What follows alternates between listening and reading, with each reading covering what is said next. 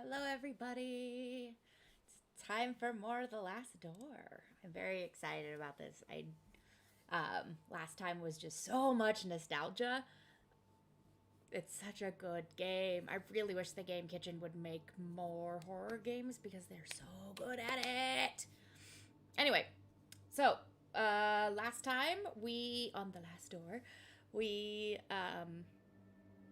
we lost our main character. He sort of went off with these like creepy cultists that are kind of pictured here, and we kind of switched over to his therapist, who's desperately trying to retrace his steps and find him.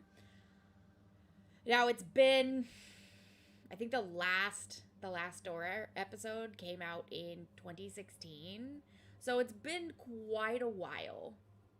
Um, since I've played this. So I don't remember if the entire last season is mostly from the therapist's point of view or if it's just like the last episode. Either way, we'll find out. Let's go.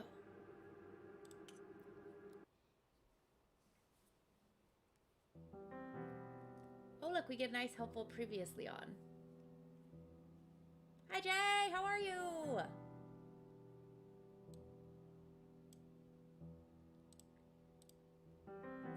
Jeremiah Devitt, alerted by the suicide and mysterious letter of his friend Anthony Beechworth, went in search for the memories of his past that he had lost. Devitt discovered that in school he had taken part in a strange experiment. Its goal was to peek through the veil, the thin line between the common reality and the world of horror and madness that lies beyond, under the watch of the Eye of the Bird. During his search, he was inoculated with the drug that they had used back then. The serum made Devitt's mind travel for a few hours to the dreamlike realm of the void. There, he met his old classmate Alexandra Dupre, who urged Devitt to join his cause and cross with him to the realm of the bird. When Devitt woke from his trance, he found himself deeply convinced by his friend's words.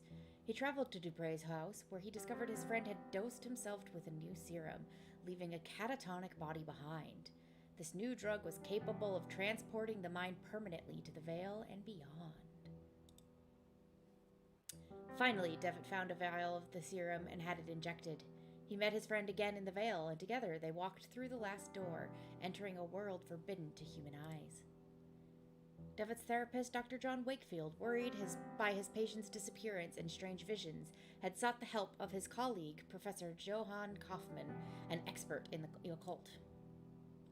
Searching Anthony Beechworth's house, Wakefield and Kaufman found a disturbing returned letter in which Anthony had tried to warn Alexander Dupre of what could happen if the door was opened.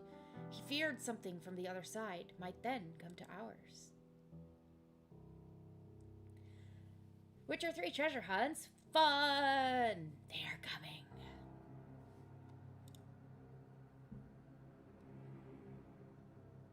This game has such fun cold openings.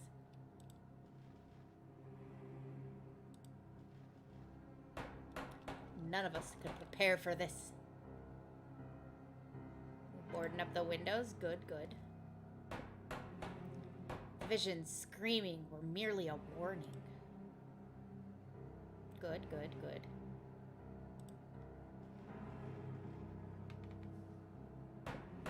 And now it is too late. Somebody's knocking on the door.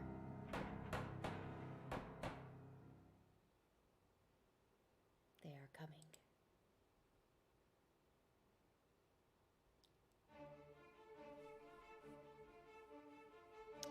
Some jaunty intro music. I will let it play this once and we'll skip it for the subsequent episodes. But the developers deserve the praise. Well done, Noel. Well done. Well done, Carlos Viola. The music is great.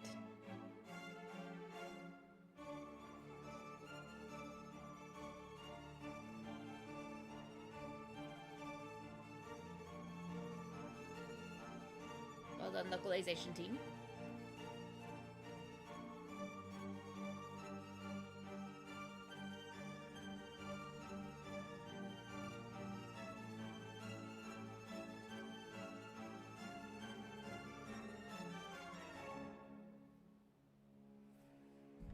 Zoom into the bird face.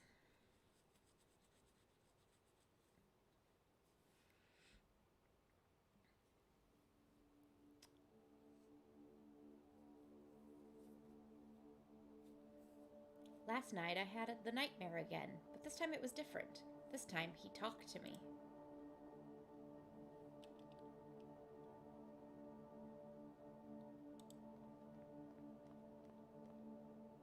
It was the same unknown street, void of any sound and life.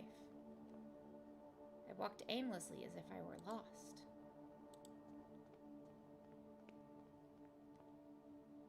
I got any of the doors? No. Then I could hear it, the broken tromping on the wet cobblestones, the familiar sound of approaching limping footsteps. Why are limping footsteps a familiar sound? Oh, that's nice and spooky. It's getting slowly louder and louder. Hello, friend. Then, as before, he stood in front of me, gazing unrelentlessly, like he was expecting something. This time he spoke. Give me back what he took, nothing else. Give me back what he took. Spooky. Fell asleep at the desk, friend, huh? I almost did that last night. No, I've fallen asleep again. What time is it?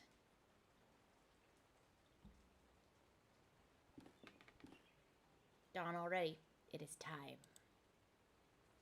What time is it? It is time.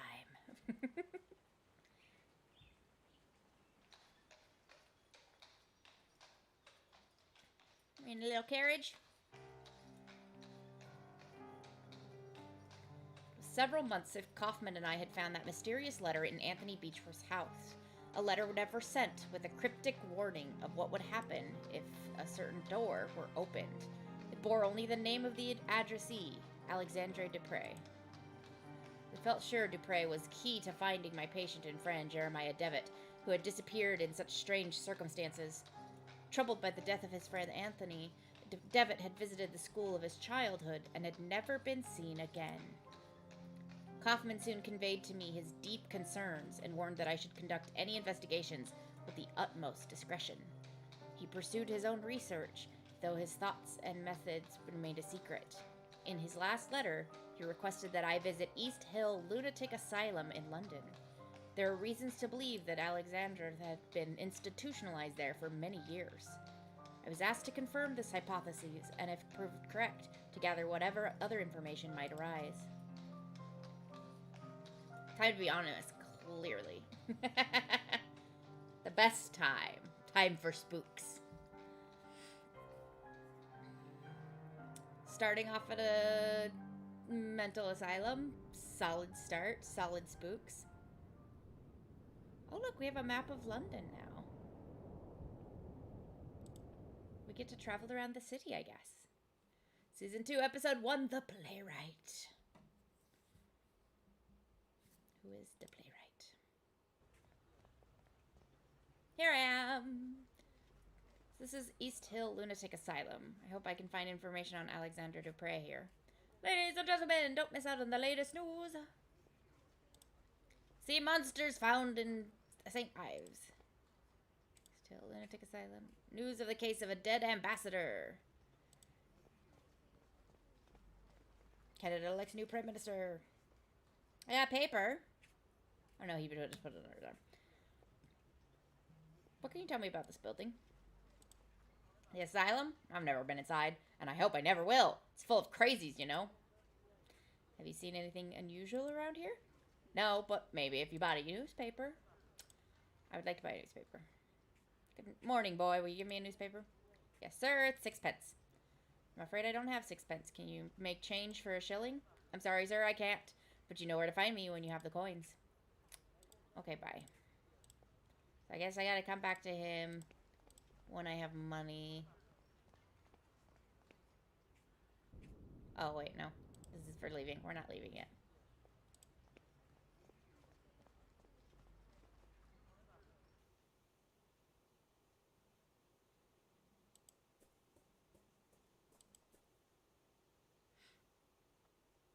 Oh, hello. Good morning. Ah, yes, a lovely morning. Sunlight of a quite fascinating character. I beg your pardon? The light makes everything look different. You see, light touches things, soaks into them, and changes their nature. It makes them shimmer or makes them die. Do you live here in the hospital? I do indeed. My family is a generous benefactor to East Hill. They had me committed, but I don't blame them. They are just incapable of appreciating my art, or any art, for that matter. They mistake it for a sanity. Aha, what are you drawing? I'm not just drawing, my friend. I'm trying to feel the light, to translate its power to the surface of the paper. Those animals don't like it, though. They don't want me to succeed, so they take them away. They take my drawings, and they study them, and they laugh, because my eyes can see the light, and theirs are blind. But someday everyone will understand. Who are they, the ones who take your art away? Ha! Those foolish caretakers. They hide behind a big mirror where they think themselves safe, and they look at me. They observe me. They even take notes.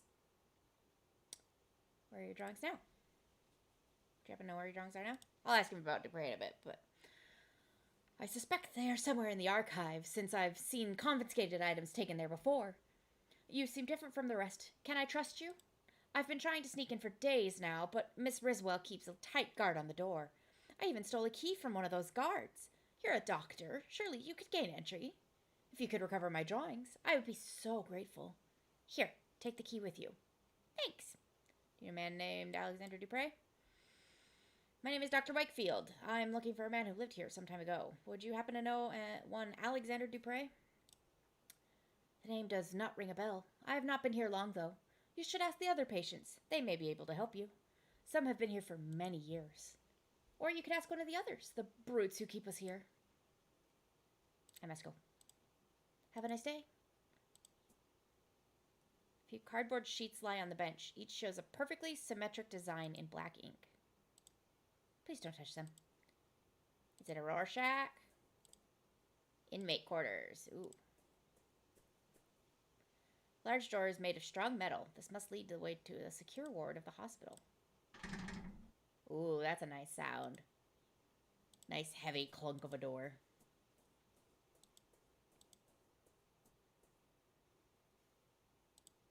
Okay, so it is Dr. Wakefield's turn in this season. Okay, I can't go past the door.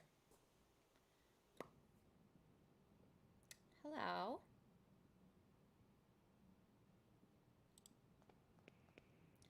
Good morning, madam. My name is Dr. Wakefield. I am a psychiatrist.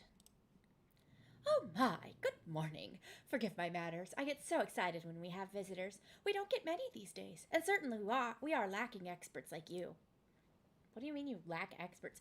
How are you running a mental facility without any psychiatrists? Every year we get less funding from the Crown. First the doctors started to leave, then it was the caretakers. Now very few remain. But we have a responsibility to our poor patients, do we not? We must care for them. They cannot be out living with the proper people. We must keep ourselves safe, and our patients too, of course. I'm looking for a man who used to be a patient here a few years ago. His name is Alexander Dupre. Did you perchance ever meet him? Alexander Dupre.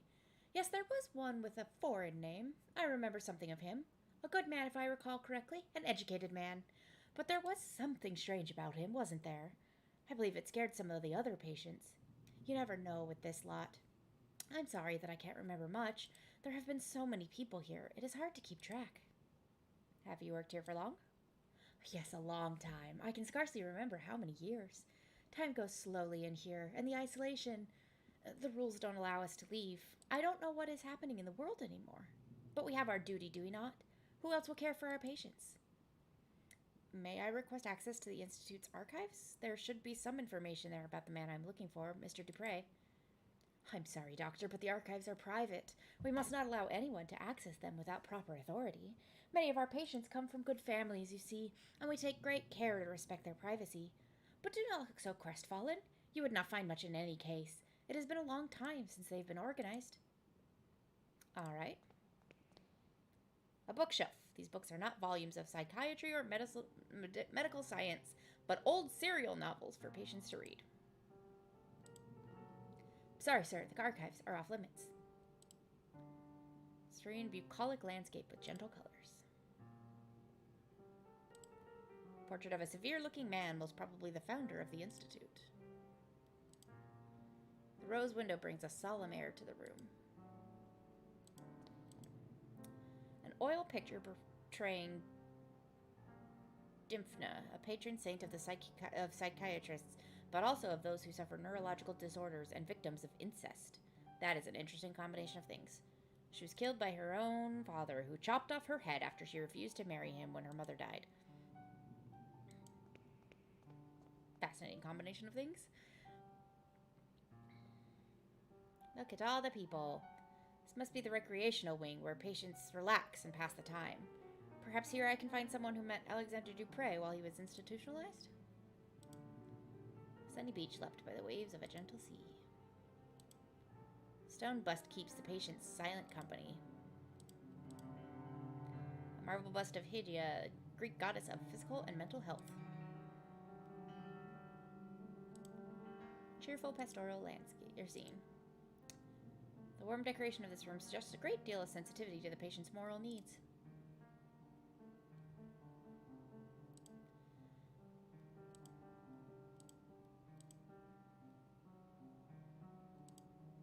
Variety of old-fashioned landscapes that portray nature as tame and welcoming. Man wearing a worn-out military uniform, lost in God knows what thoughts. Hello, sir. Can I talk to you? Excuse me, sir. I could not help but notice your uniform. Were you in the army? Leave me alone. You do not want to talk to cowards such as myself. Sir? Leave me alone. I am just a coward. Well, cowards may still have information. Hello, ma'am.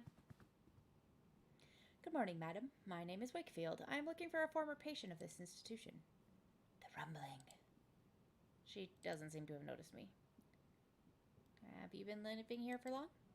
Madam, if I may persist, have you been living here for long? The rumbling. I am looking for a former patient of this hospital. You may have met him. An eyeless gaze.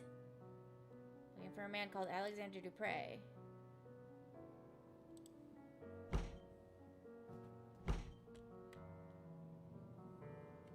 Oh, that upset her. Strong reaction upon hearing Mr. Dupre's name. She must have at least met him. How can I get her to talk to me? Good morning. I am a psychiatrist, Dr. Wakefield. Quite an impressive institution you have here. Can I ask for your assistant? I am looking for a former patient of this institution. His name is Dupre. I am sorry, sir. I have never heard that name before. Maybe I could ask one of your senior colleagues? Well, you could ask Miss Riswell in the entrance hall. She's been here for years, maybe for too long. You know we caretakers live here with the patients, and we are not allowed to leave the asylum's premises. This life can get to you if you don't take proper care. I try to keep as much distance as possible from the lunatics. Great. There are not many patients for an asylum of this size. Well, apart from those in the isolation ward, it is true that there are not many patients at present, but there are even fewer of us caretakers now. We are only 3 for the whole hospital. From what I've been told, in the old times, the income was enough to provide for everything we needed. A complete staff, a proper accommodation for the patients, and the best doctors.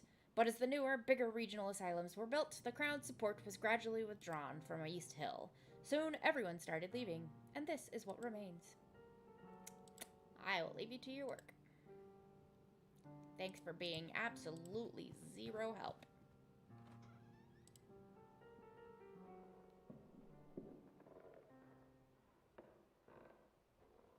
You can hear somebody out there on the other side. There's a thin piece of metal holding the window open. Can I has it? Oh my goodness. Looks like a therapy log. Edward Roan, 27, acute dementia. September 25th, 1891. Mr. Roan's condition has degenerated since the last session. He is restless as if the morphine had no effect on him. For the last week, he has been obsessive, troubled for reasons unknown. September 25th, 1891. The patient's dosage has been doubled to no effect. Don't double somebody's morphine. Goodness. October 29th, 1891. Dr. Weddle has been attacked and bitten in the face. 4 men were needed to subdue the patient, Mr. Rowan. 3 markings were found on his body upon examination. Self-harm is a possible cause. October 3rd, 1891. Mr. Rowan is getting better day by day, both physically and mentally. His habits have changed considerably. He now shows an interest in religion and spends his time murmuring prayers, albeit ones unknown to my colleagues and me. Great. I love it.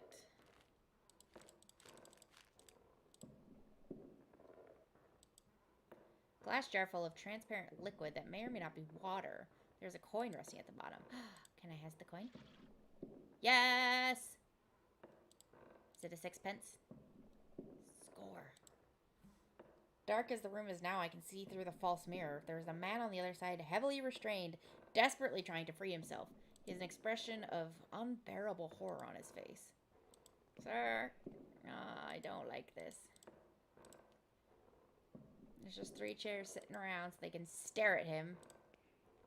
The window is closed abruptly.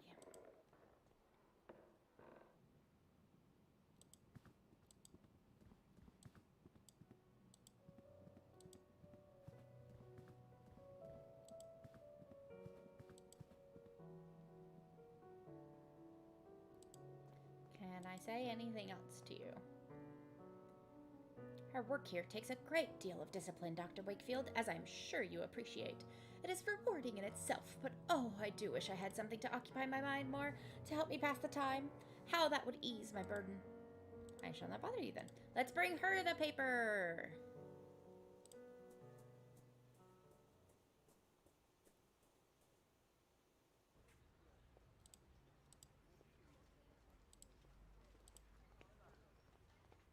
I would like a newspaper. 6-pence, is it?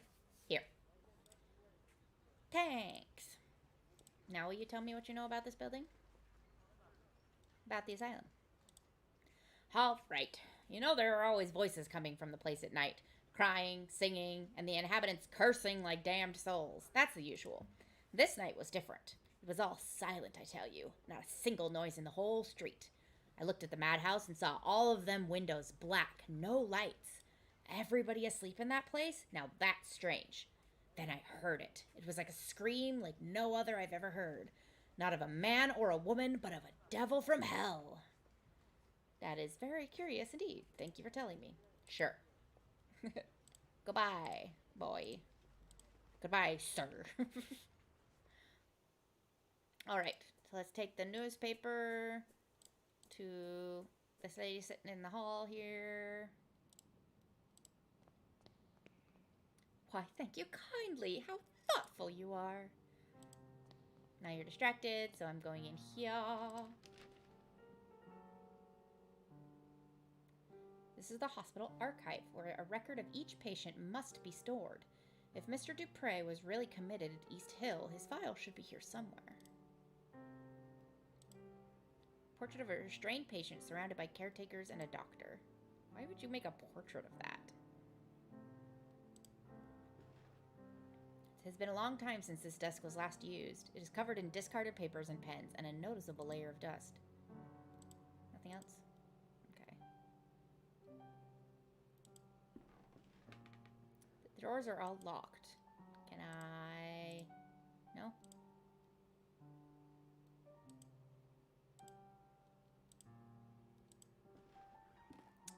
The cabinet contains many documents detailing the treatment of patients ranging from 2 decades ago to last year. File is right here. Dupre, Alexander, room 108A. All the files are missing. It's as if they had been torn out. Only a little piece of paper remains with an address written on it. Paul Street 26. Could that be where Alexander Dupre lived before he was committed to this hospital? Paul Street. I should follow this new lead and see if it takes me somewhere useful. Hey, wait, excuse you, I wasn't done. Boo. Okay, it just got added to the map. Good. Excuse me. Let's see. All the dates of this cabinet are prior to 1870. I'm looking for a more recent file. A metal locker. Small sign reads, seized objects. It's locked. I need a key to open it. I have this key. Yay. Some personal effects, probably sent in by the patients' families, but deemed unsafe by the caretakers. One of them is a stack of thick sheets of paper carelessly bound together, bearing the drawings and paintings of a troubled mind. Let's take them to him. Only a couple of pictures and their frames.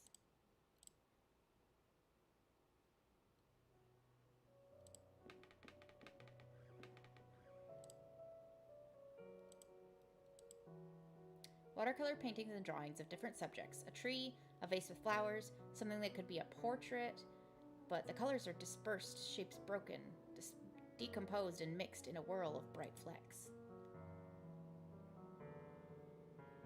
Yeah, I was worried it was going to move me immediately, and I was like, no! I'm not done here!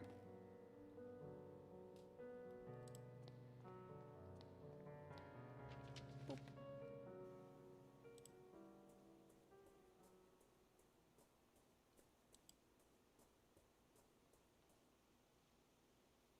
Hello, sir, I have your drawings. Here you go. Here, are these your drawings? Great wonder, they're back. Someday they will understand light and shape as I understand them. Thank you, friend. If you want, take these cardboard sheets. Thanks to you, I have no more need of them.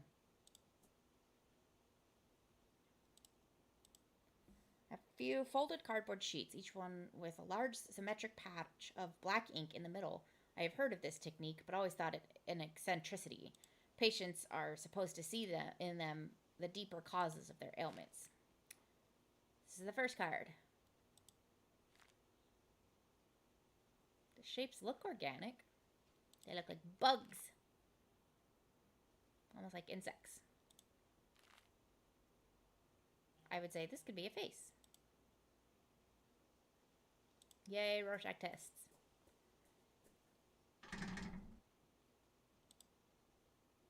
Can I use this? Aww. Whatever am I going to do with this sharp, pointy piece of metal?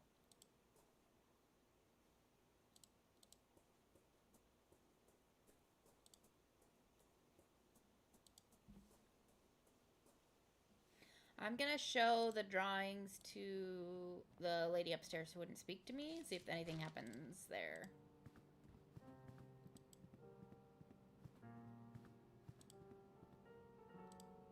No?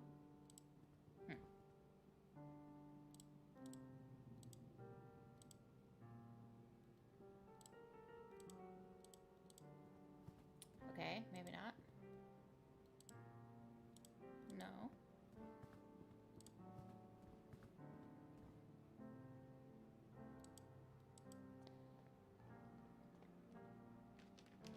My goodness, how quickly things change in the outside world.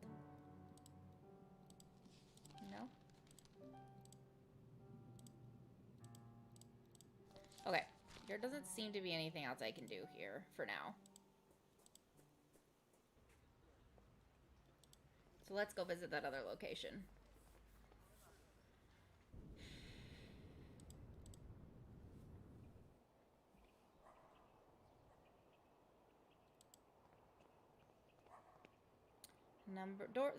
Door is number 24. I'm looking for number 26.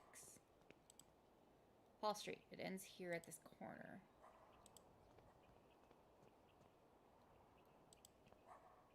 Number 26. This is the place I was looking for, but the door is bricked up. I must find another way to get in.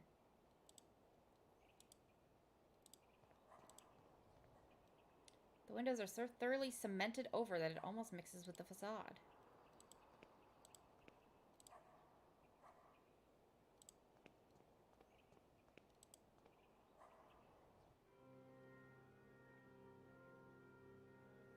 Oh, can you hear the whispering? The ruins of an old chapel apparently destroyed by fire.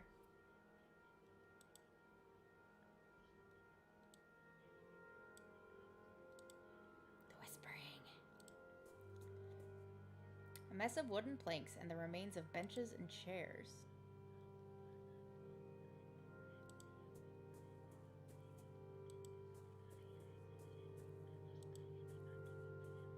There's someone on their knees praying. Their face is covered by a hood.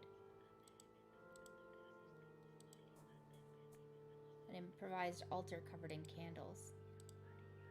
With this candle, I can light my way through the dark.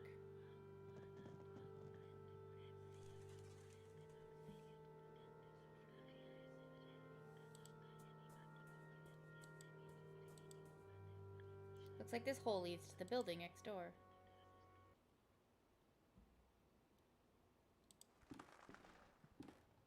Oh, it's very creaky in here.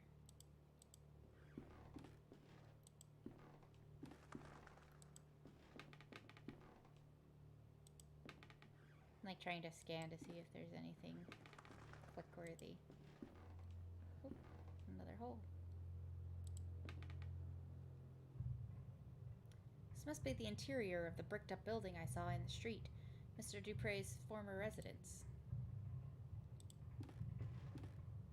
I cannot tell who is depicted in the portrait since it is so badly damaged. It seems someone crushed it into the floor. The door is bricked up. There is something among the ashes. It's a piece of paper.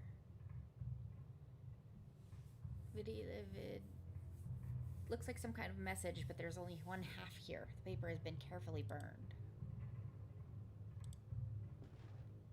Military medal. There is a relief of Her Majesty the Queen and several pieces of metal engraved with the names of battles unknown to me. I'll take this with me. Maybe it will mean something to one of Alexander's fellow patients at the hospital. Maybe the man in the military uniform? There's a piece of paper on the table. The paper shows seemingly random letters. It seems as if half of it is missing. I wonder, do the pieces of paper go together? Hey!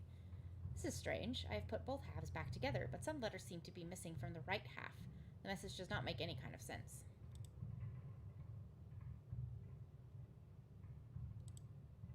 One man in high-rank uniform. He's missing an arm. Few books remain on the shelf, mostly doubtful treatises in chemistry and alchemy. Among the titles are Trithemius's De Lapide Philosophico, Geber's De Inventione Veritatis, the anonymous work Turba Philosophorum, and Ludwig Prin's Mysteries of the Worm. I'll put my fingerless gloves on because it's a tiny bit chilly. It's a lovely gray day outside, which I appreciate, but also I'm cold.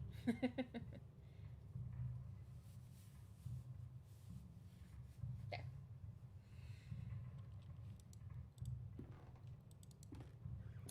A large metal safe. Looks like the safe is working fine. I should give it a try. Oh no, I don't know what the code is.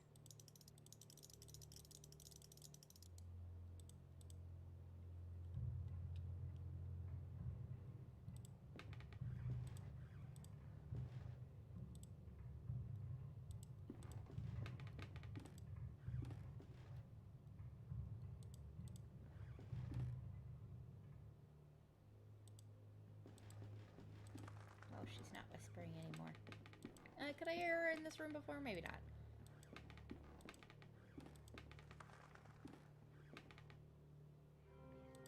She's still whispering. Good.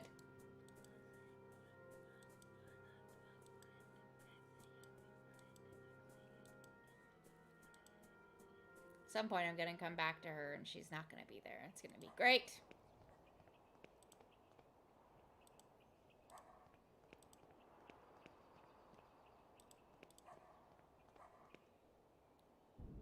Back to East Hill. Let's just dash back and forth across the city. It's fine. Illustrated London Standard. Done with treasure hunting? Were you successful in your hunting?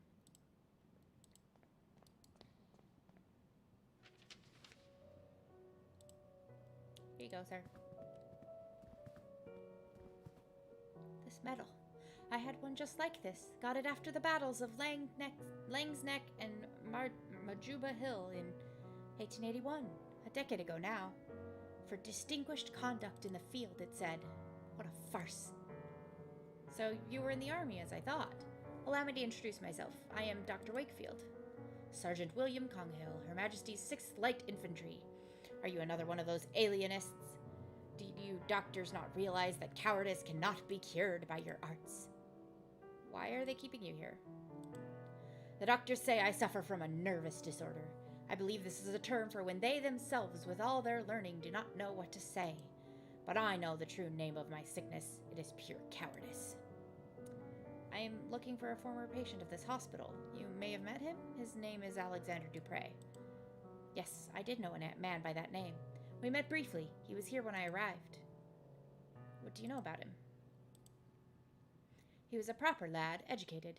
He listened closely to the stories of the other inmates, but he kept his own to himself. We talked a lot. He was very close to Miss Conio, too. I think they got here at the same time, but when he left, he did so alone. I wonder what has become of him since. Who is this Miss Coney? She is a patient here, the lady with a tempestuous character. You may have encountered her already. She has not been the same since Mr. Dupre left, you know. She always sits to the side, alone and silent. I doubt you could talk to her at all, even if you tried. She sees things, or at least she thinks she does. What did you talk about, Mr. Dupre and you? We talked about my time in the south of Africa. I don't like to talk about that, but he somehow made me want to. He was persuasive. He was very interested in one specific story, almost obsessive about it. He wanted to know every little detail. Could you tell me that story? I'm trying to find a patient of mine who has gone missing, and this could be my only hope of finding him. I don't like to relive those memories. Missing patient, you say? All right. Maybe my story will be of some use then.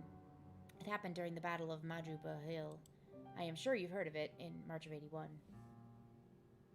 Move my face cam to a different corner. Yeah, sorry.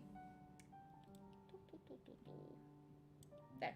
I'm up in the top corner. Whee! Got the diagrams for the master-crafted version of your armor and had them crafted. Score. I don't know anything about The Witcher. Maybe I'll play it eventually.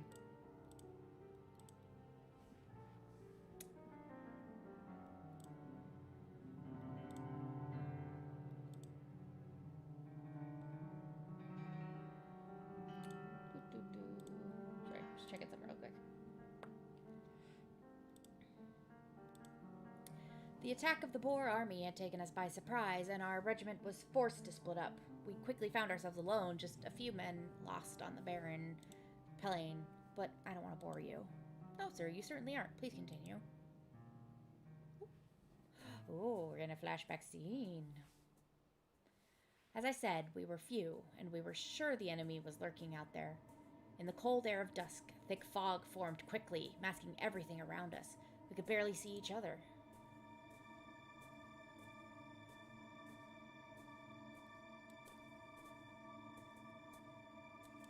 Nice and spooky fog. Then the others started to disappear in the fog, which was getting thicker and thicker.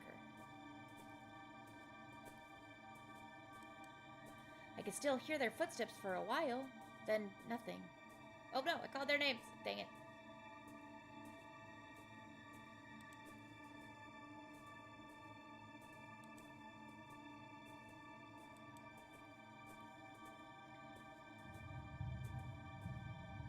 I felt something in the air, in there, not... Ah! Why does it keep... I wasn't even clicking. Why does it keep disappearing?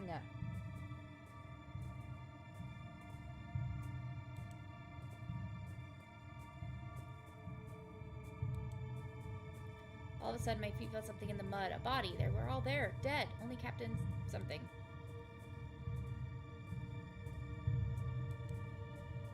Finally have to read these as quick as I possibly freaking can. Usually this game's really good about the text doesn't disappear until I click. So I don't know why it's doing it this time.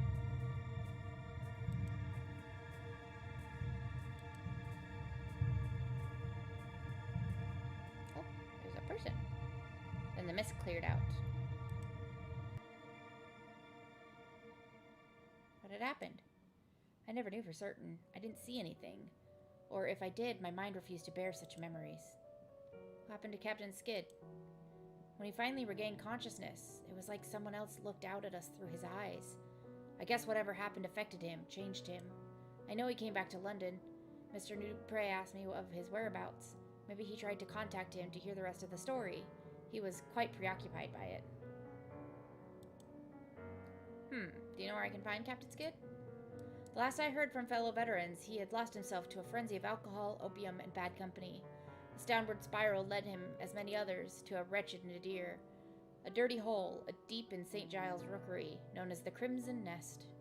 Perhaps you will find him there, alive even, if you are lucky. Here, this is a picture of our regiment. You can see him there. St. Giles. Oh, that was frustrating. But basically, his entire company got lost in the fog, and then he found them all dead bodies, and yeah. That's why it's so itchy. There's a tag in there.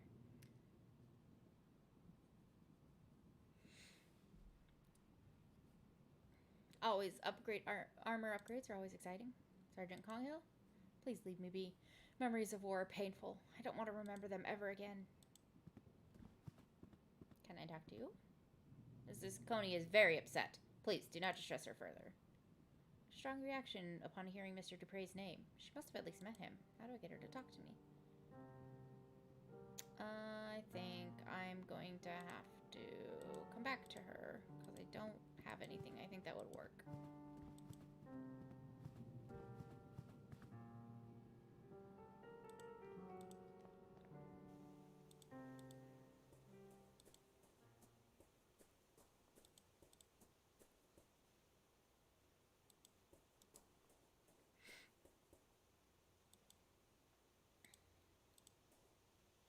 Shouldn't be showing this picture around without a solid reason.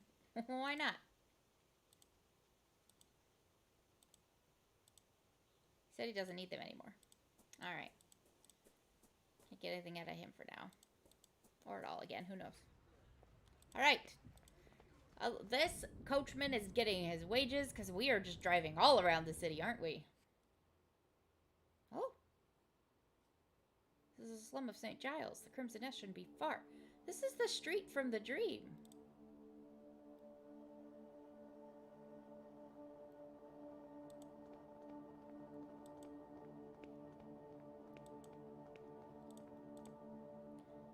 The soft glimmer of the street lamp casts a comforting glow on an otherwise empty street.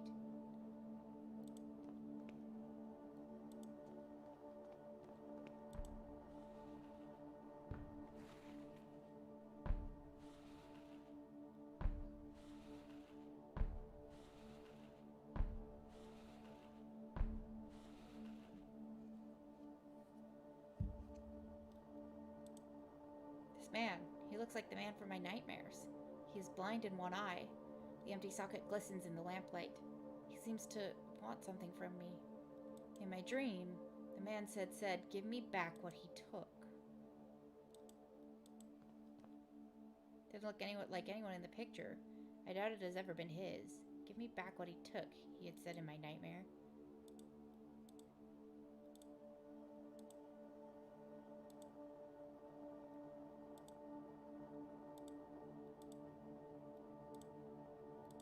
Don't have anything else in my pockets.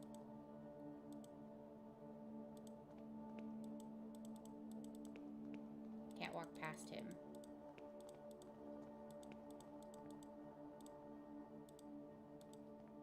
Was I supposed to have picked up something else somewhere?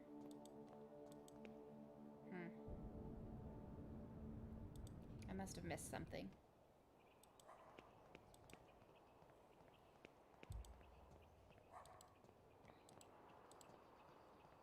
I've tried everything.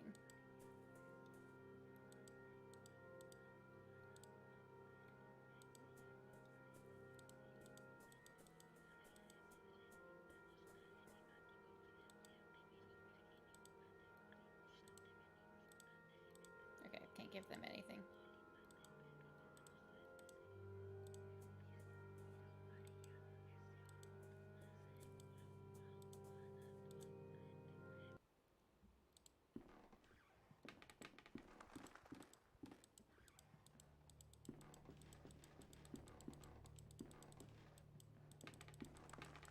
like I'm usually pretty good about thoroughly checking out a space, but...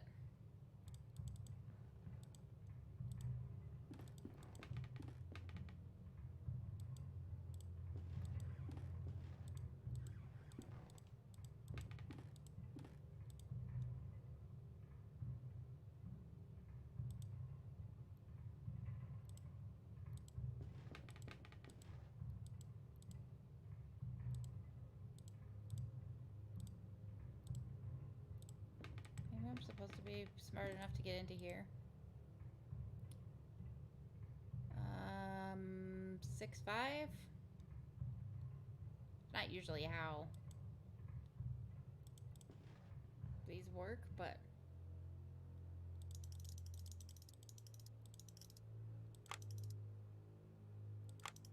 Oops.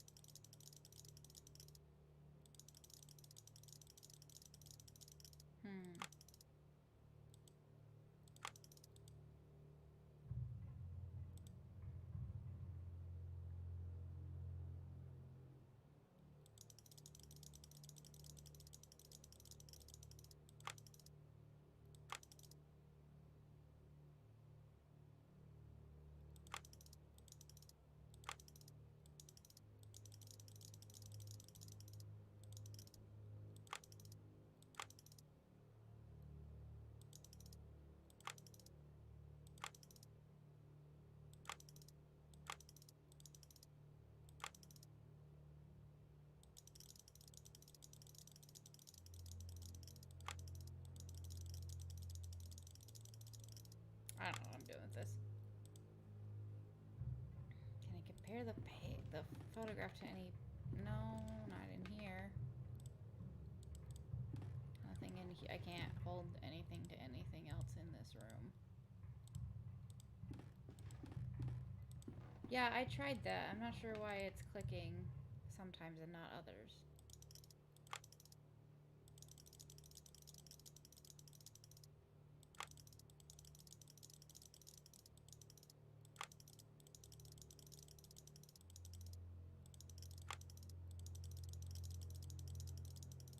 I don't know what I'm doing. I'm gonna look up a guide real quick.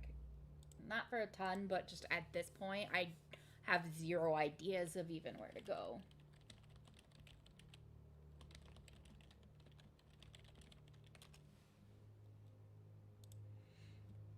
I don't want to spoil a ton, I just genuinely don't even know what to do.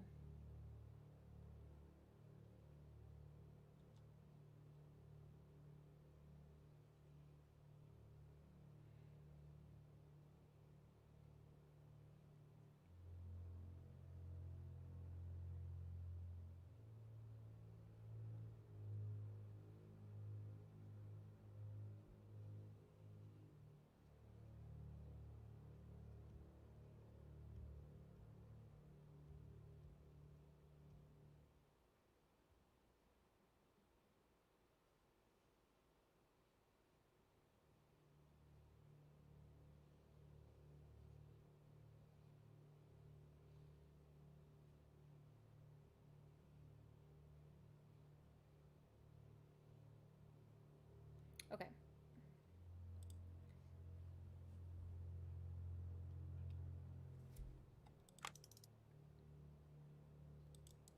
No, I clicked on the wrong thing.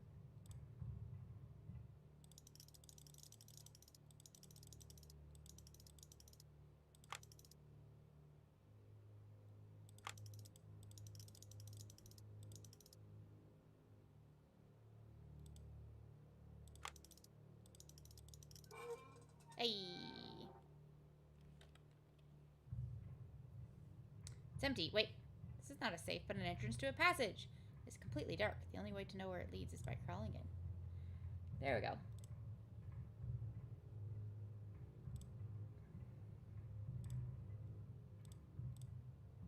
No, it wasn't just clicking when I changed directions. It was clicking when I hit specific numbers in certain directions. It just wasn't My brain wasn't making sense of it.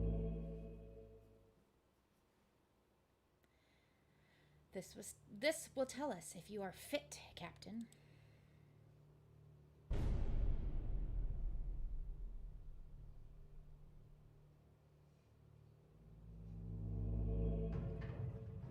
How did you have a vision of that?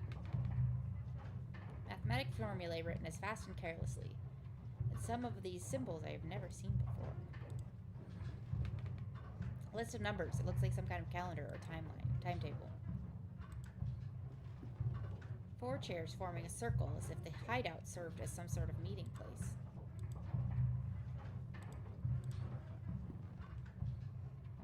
Is that a body or is that just the robe and the masks? Strange machine built of wood, steel, and glass. I wonder what its function could be.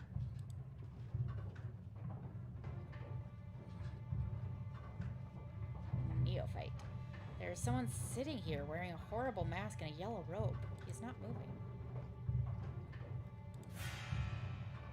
Empty. It's only a yellow robe. There is nobody inside at all. What can be the meaning of this? Spooky.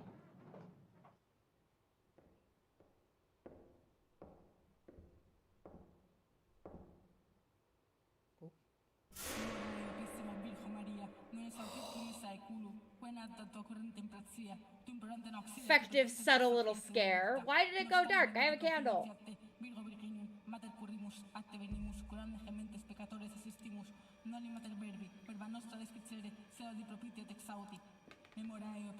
The machine has stopped. Can't interact with her at all. Are you just gonna follow me out of here?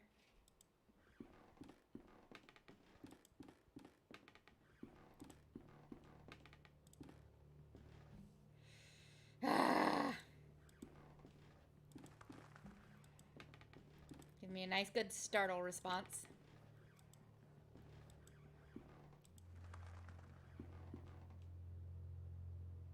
And she's gone.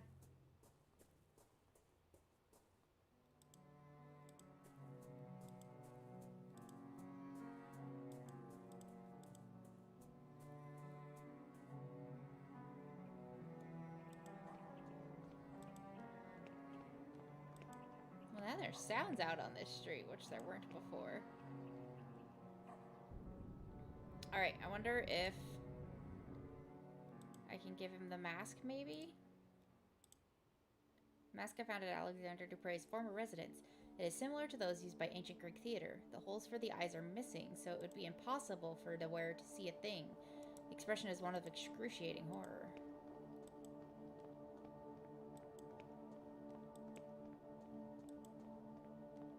Still standing there waiting. He looks to the mask for a second, only to stare at me again. Give me back what he took, he had said in my nightmare.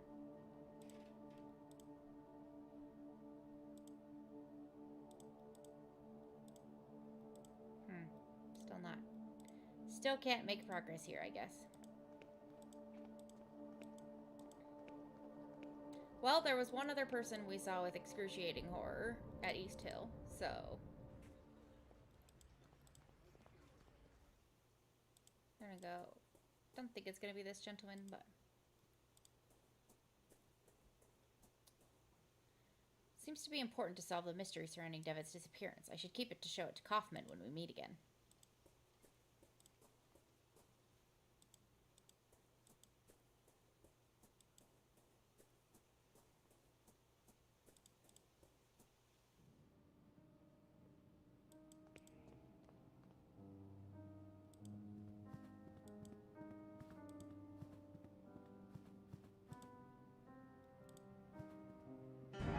Oh!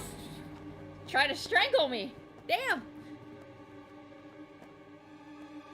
It is the isolation reward for you this time. The face of the playwright! The face of the playwright!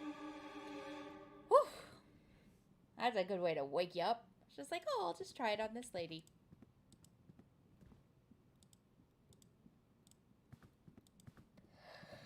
Maybe I'll be able to get into the isolation ward now, though? Oh no. How'd you get out of the restraints? I'm striking the glass strongly with his fist. His expression is of pure hate. I don't think he can see me, but I feel that somehow he knows I'm here.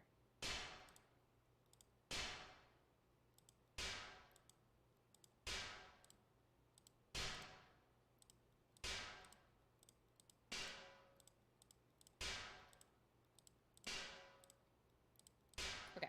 Can't seem to do anything right now. Let's go check out the isolation ward.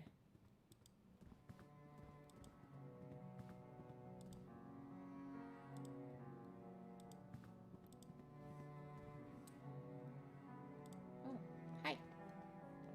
You're standing up now. That poor woman. They must have taken her to the isolation ward.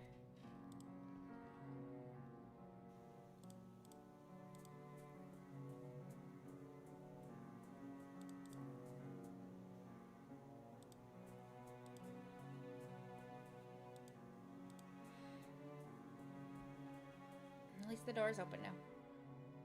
Oh, it's... Why would you keep this so dark?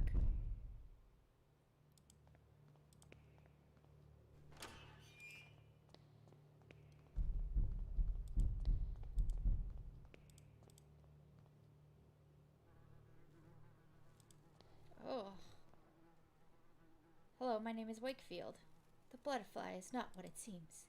Excuse me, but what butterfly? There's more after the scarab. People really were kept like this. Like these? Is this the butterfly you talked about? It displays its wonderful colors, fills your eyes with awe. But this is only a show. Behind the veil, its body crawls on the dirty ground, hides in the darkness, and transforms another of its lies. So what would this be? Its dark body creaks and rustles with its blind of movements. Slowly, step by step, it gets closer and closer and closer. What about this one?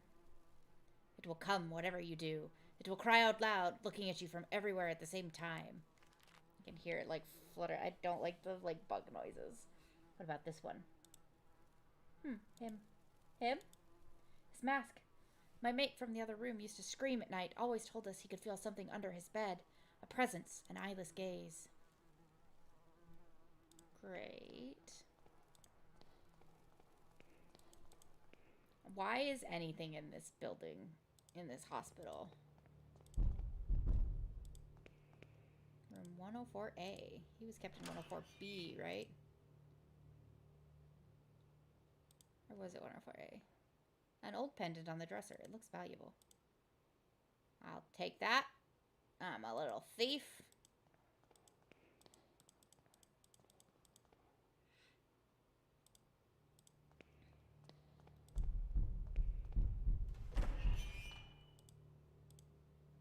A. Well, this room looks somewhat nice. Is that somebody outside the window?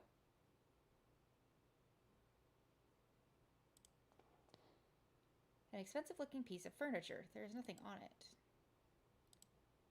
An impressive painting of a lovely maiden. It is equipped with a fitting, magnificent frame. Looks like somebody in the window, but they're also not casting a shadow. Mirror covered in dust. I wonder what things it has seen in this room. Could this be the room of the patient's mate who is afraid of a presence under his bed? Yo.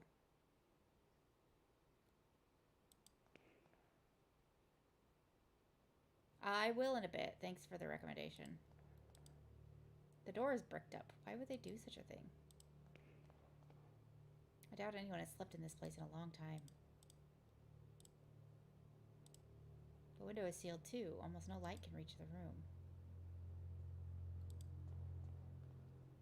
There's something written on the wall. One of them came last night. I knew what it actually was because of the sign it carried. The sign of the eye. I killed it and hid it well. If more come, they will not find their friend nor its eyes. Yikes. Surely there's something else in this room.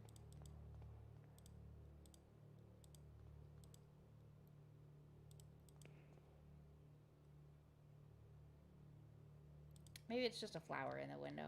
Yeah.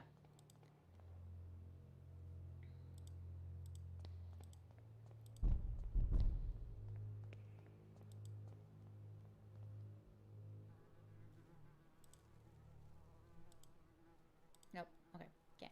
Can't give them the mask. Why am I hearing a big banging whenever I get towards this door?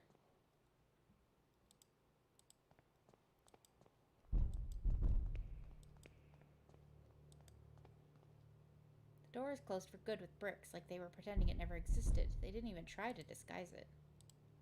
Well, did they not try to disguise it and they're pretending it never existed? What? The playwright. The door is shut and locked. There's no way to open it. Isolation cells.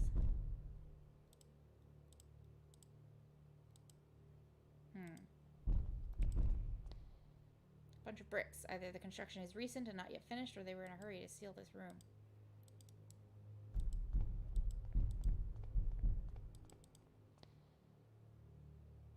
Surely there's gotta be something else in that other room, right?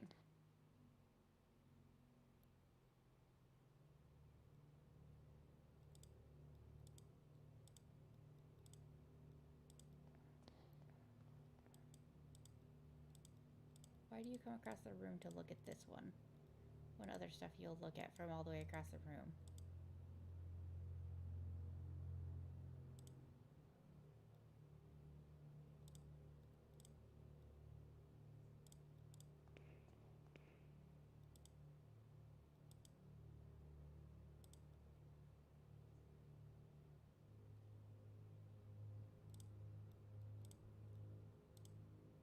An old tarnished silver pendant. Super informative. I'm hoping the pendant is what I can give the guy on that one street.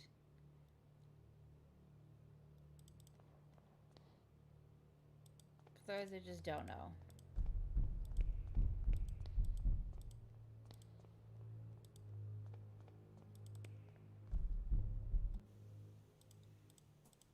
I believe this is the chapter I got stuck at when I was playing it the first time too, and I had to look up guides, but at the time, like, there wasn't any written guides anywhere. So that's how I found the YouTuber I've been subscribed to for the longest time, because they had played it.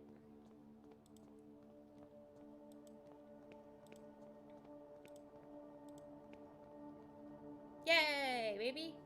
No, dang it. Penna still doesn't seem to interest him. Ah.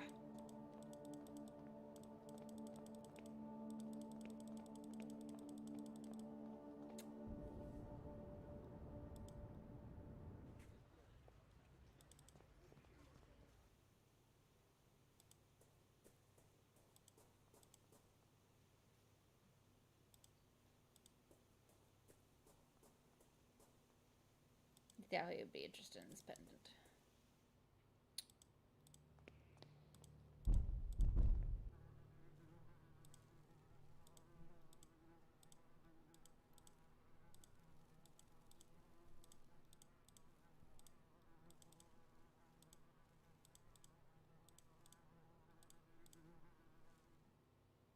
I do no longer have those Rorschach cards, though.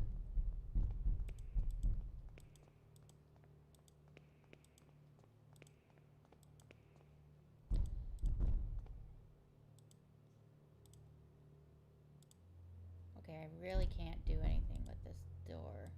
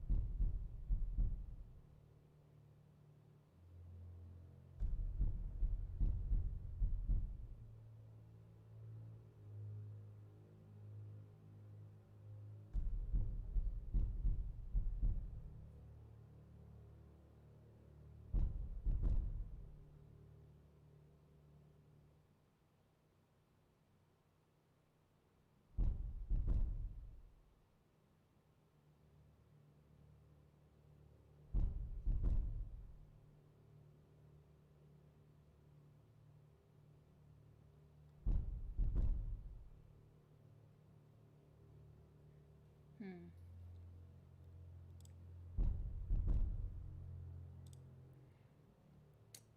I will say these puzzles in this game are not very well communicated compared to the earlier chapters.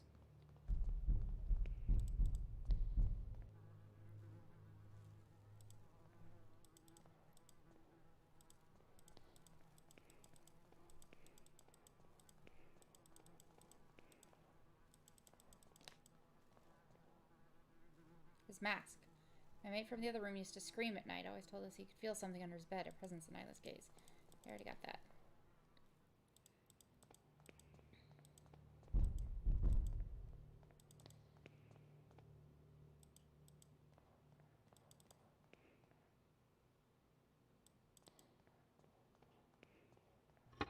Hey.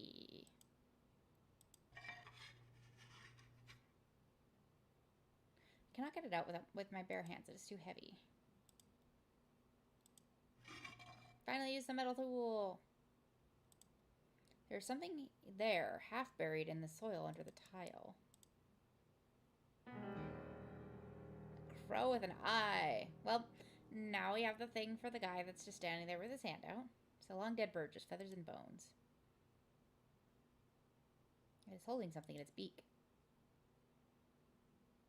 A dirty and horribly deformed glass eye. This man should not put this eye in his face because it's not going to go well.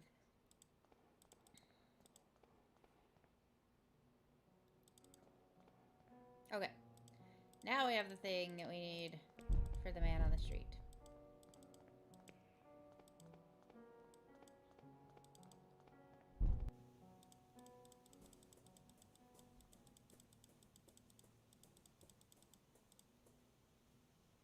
Let's go!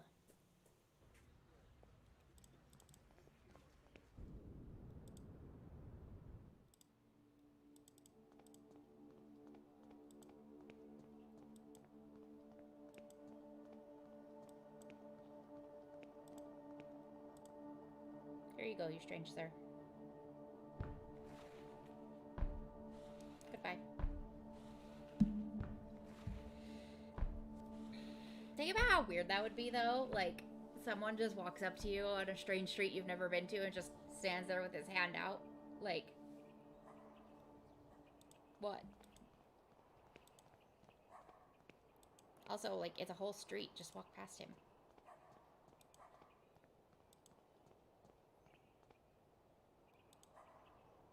This must be the Crimson Nest. I have heard of such places where people lose their minds to opium shipped from the Orient. I never thought I would set foot in one. The Orient is not an okay term, but it is the 1800s, so... Please, please wake up, dear. Please wake up. An addict completely asleep. Please don't do this. A man with a lost gaze, his mouth open. Sorry, ma'am. Doesn't matter, madam. My husband, he is unconscious. Please, dear, wake up. I am a doctor. Please let me see him.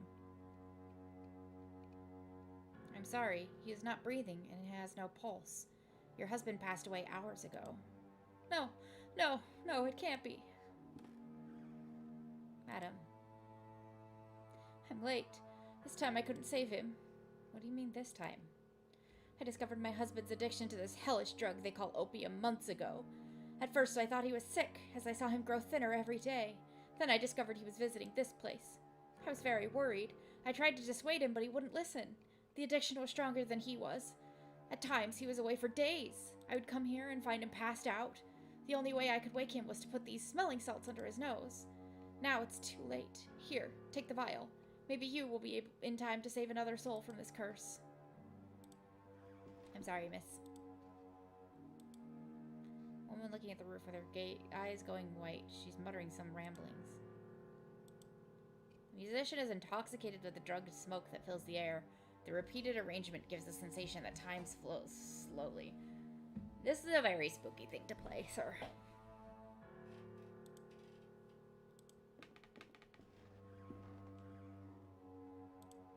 A short-haired woman smoking without worry.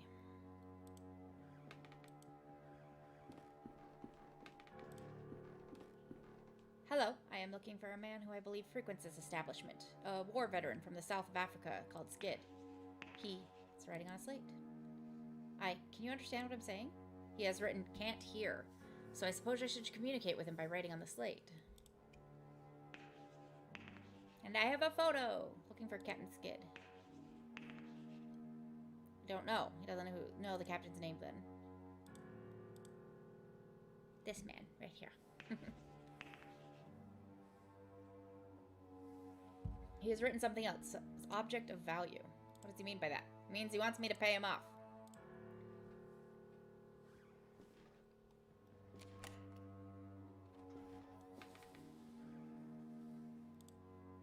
I do not think he likes me much. I should hurry. This man is curled up under a blanket, trembling as if he were freezing. Could be an effect of the drug. A man lying on his back, his breathing raspy and layered with phlegm and other liquids. Smoke has eaten away at his lungs. This young couple seems to have come here together to enjoy this despicable vice.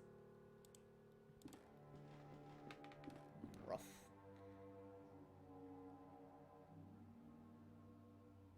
He's over in the corner. But I'm gonna scope your room out first, sir. A table of several opium pipes on the top. Some of them have been used recently. Chinese screen with a floral ornament.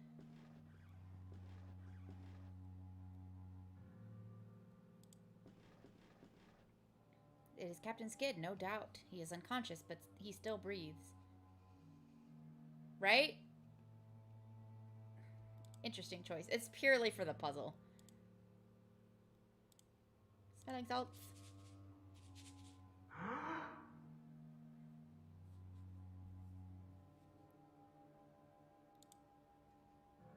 What's the matter? Who let you in? Get out! My name is Wakefield. I need to talk to you. Hi, sir. You're clearly self-medicating to deal with your trauma. Let me re-traumatize you because I'm on a mission. Are you Captain Skid, Her Majesty's 6th Light Infantry? That title belongs to me no more. Who are you? And what do you want from me? Leave me alone with my misery. One of your soldiers told me about you. A soldier that used to serve under your command told me I might find you here. William Conghill. Yes, I remember him. We served together. I have made many mistakes trying to forget those years of my life. Now I am afraid those memories will follow me to my grave. I'm looking for information about Alexander Dupre. I used to know a Dupre. He was not a man, but a fiend. What do you want with someone like him? There are certain secrets that are better left undisturbed. Someone has disappeared. A patient of mine has disappeared. Alexander is the only one that may know his whereabouts. If it is true that Dupre is involved in your patient's disappearance, then I am afraid the matter is out of my reach. Yours too. Now please leave me alone. Have you ever heard the name Jeremiah Devitt? I must find him. Devitt. No, I have not. I found your medal. It was in a house on Paul Street, door 26. You were there, right? You think you know what you are doing, but you cannot imagine what you are getting into. I am asking you for the last time. Leave and forget this matter. I will not leave until I find the answers I am seeking. Tell me what I want to know. You fool. That's... for the devil's sake. All right. If you want to ruin your life, you are free to do it. What really happened on Majua Hill? Sergeant Conghill told me the story, but his details were confusing. I will never be able to forget that day. Nobody knew what really happened. Command decided that we must have been ambushed. Now I know better. There was something in that fog. Something that did not like us entering its domain. A sentinel of some sort. That thing is what killed my soldiers. How did you meet Mr. Dupre? I was in the Veterans Hospital recovering from an illness unknown to the physicians. An ailment of the soul. Dupre managed to contact me there. He wanted to know my version of the story, what had happened to me in the Battle of Majuba Hill. Do you know why he was interested in your story? Oh, I clicked on the wrong thing for this house. Inside that house, I saw a machine still operating. What was that? A machine? I don't know what you're talking about. That was just one of many places used as a base for Alexander's activities. The only one whose location I was allowed to know. Do you know I was interested in your story? I did not know immediately, but with time I realized. The truth about what happened to me was important to his activities, as was I myself. But you think he tricked me? You could not be more wrong. I wanted to enter the dragon's mouth. I burned with a need to know. What do you mean by activities? What was Mr. Dupre doing then? You really do not know, do you? Have you ever heard of the playwright? Yeah, the person was screaming it. What is it? Ooh, another flashback.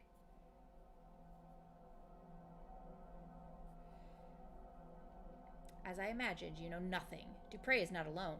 He is but the peak of a pyramid, a vast group in which powerful people take part.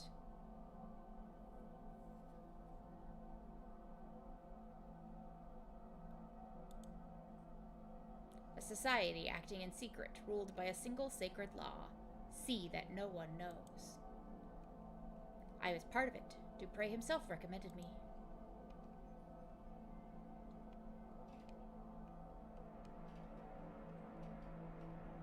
We gathered every month. What we saw, you cannot imagine. A curtain of normalcy protects the mind from something, an outer something. The fog of the veil protected us. But through the veil, we could peek out into the abyss. We could know of the unspeakable shapes that writhe beyond. Black nothingness, entirely full of horrors.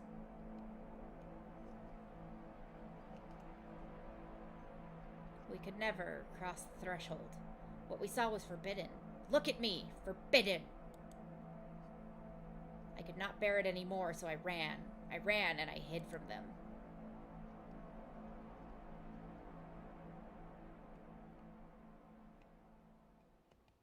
It was too late to run or to forget.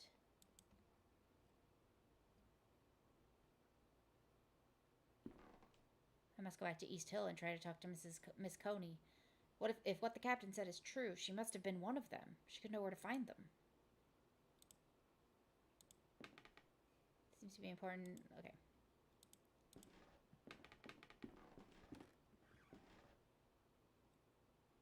Ooh.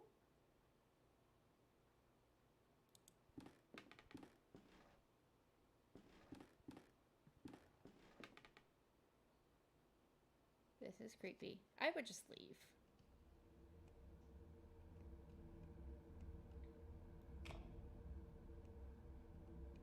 I cannot do this anymore. I don't care. I just want us to be together. You know it is too hard. I don't feel free. I know, dear, I know. We will figure it out. How are you home so early? I knew all along. How could you? You know you never loved each other. Silence! You have no honor. And you, what do you have to say? Why? I've given you everything. You wouldn't understand. Enough. You will leave in the morning. I won't see you ever again. The laugh track is so weird. I'll wait for you at dawn under the old windmill, so you can try to recover what little honor you once had. I'll be there. The laugh track is so weird. It's so unsettling. They take their bows.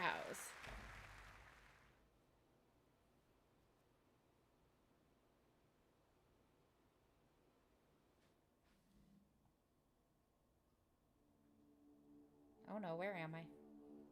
Oh, my stuff's gone? No! I must have fainted. What is this? Where am I?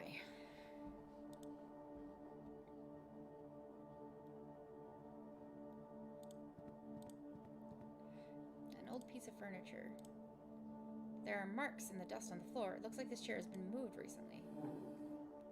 Shifting the chair revealed a small dark hole in the wall. Small hole in the wall is too dark to see inside. A matchbox. This could be useful. I cannot see outside clearly.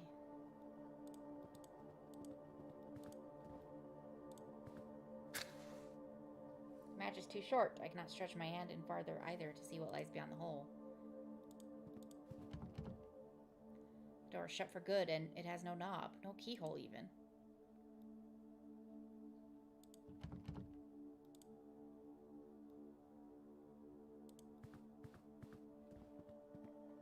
There's a blanket on the bed.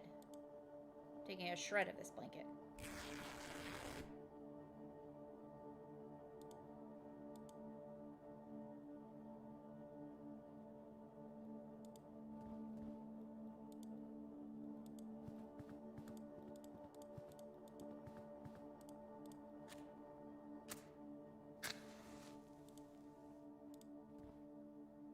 I swear I saw a pair of feet in there. Who is there? We have met before. I cannot see you. Who are you? Do you not recognize my voice? No, I'm sorry, I do not. Do you know what this place is? It is the starting point, the first place to look. But who are you? What are you doing there? Remember this, I will not be here forever. Darkness will light your way. Stay out of the light. Then I will disappear, and you will be alone in the end. I don't understand. Tell me who you are.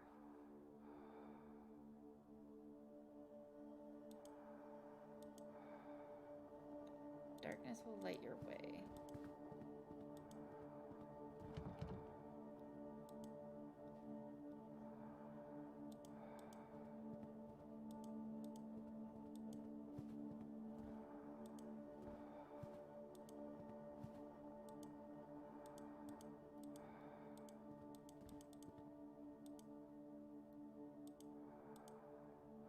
The blanket is now ruined. I must take it with me.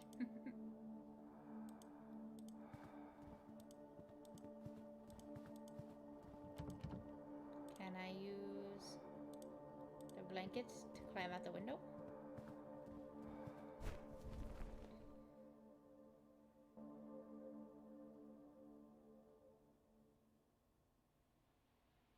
Oh, I covered the window. Oh my god, the whole wall's gone now.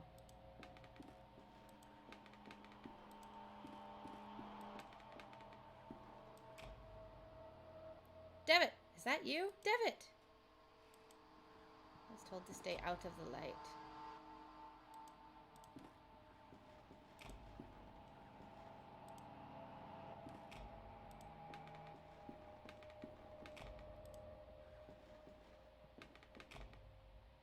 Oh boy, look at all the blood on the wall. Very neon red blood.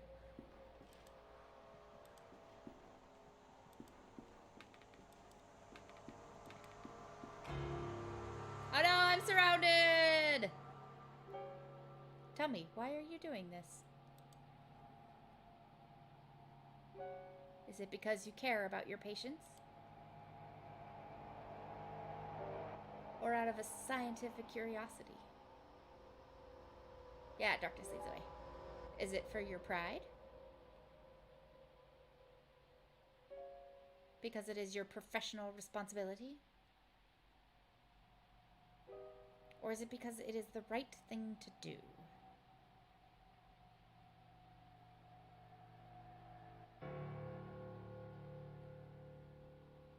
Why are you doing this? Because it's fun. Oh, hi, Kaufman. No, Devitt! It's all right, mein lieb Freund. How are you feeling? I feel dizzy. What happened? Where are we? At my house. I went to East Hill to meet you and found you inside one of the cells, unconscious, your clothes stenching of opium smoke. I had you brought here. You've been out for a day and a half. Damn, that's a long time to be out. I think it's coming back to me. I was at one of those opium dens. I might have passed out after breathing that dense smoke. Listen, I have much to tell you. My investigation unearthed a great deal of new information. Alexander was indeed institutionalized in East Hill, but his files were missing. I managed to track down a man who knew him. He told me a story you would not believe, and there was this woman, a patient at the hospital. She was completely out of her mind. She attacked me. What is happening to these people, Kaufman?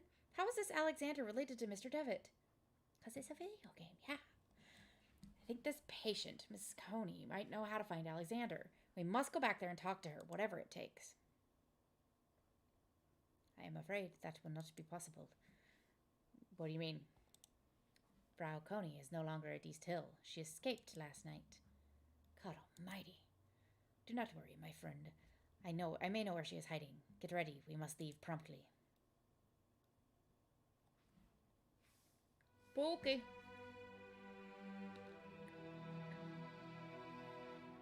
Hey, it's a screenshot from my thumbnail. They are coming. Oh, was Coney the one that was boarding herself into the room? They are letting him in the opener. Now that the door has been opened, they are coming. Yeah, I think Coney was the one that was boarding herself into the building at the beginning.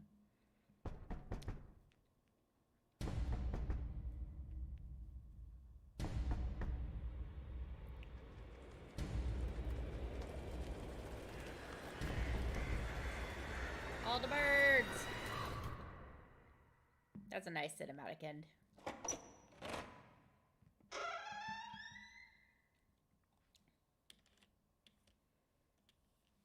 Achievement unlocked. They are coming.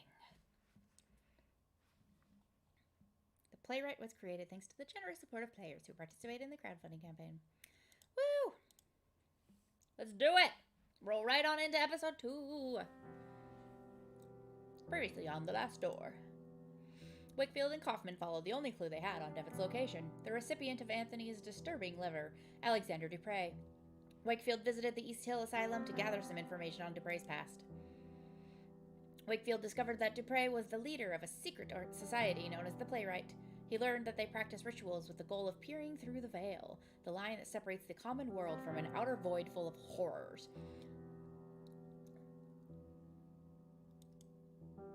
Yeah.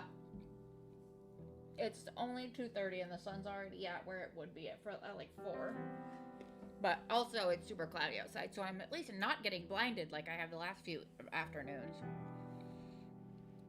One of East Hill patients turned out to be a member of the Playwright, but she escaped the asylum.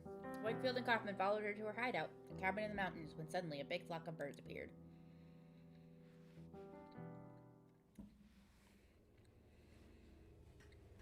I must forget nothing.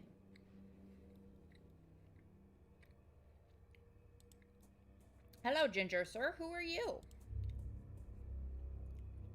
Everything must be set.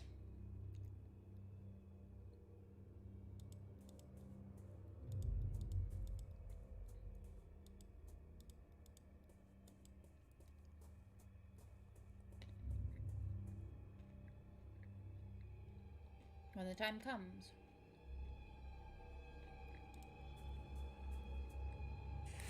And I am visited again.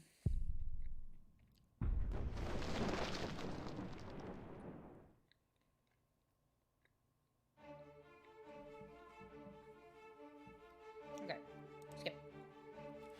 Even though the music is bumping. For a moment, the sky was dark. We heard the calls of 1,000 birds. But another sound rose above them. A sound I cannot describe.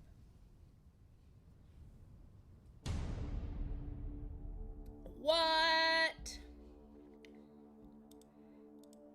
What just happened in here? Where is Miss Coney? All over the floor and walls. We are too late.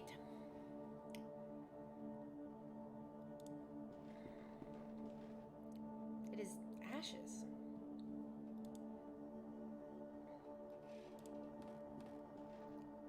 Chalk, a circle drawn hastily on the floor. She thought she could prevent what she knew was about to happen, but she was wrong. The windows are covered with wooden planks. It looks as if she were trying to keep someone from entering. Or something from getting out. I do not know what to make of all this. I do.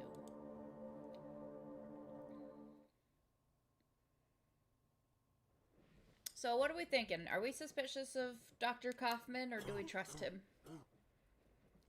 I'm suspicious of him. He's got a lot of info that he's not sharing properly. Are you all right, Kaufman? It is nothing, my friend. Just a bit of a cold. Now, my friend, we think we should talk. In light of the events we have recently witnessed, the matter cannot be delayed any further. You must make an important decision. It is not yet too late to go back to our daily lives. If you do not want to continue, you must forget all about your patient, Jeremiah Devitt. You will have to keep to yourself everything you have learned about the mystery of his disappearance, and never talk about it again. But should you wish to continue this search, you will need to accept the consequences, whatever they may be. Please do not take this decision lightly. The path ahead is not without peril. You know my answer already, Kaufman. I must know what happened to Devitt. So be it, then. As you may have already realized, this matter involving your patient transcends the limits of psychiatry as we know it. Very suspicious of him, yes. We are not dealing with the effects of trauma or the demons of the subconscious, at least not in the terms we are used to. We are dealing with something old, something dark. Sinister truth that has been buried deep for generations. This man, Alexander Dupre, and his organization, I think they seek to uncover these secrets, and I fear they might have already. Miss Coney's fate, whatever it was, must be related somehow, but my knowledge of this area is simply not sufficient. We must pay a visit to an old friend, someone I never thought I would want to see again. The man who introduced me to the extended scientific field of the occult. Right? Just living her life. Game over. You win. Congratulations. The scientific field of the occult. Okay. My mentor, Professor Adam Wright. Where have we heard that name right before? Oh, I guess the playwright. But also, I might just be getting flashbacks from the last time I played this. My dearest visitor. Wickport. Right manor. Look, we got another map. It's snowing!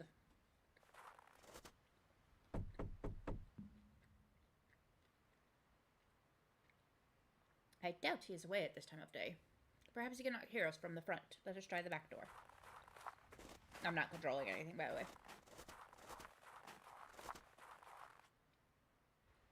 I have these chocolate coconut covered almonds that are delightful. Mrs. Oakwood, she's the manor's housekeeper.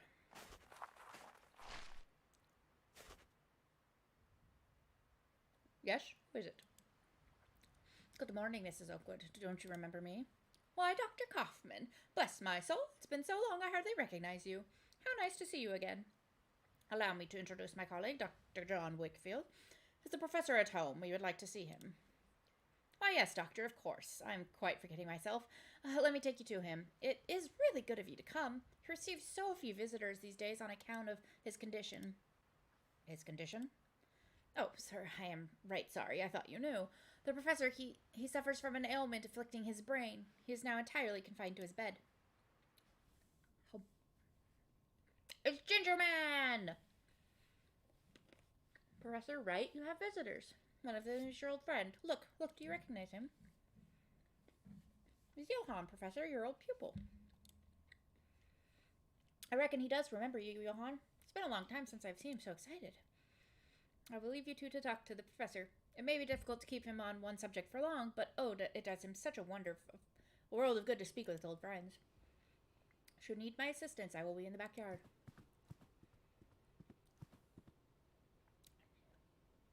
Professor? Uncle James, you are back. It is I, Professor Johann Kaufman.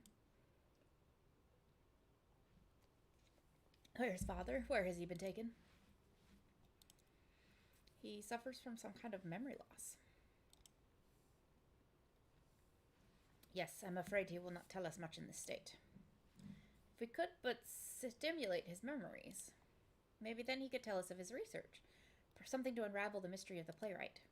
Perhaps. We have few other options in any case. Let us try. Why don't you explore the manor? There may be some object we can use to jog the professor's memory. Meanwhile, I will try and talk to him about the time we researched together. That could also help him remember. Large robe of engraved wood. Please, Professor, talk to me. Professor Wright's gaze remains fixed on the window as though he were waiting for someone. Professor Wright? Father? Why must you spend so much time away? Father. Snow is falling outside, slow and silent. I like seeing snow from time to time, but boy, my god, I live in a place where it doesn't really snow anymore. Not having to worry about it is so nice. Painting of the ocean at the end of the afternoon. There's a figure in black on the beach, but its face is shrouded by a hood. More hooded people! The lamp provides a soft glow that somehow lacks warmth. I don't know, it looks plenty warm to me. An engraving on paper. The script is from a language unknown to me.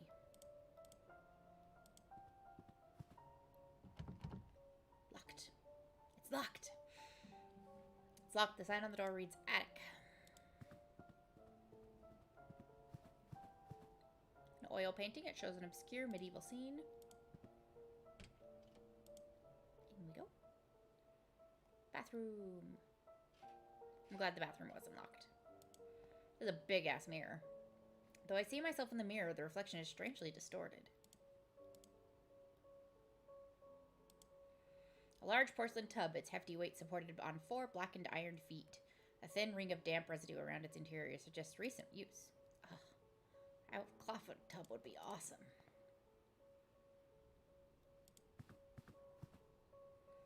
An old stone tower is depicted in the painting. Thorned vines slithered across the entrance, forming a swarming blockade that almost seems to come alive when stared at too long. Very. Okay. This won't open. This one's not locked. It's just not opening. Refuses.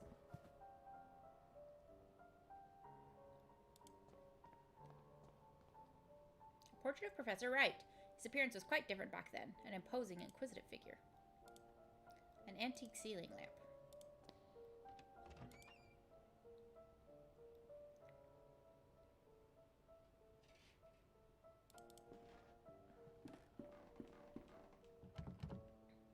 Why are there so many locked doors in this house? I see landscape. A gilded pipe. It runs from the room at the end of the corridor to the room upstairs. The kitchen. Gilded pipe. It runs from the ground to the corridor. A cast iron wood stove. A bread oven. It's such a pretty bread oven, too. Various ingredients. Glass jars filled with spices and pickled food. Oh, I would die for some pickles right now. It's locked. Small sign reads basement.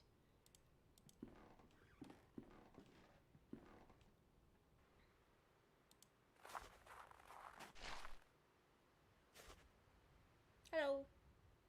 May I ask you something, Mrs. Oakwood? Of course, Doctor. How did the professor become afflicted?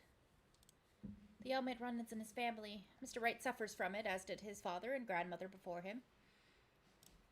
It is truly a terrible thing. And to think, all these years Mr. Wright knew what would become of him. May God have pity on his poor soul. What are the symptoms of this illness? Well, I can't speak to those very long words physicians use, but I can tell you what I see in him. Professor Wright hardly remembers a thing from the last 40 years. It is like he is a child again. With God's mercy, it has now gone so far that it torments him no longer. Okay, bye. A thick layer of ice covers this pool of water.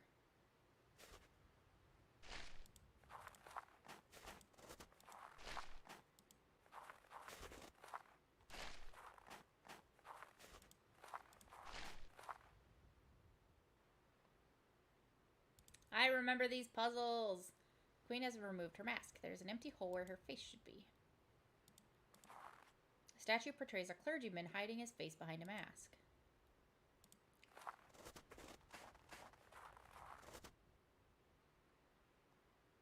The central statue portrays a cloaked figure holding a clay vessel.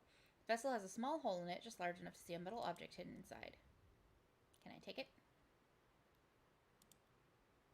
When the 4 remove their masks of lies, the path to the grave will be cleared.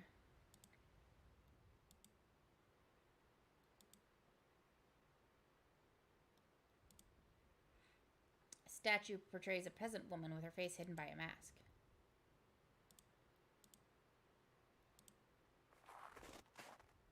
Stiff tree. Almost seems like a statue itself.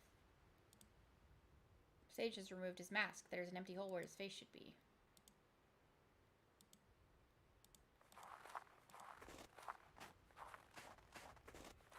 I remember vaguely that puzzle.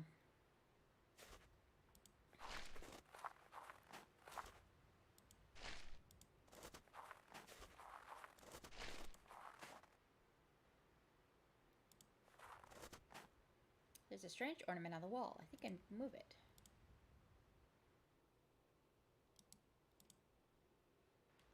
I'm not ready for that puzzle yet.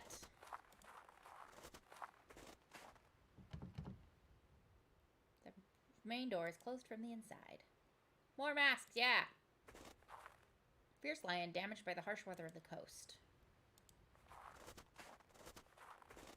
A fierce lion damaged by the harsh weather of coast. Its head is missing. Okay.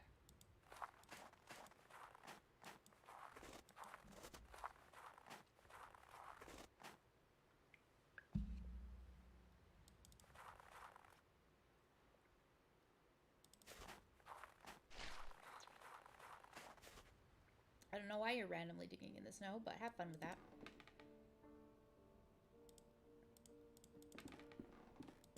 Can I ask the housekeeper for some keys? All the doors are locked.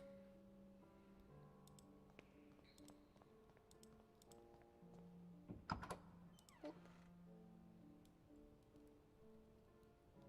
Oh, that looks so cozy. Can I just stay in this room?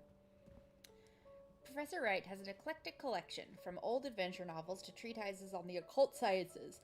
Some of these titles, I believe, have been forbidden by the crown. Wow. A tin soldier looks to have been painted by hand. It commemorates some military campaign that I have not heard of. Painting of the cliffs of this region. The fire burns fiercely, rendering the air thick and heavy in this room. I don't care. That sounds cozy as hell. A globe. The surface is extraordinarily detailed. Judging by the strange shape of the continents, this must derive from a fictional work or some prehistoric era.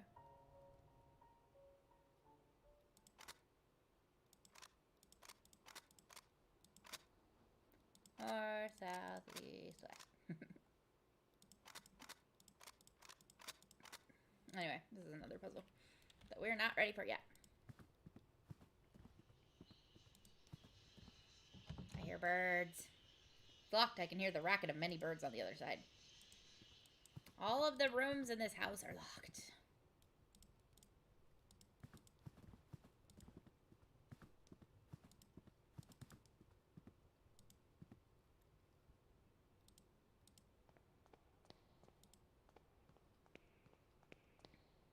Porcelain jar containing some dried branches. Glad that bear did notice. Let's just leave the front door wide open in the snow. It's fine, right?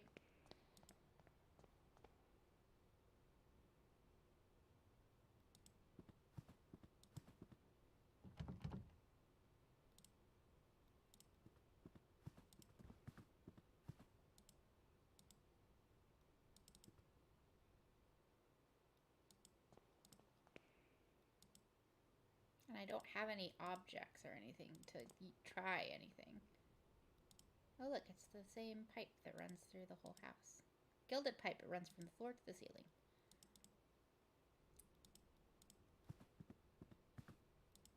If I remember right, there will be a door here at some point.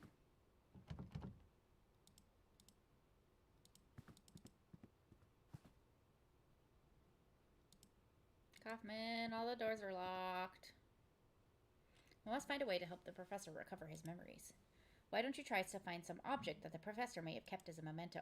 I have found 0 objects in this entire house.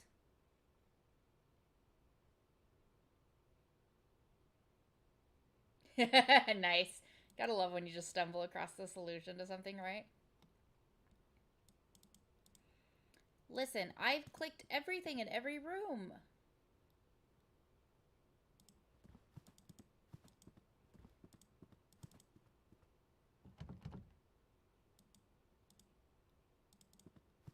I don't know what this game wants from me.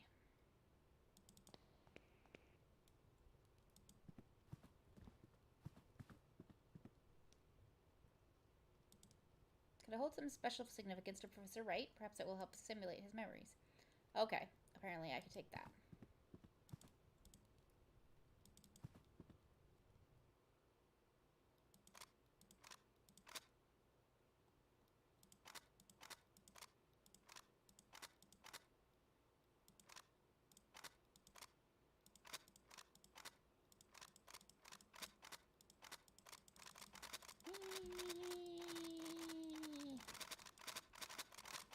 Okay.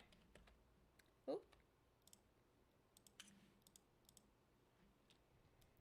Guess we'll take this little toy soldier upstairs, because I don't know what else to do.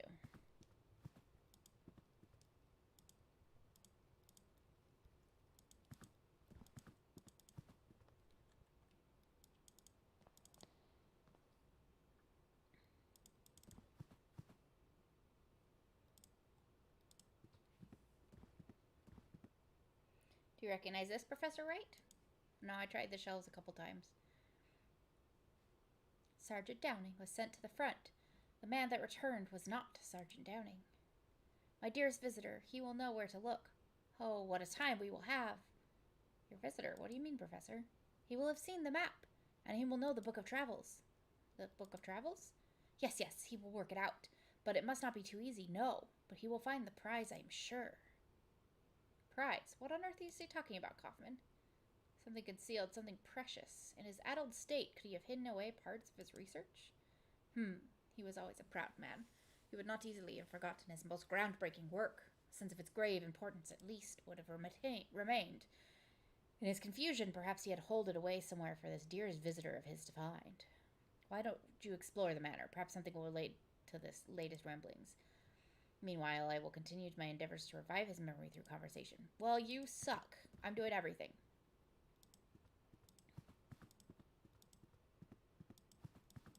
The Book of Travels.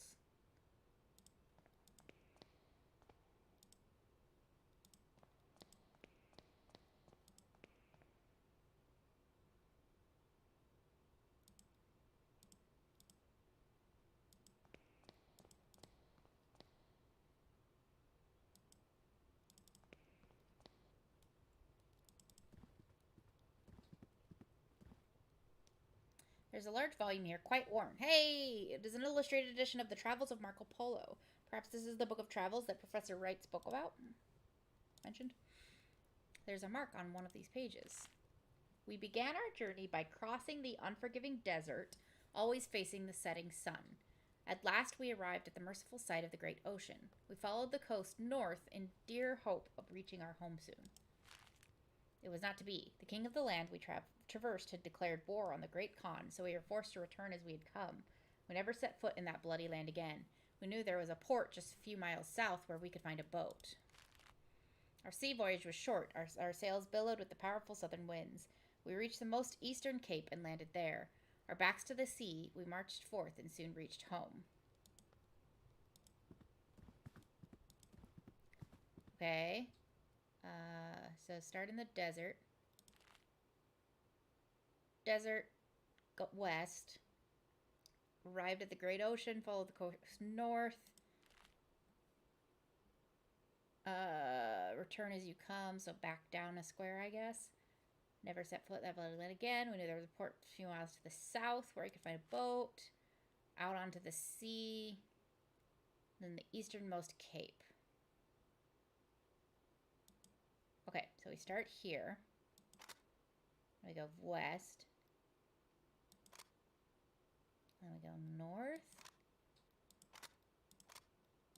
And then south. And then ocean. And then east. And then home? No? I guess not.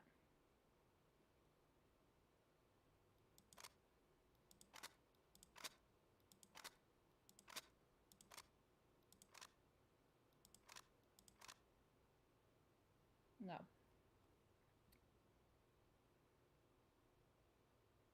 Oh, easternmost cape. Okay, it's down here, actually. Okay.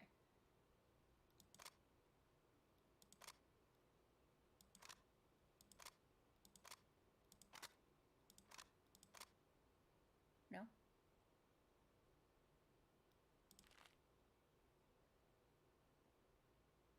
Follow the coast north. Declared war on the Great Khan, so you're forced to return as we had come.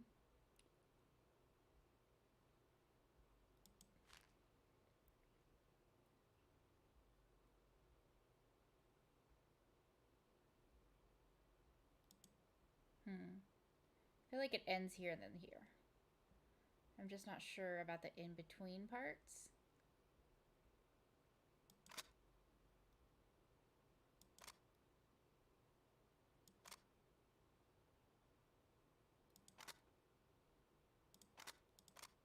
No.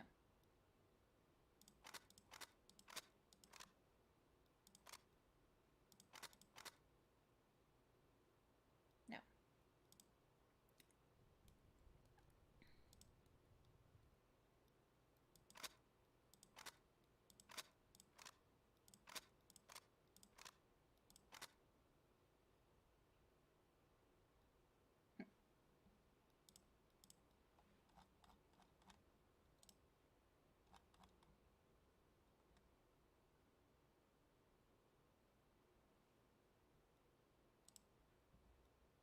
Let me read this one more time.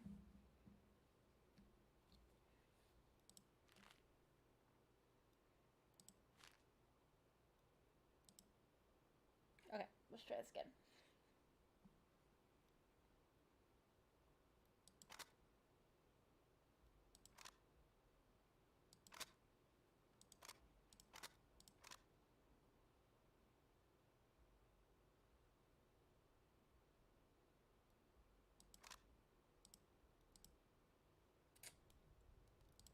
I feel like I'm on the right track. I'm just missing something.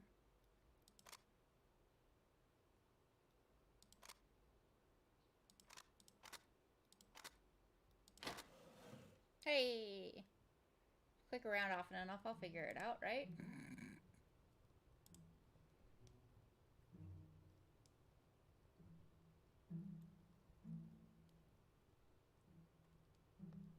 Oh, I guess you were right.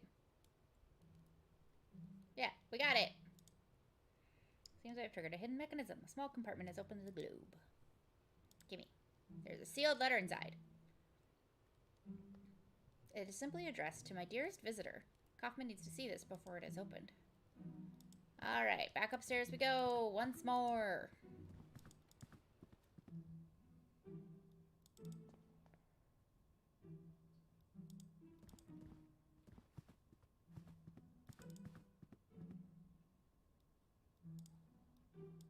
Here you go, sir.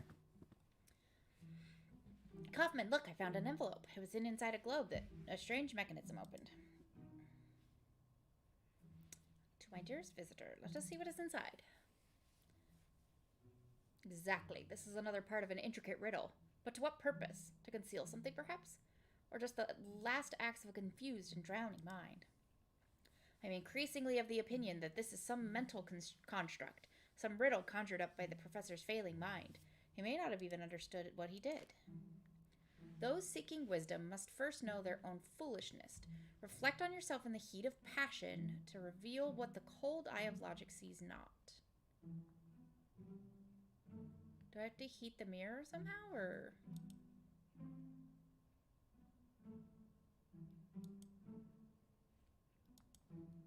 If we can find the answer to the professor's riddle, perhaps we will be able to solve this mystery of the... Sorry, I was thinking and not reading.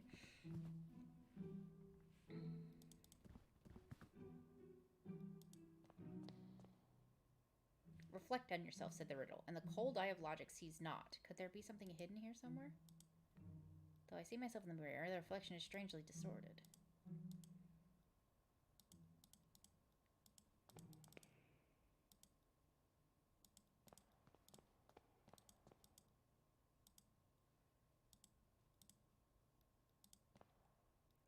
I know...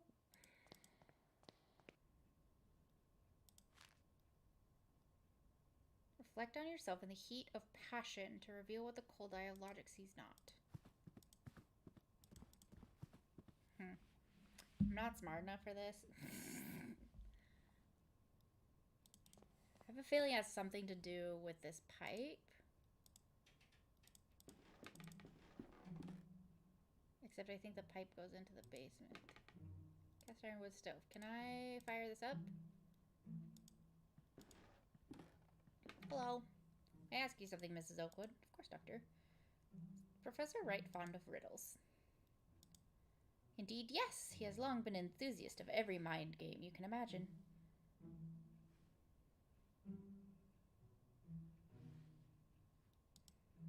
In better days, he would host parties every other month. Themed soirees, he called them. Oh, those were good times. It seems long ago now.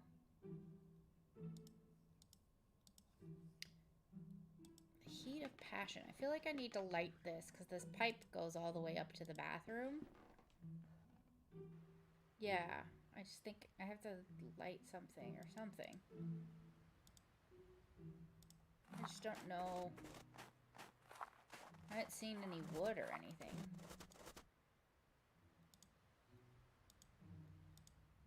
Why can I look at that oak specifically? How strange.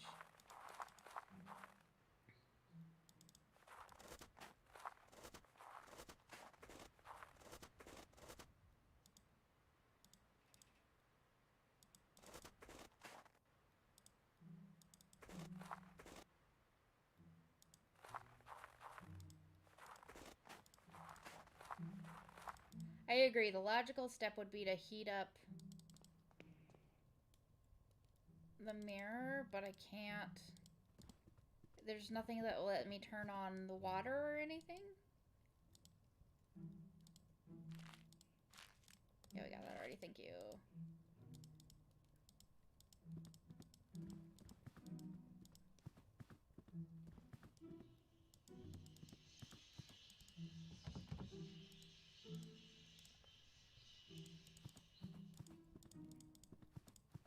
Oops. Clicked off on accident.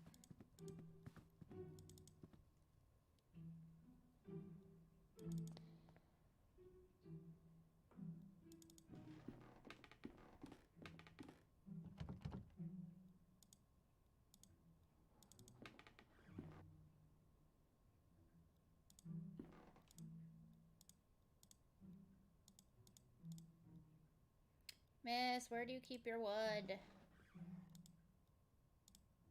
An old teapot. Oh, now I find a teapot, sure.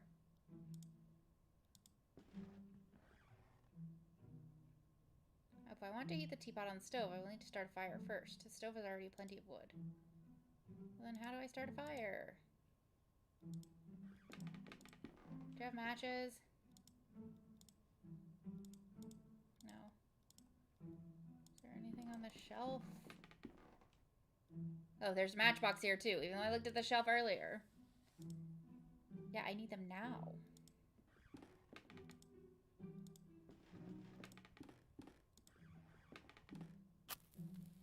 Finally.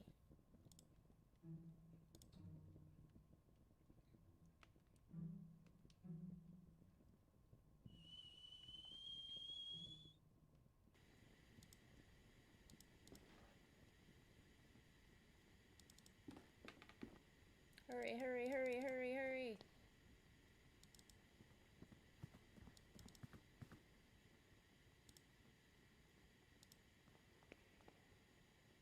Just pour it directly on the mirror.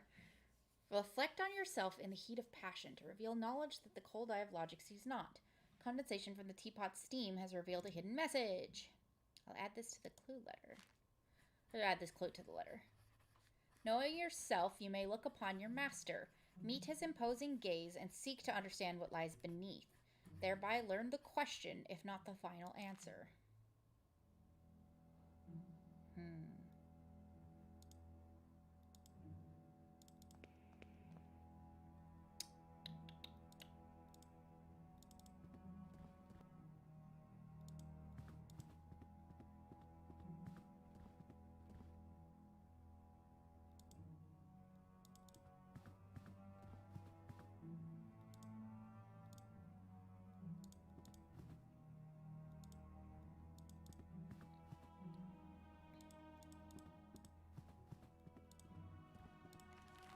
Knowing yourself, you may look upon your master, meet his imposing gaze, and seek to understand what lies beneath. There learn the question, if not the final answer.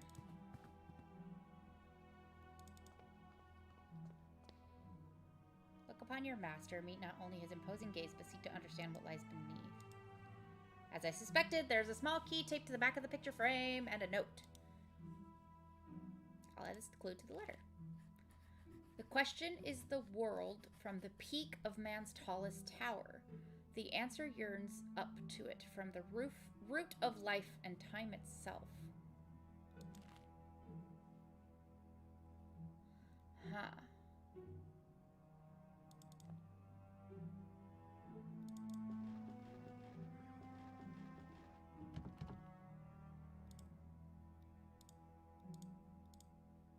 I'm gonna try some of the upstairs rooms. Because it said something about a tower.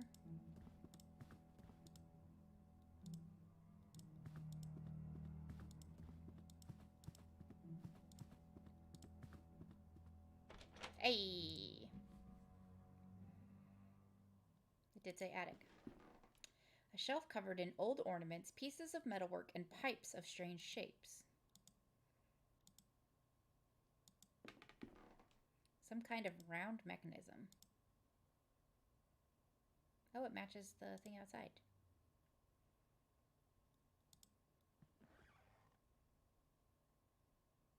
An unusual electrical device. I'm unfamiliar with its function, but I can tell that there is a piece of equipment missing.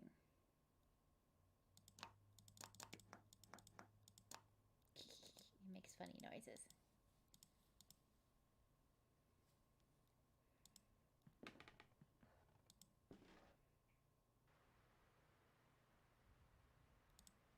The Queen has removed her mask. Fletcherman's face sighting.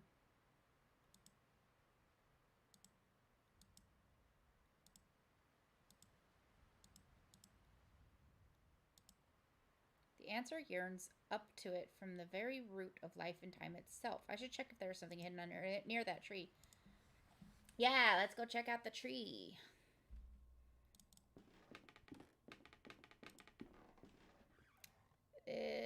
Wakefield's gonna get his leg day in today, because I have a feeling we're going up and down these stairs a lot. What plaques? Oops, wrong door. Interact with which plaques?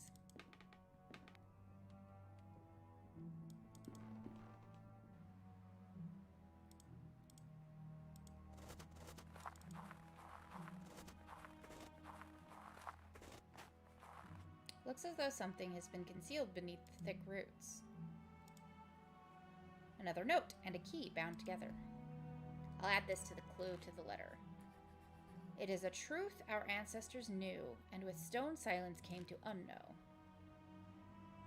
Key has been engraved with the shape of a feather. Cool, so it's the bird room, but this is where the...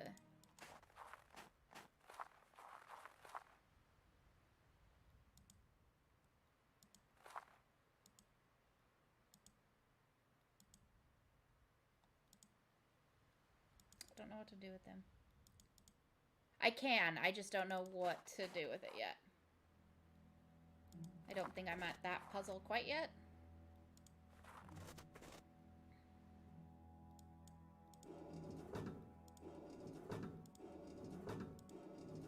I have these two shapes. So I can interact with those, I just don't know what it wants me to do with them yet. I don't think I'm at that puzzle yet.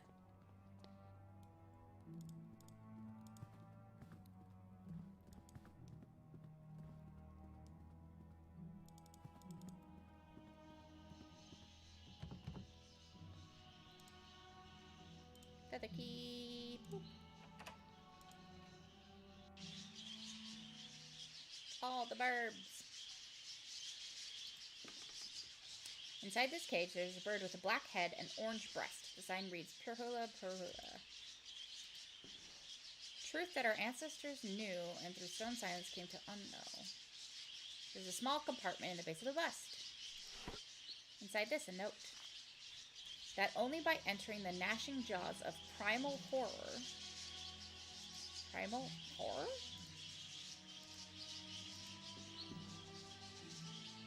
There's a crow with black and gray feathers. The sign reading Corvus Cornix.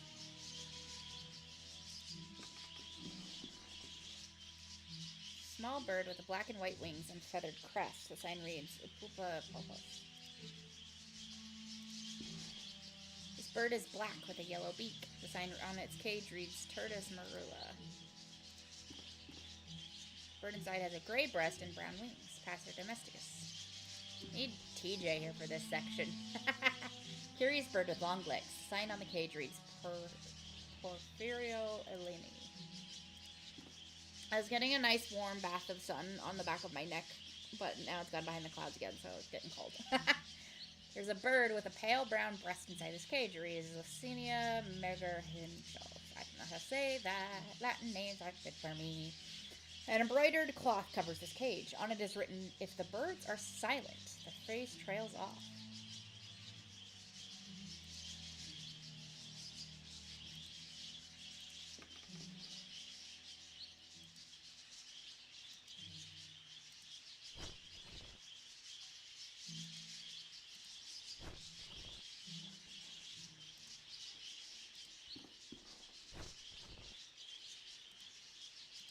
I wonder if there's like one bird I can put this on that will make them all go quiet. Probably not, but...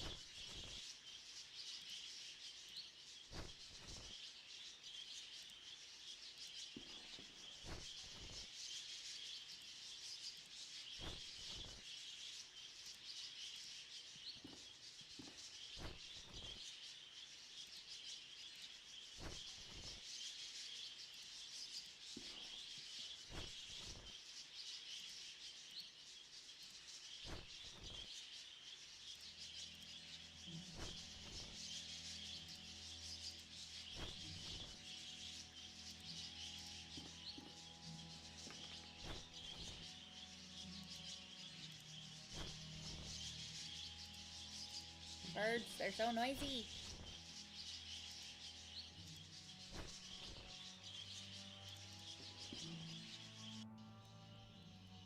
Okay.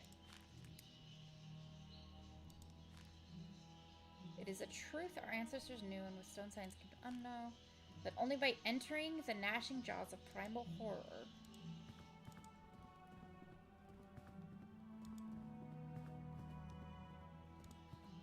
Okay, no. I thought the birds had gone quiet. It's just because I stepped far enough away from the door.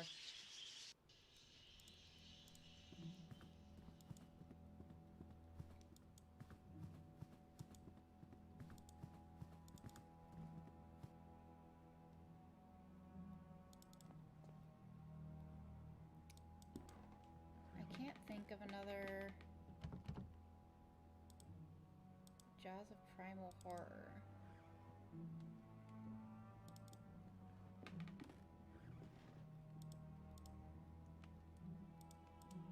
Can I ask you something? I'll leave you to work.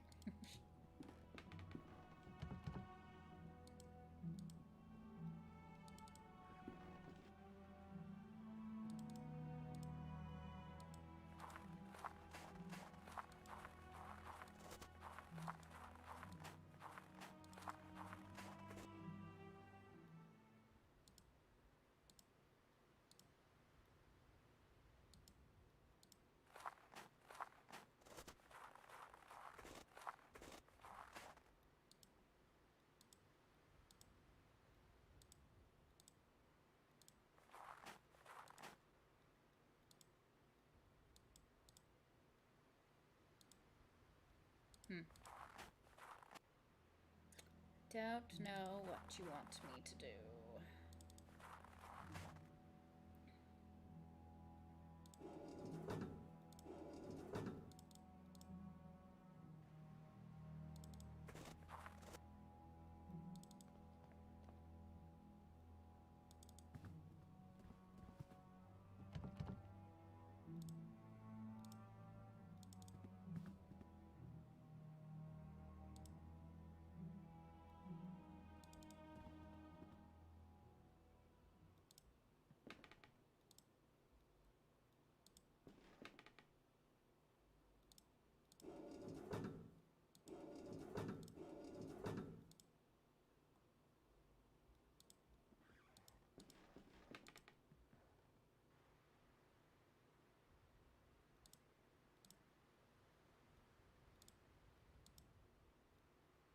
Wait. Queen has her face hidden by a mask. She had the mask showing earlier.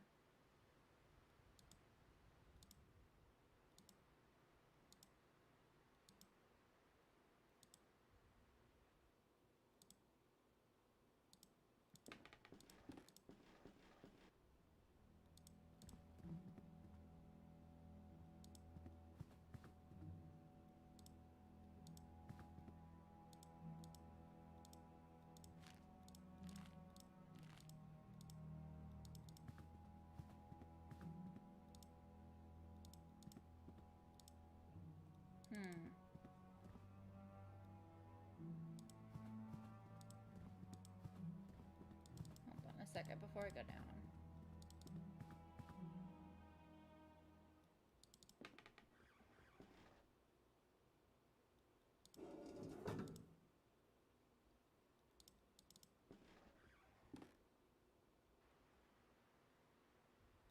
Okay, now the Queen's got her mask removed again.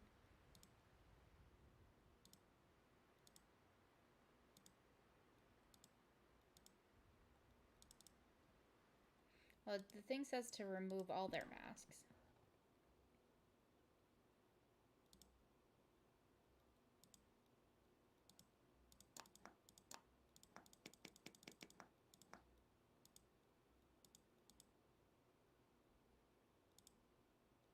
Matchbox? No. Cloth? No. Can't put the note anywhere. I can only read it again.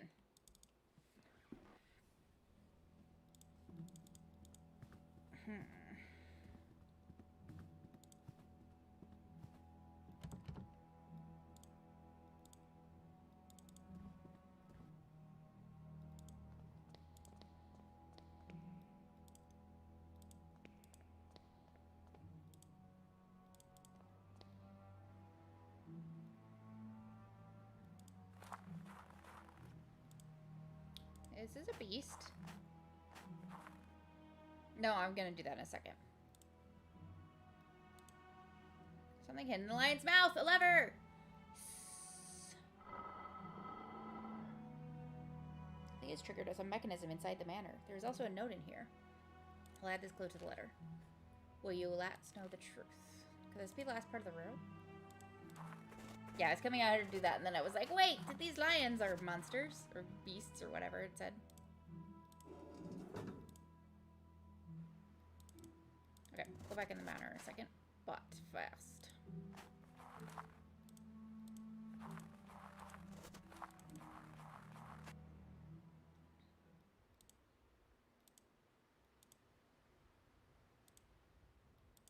Okay. It did hide this guy's face. Which is not what we want to do. So according to this note, when the four remove their masks of lies, the path to the grave will be cleared. So we want that to be the other way around. Good to know.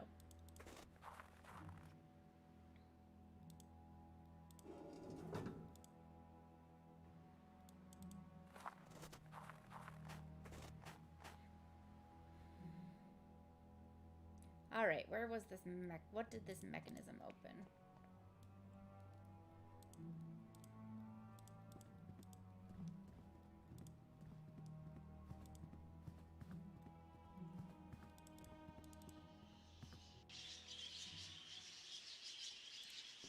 Nothing seems different in here.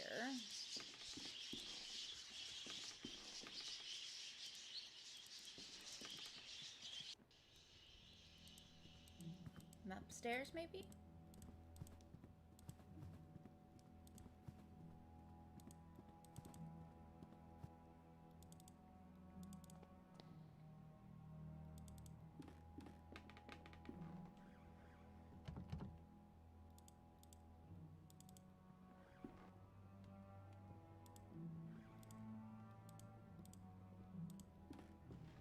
Did you hear that noise?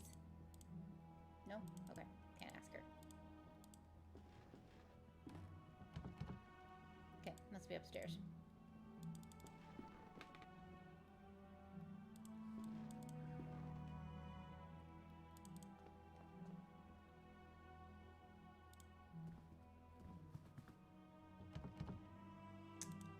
Open. Hey! Secret passage is open at the end of the corridor. Secret door! This looks like Professor Wright's archive. I should bring Kaufman here at once. Luckily, I don't have to do that.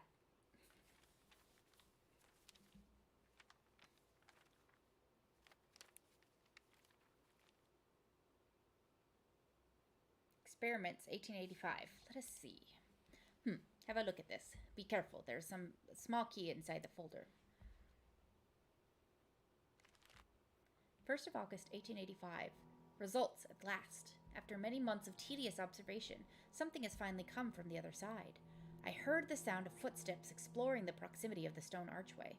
This would seem to verify my hypothesis. Absolute horror is the key that we seek. 20th of September, 1885. Now that they have proven themselves useful, I have installed 2 new devices in the outer tunnels. I dare not go deeper. I have not heard it again, but I know the thing must still be down there in the dark. 12th of November, 1885. Containment in the underground tunnel has been breached. Blank gone.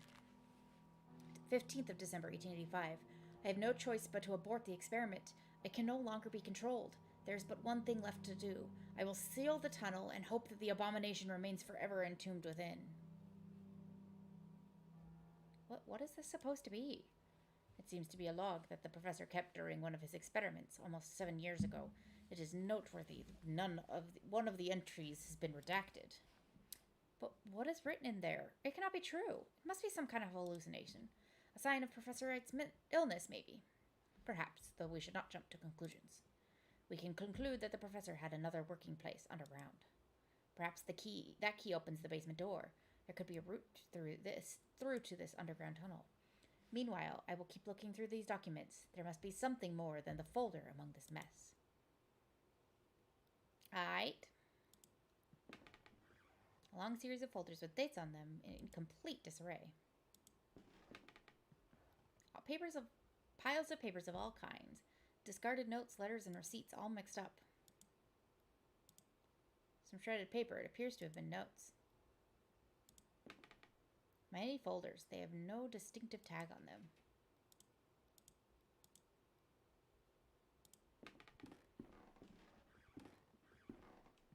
There is some kind of metallic hatch on the wall. There seems to be no handle on it. A set of framed silhouettes. Under each is an inscribed plaque. Mr. Strachan was a well-positioned man. He fell madly in love with the younger daughter of the Bartleys, so he proposed to her. Young Agnes fancied the idea of marrying an older man, but she always hid her feelings from her mother. Mrs. Bartley never did take her eyes off her daughter and watched them at all times. Mr. Bartley tried to show his support for their daughter, but his wife never paid any attention to him.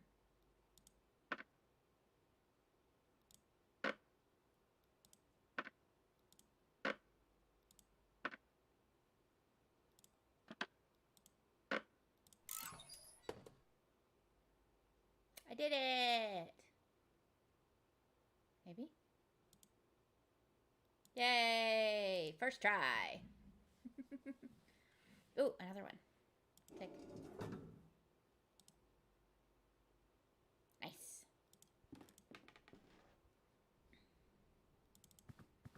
First try. Hell yeah.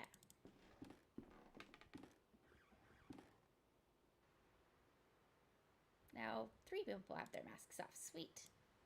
Just you, statue protector peasant woman. Gotta find the peasant woman's knob. Trying to think of a better way to say that.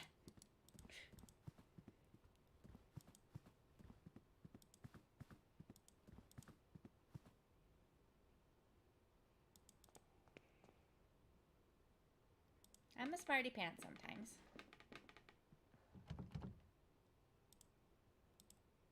It's locked.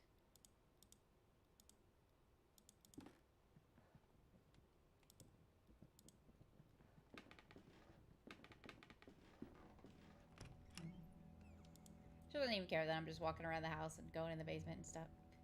Oh no, it's so dark. It's too dark.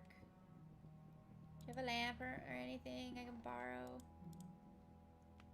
No.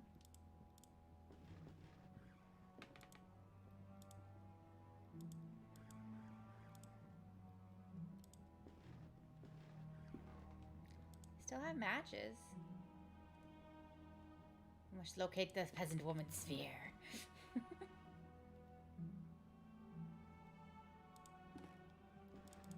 Maybe I just need the matches.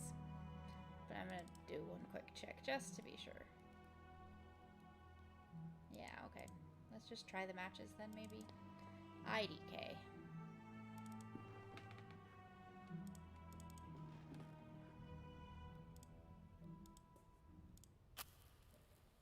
Hey. Oh no.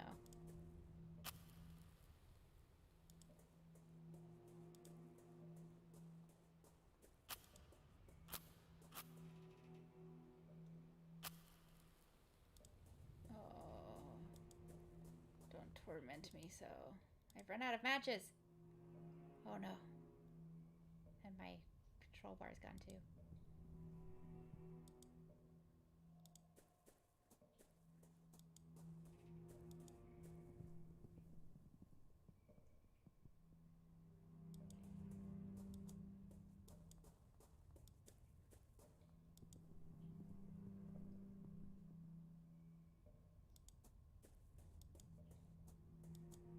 I did not go this far into the basement. Something else is happening.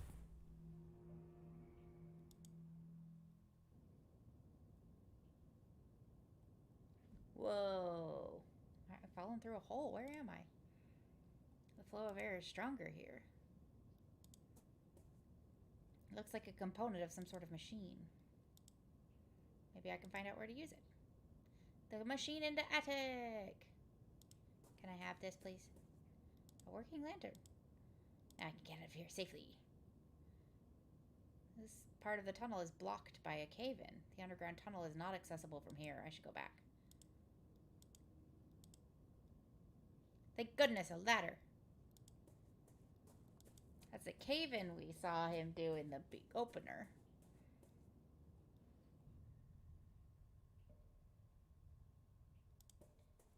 There it is.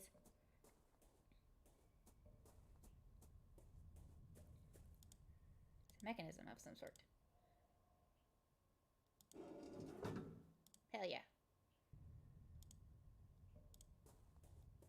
That should be all of them?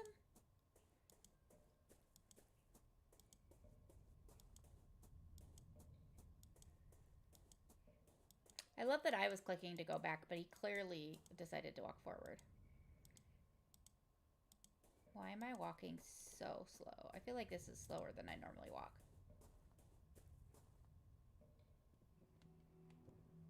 If we cannot access the tunnel mentioned in Professor Wright's log, how can we find the missing parts of his research? I must talk to Kaufman about this.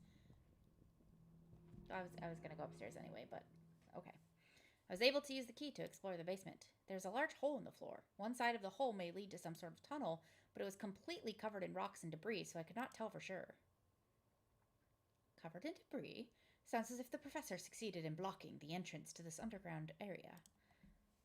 It is unfortunate for us. I have made some progress of my own, my friend. I think I could help us delucidate the next step in our search. Have a look. What's up?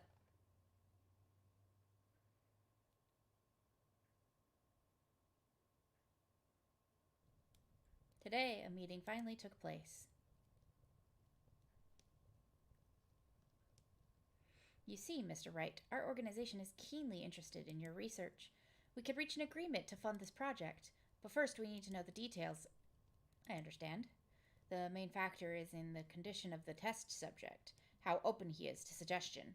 As you know, only the human mind can open a physical passage to the other side. So complete absolute darkness will be required for the experiment to result. A secluded place completely isolated. A place that can only bring the thoughts of what may be hiding in the dark. I have the perfect location in mind. But in total darkness and seclusion, how could the results of the experiment be studied or confirmed? That is precisely where your organization can provide help. I have designed a special device that would allow me to listen from a safe distance, but I lack the means to manufacture it myself. That we could arrange. But there is one last thing I would like to know. How would the experience be triggered? By means of a chemical compound of some kind? Do you mean a serum? Not at all. That would be of no elegance whatsoever. The trigger is the mind itself, the emotion known as terror. So scare somebody to death until something happens. Great. The primal fear that still survives in the depths of our mind from the times humans were mere beasts. That which allows us to open a physical passage beyond the veil of rational thought. Primal terror is the key that we will use to open the last door. This is not happy research at all. Could this organization be the playwright? It may be, mein Freund. If so, we are closer to the truth than we thought. But in this room, I have been able to find only fragments of information, discarded material. Looks as if the main bulk of documents were moved from this room and hidden somewhere else. The basement tunnel. That seems to me the most reasonable conclusion. But access to that place is lost, is it not? The entrance was sealed. There may be another access that we do not know about. If we could find and use the device that the professor mentions in his log, I believe we could shed some light on this matter. It's in the attic! Let's go!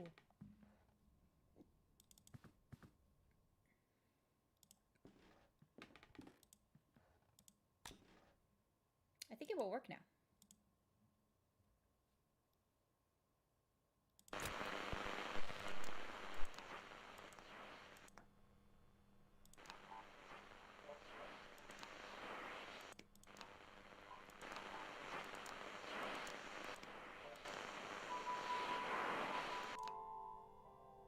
Hey!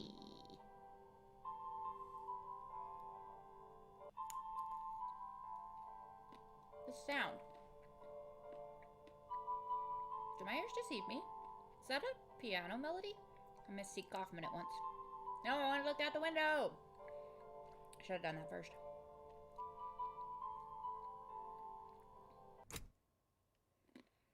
Not to state the obvious, but it sounds as if someone is still down there, playing the piano of all things. But how is that even remotely possible? I do not know. But this means something important to us. It means there is another entrance to the underground tunnel, and that we must find it. But we have run out of leads. We did not find anything of use in the archive, and Professor Wright continues to mutter incoherently about childhood memories. You must hypnotize the professor, mein lieb friend. We are running out of options. This may be the only way to find the answers we seek.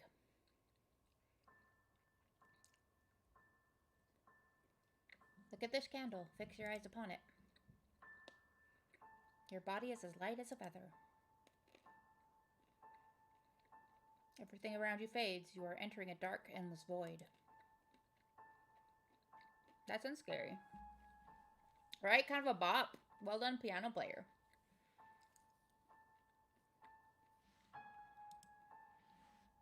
I'm going to wiggle it back and forth.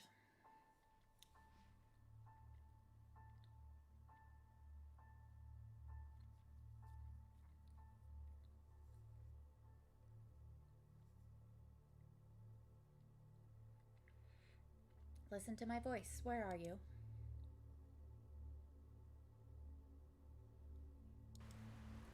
A great number of trees surround me. The sun is setting soon. I can go north and west.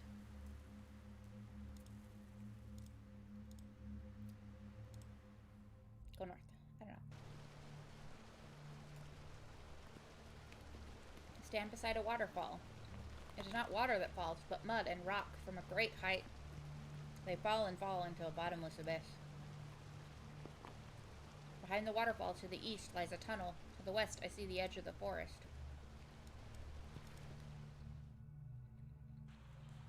I am in a dark tunnel. Oscar is here as well. He is upset. He yells at me. He begs me to stop. The tunnel divides into many passages. I can go north, south, and west. I don't know. Go south.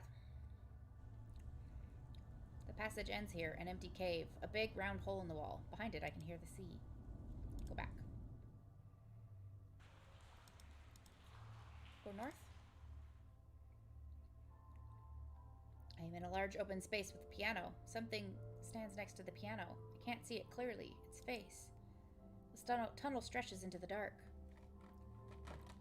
Right? Text adventure within a point-and-click adventure! Walk down the tunnel. It is a very small room. In the center lies a deep pit. A ladder goes down. It is so dark. Down there, it lies. It waits. I will not continue. I must go back. Go down the ladder. I cannot. I can hear it with me. Its breath. Dear God, I must flee. You must continue. It waits for me. It waits down there. I have gone down the ladder. I cannot see. It is pitch black. I can feel its breath. It is here. It is with me.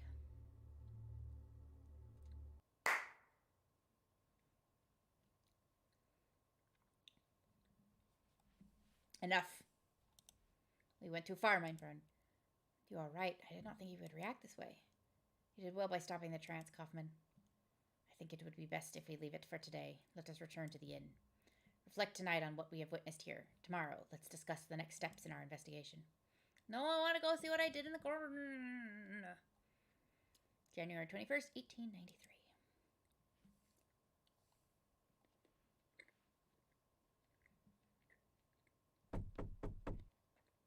Come in. Kaufman, are you alright? Worry not, Wakefield. I am just feeling a bit feeble. It must be all this cold and humidity. Cough. Nothing serious. I would like to know your opinion about what we heard during yesterday's session. Do you remember anything that could help us in the search? The man shouting at Professor Wright. Professor Wright mentioned a man that shouted at him near the entrance to the tunnel, begging him not to continue. Cannot remember his name. Very good. It was Oscar. We should attempt to find him. He may know something about Professor Wright's fears. If we can find this man, I am sure we will shed some light upon the mystery. Why don't you go to the village and try to find something about Oscar? My apologies, but I must stay here and recover my strength. So he's gonna die. Maybe we don't need to be suspicious of him after all.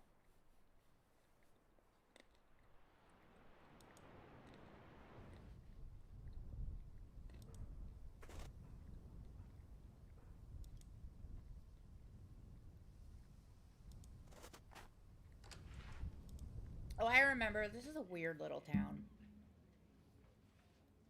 Cannot cross the sea. Heck. Merely by standing. Urgh. An old poster of a local traditional sport. Staring at the water. Good morning. Let me drink in peace. Are you a ship captain? Why? What's it to you? Do I look like a captain? Your coarse skin. Because of your coarse skin, weathered by years of salt and wind. Met many folk in Wickport yet? It's common enough to round these parts. Your hat. Because of the hat you are wearing. Haha. A cat doesn't make a captain, townie. You can buy a hat like this in any flea market in England. Your hands. Calloused by years of knotting rope and reeling in line. A fisherman has hats like these. Your 3 earrings. You have doubled the 3 capes, is that right? Indeed I have. Good Hope, Lewin, and Horn. Therefore I hold the right to stand before kings and to piss against the wind. If I dies in the sea, then these 3 rings will pay my wake. But no, that'll not happen now. Do you mean you will not set sail again? I love the sea more than anything. It is my passion, my freedom, and my life. But there are many things about him that we do not know. There are far from the coast and deep dark things that we are still unprepared to behold. Believe me, those things await deep down. Have you seen any of those things? No, but you may have heard of 1 or 2 of these stories in the fishermen tell about things seen out there. It is not but tales for young'uns, mere superstition from men too cowardly to face the dark. Any good seaman knows that in the strong wind a stretched rope can shake and sing. I myself have mistaken such keening for the wail of a child. But there was one time it was nothing of the sort. Then the sea howled. It was not thunder, not a strong wave clashing with my ship, no. It was like a voice. It spoke to me in a language I cannot describe, a sound muttered by a living something, a call unlike anything I had heard before. And I understood. What did you understand? I understood there was no more freedom for me, that the sea now had other lords. And whoever they were, I did know they would not share it. What happened then? As I navigated back to shore, I lost control of my ship in a great storm. The rocks of the cliffs did the rest. I do not know where the remains of my dear Augustine ended up with the passing of years and tides. I looked for them once for many moons, but all I found was this bar and the bottom of an empty glass. I have never returned to the shore since. May she forgive me.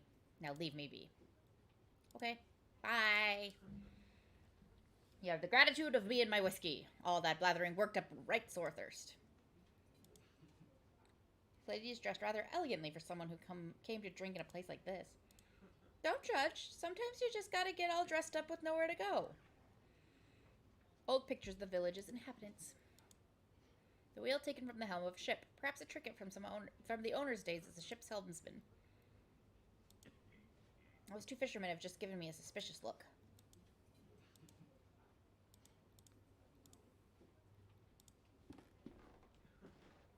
Good morning. You want a drink?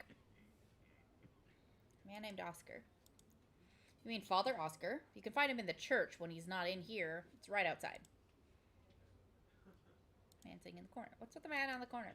Fred? You can ignore him. He's a sad, lonely drunk. Have you met the professor? Right. The professor? Sure. Saw him every other day as a young'un. Always involved in the village. He was la-dee-da all right, but folk respected him. He got stuck in. Didn't last, though. Shut himself away, started getting visitors from out of town. He stopped coming to the village eventually. Last I heard, he'd gone crazy. No, none of us knows for sure, though. Been years since I saw him. I must go. Godspeed.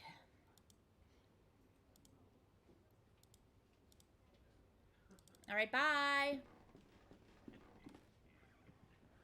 You know, it'd be way spookier if you walked in and everybody just immediately went quiet and stared at you. That'd be super spooky.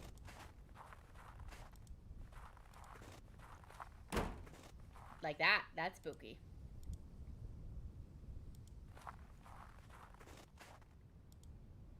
Snow all but covers the window. Evidently no one has been here to clear it in a very long time. It's too frosted over to Seedside. Oops.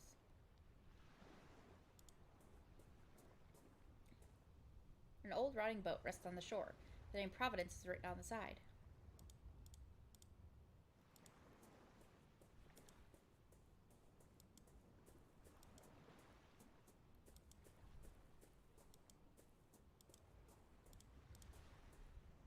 An old rusty bronze bell, typical of a seafaring vessel. It is engraved with the name Augustine. Hey! Someone may be able to tell me more about it. Maybe the man who just told me about his wreck that he couldn't find, named the Augustine. Far in the distance, I can see a lonely tree bent by the sea wind.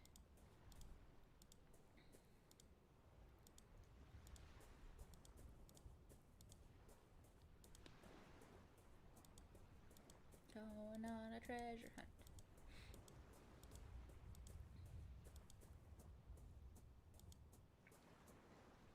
Some abandoned wooden plates. Perhaps they are here for the repair of local fishing boats.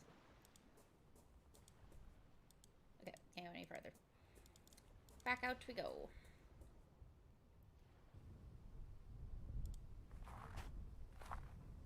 This is the door of the church of Wickport. It's closed.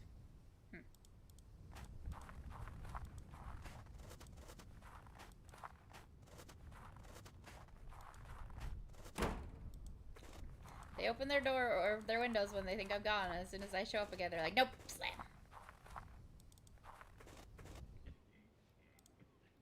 Here you go, sir. Why, that bell is from Augustine. My Augustine. Where on earth did you find it? Found it on the beach near the shipwreck. Thought I would never see it again. I will clean it and make it shine anew. What port beach? Our beach? Why, I must go. I must go straight away. Oh, to be reunited with my poor Augustine. What will remain of her? No, no, I dare not go. Oh, but I must. Good day to you, sir. Bye. Nothing here in your corner that I can have. When will the church open? I wonder if you know when the church will open. I knocked on the door, but there was no answer. Church? Let me give you some advice. Barmaids ain't the people to ask about church opening hours. This here bar is my church. Most of the village have come to see the things my way, too. We prays here these days. The whole village has forsaken the church, but why? The town is forsaken. No work on the coast these days, see? Few can make a living. Most of the fishers and sailors have up and left. Half the cottages lie abandoned. Those who stayed, they barely leave their homes, except to come here, of course. But surely there must be more than just this. Many coastal towns face the same struggles, but none lie abandoned. Well, there's rumors. Silly stories if you ask me, but some take them real serious. Fishers, big dependable guys, they'll tell you they've seen stuff out there on the water, apparitions, shapes among the rocks. I say it's the booze talking, and I should know. Who should see anything in all that mist anyway? But fishers, they're superstitious. Folk believe the tales, and one by one they just didn't come home no more. Alright, great job looking, sir. I took about 10 steps down the beach and found it. What can you tell me about Captain Morville? Does he come in here often? Fred? He's a regular. A sad, lonely drunk. Alright, bye!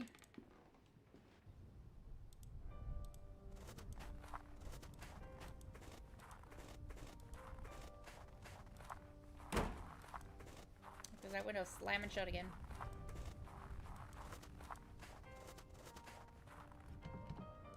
Still can't go in the church.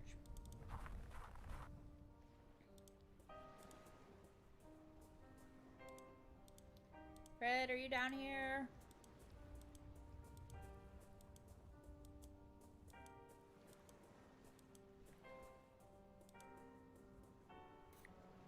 Neither the cracks in your hull nor flaking paint. None of it matters. You are beautiful as ever, Augustine.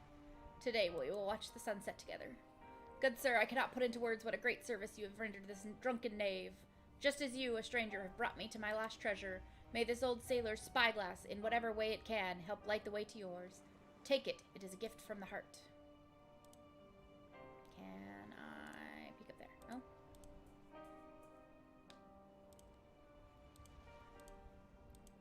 I have to do something with this tree later. Because I vaguely have that in my brain. But anything other than that, I don't know.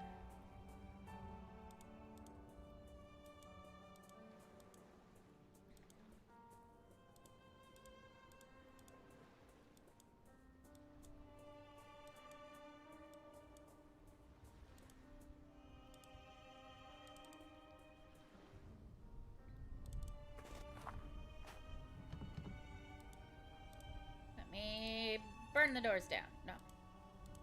Clock? No. Lantern? No.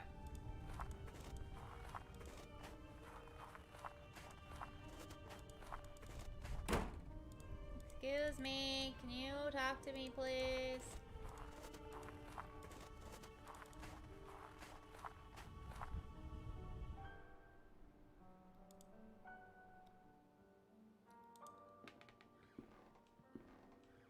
How are you feeling? I'm feeling alright, my friend. Just a bit tired. I've discovered the identity of the man we seek. Oscar is the priest of Wicksburg Parish. The church door is closed. My dear Wakefield, what advice can I offer? A church would not remain closed all day. If you must wait, then do so, and in the meantime talk to the villagers. Perhaps they will reveal something useful about the professor. I already did that.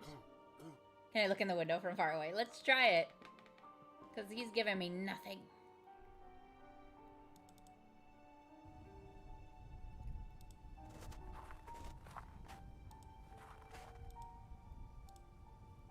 No.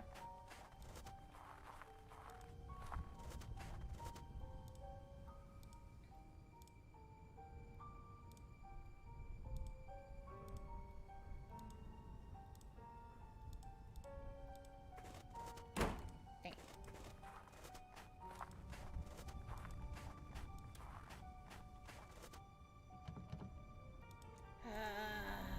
I've talked to everybody I'm allowed to talk to.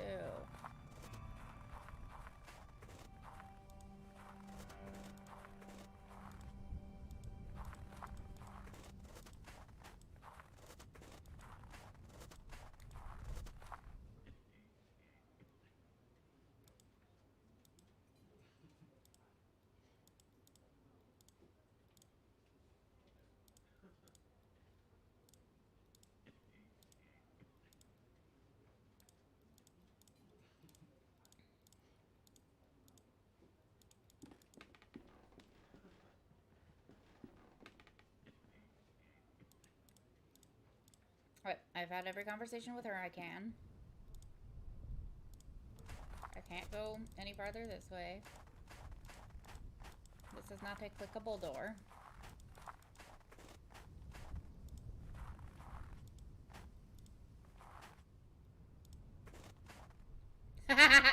Excuse me, are you spying on me? I just have to sneak up.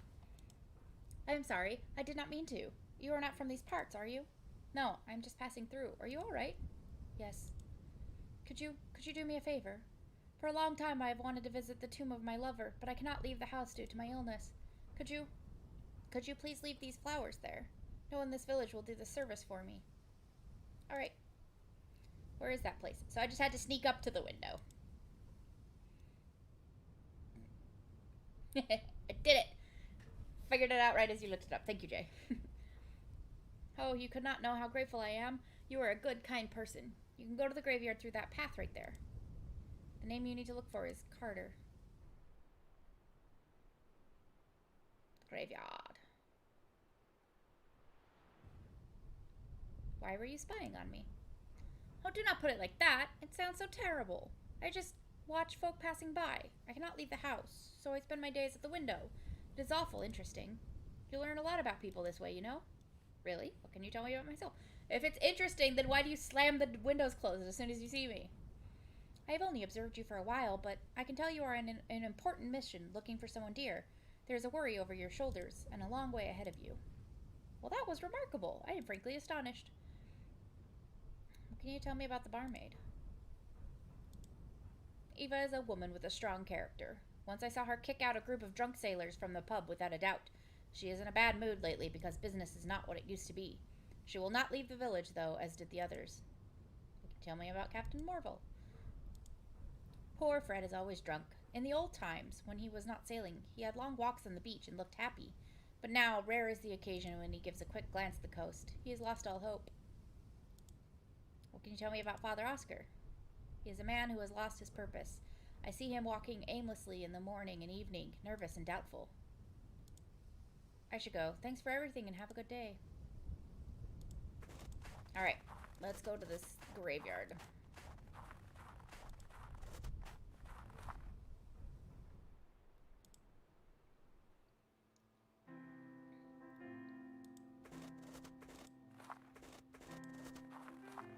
It's Carter, right? Carver. Ooh, is that it already? Bury my body with the salted driftwood, with the green and seaweeds, and the worn out ropes where I can feel the cold autumn breeze. I am amused that this text is not sitting on this plaque, how text would be sitting on this plaque. Like, it's off the embezzled edges. Farewell to those of you that walk beside my grave. Here I lie my name written on stone under the sun. Mary Jane Bennett. Do not bring flowers to this place, for rum is all I crave. Now I rest under the same stars I sailed by when alive. Daniel Aberton. Mood. I don't want rum, but don't bring me flowers either. There's no name, date, or epitaph on this gravestone. Strange and spooky.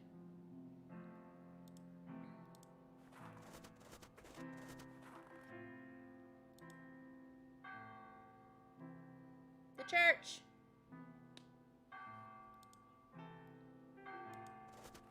Yay! Is there anything farther into the woods? Or is this just another way out? Printing error.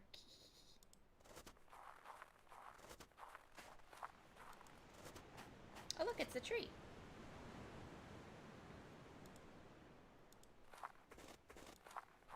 Oh, hello. Good morning, I am Dr. Wakefield. Come from the town, don't you? You need an answer, I know by your accent. Be careful around these cliffs. There's no place for tourists. It's hardly a place for anyone now. You best be on your way back. Strange things have been happening here. What do you mean? Seamen and fishermen alike swear to have heard voices in the rising tide. Inhuman screams, some of them say. And there are some who claim to have witnessed ungodly things in the dead of night. I once saw a ghastly thing crawling out there amongst the rocks. Screams, you say?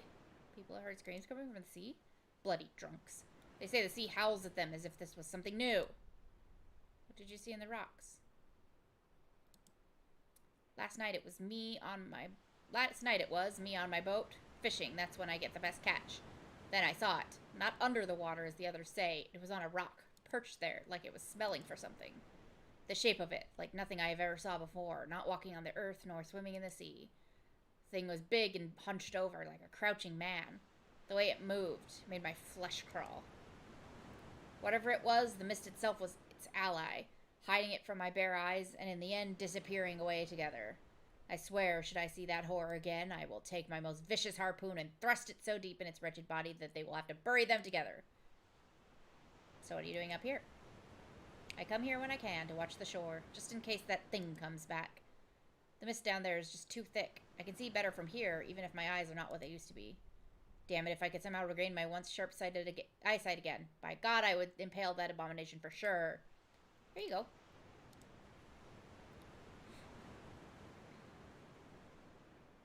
Here, will this help you watch the shore? Why, it is old to be sure, but this telescope has been patched up to a rare beauty. You have my thanks, stranger. I am indebted. Oh, what is that? On the cliff there, well below me. But if it isn't the Wright's old summer house, I thought it endlessly destroyed. It looks like you can get there using the old cliff path. Excuse me, did you say the Wright's summer house? Look. Yo. Well, yes, I never saw it myself. I was too young at the time, but everyone around here knew the story well. It was a terrible tragedy, you see. One night, there was a landslide just beneath the house. Most of the building fell sheer into the sea, leaving only yonder ruins. Many died, though by a miracle, young Master Wright was spared. You could see it from here. Look, right there on the other side of the beach. Do you see it? I see it. Cliff. I love that their summer house is a whole, 10 blocks from the manor. Maybe he built the manor after the summer house was destroyed. Sharp rocks peek out from beneath the waves. These must be treacherous waters to sail.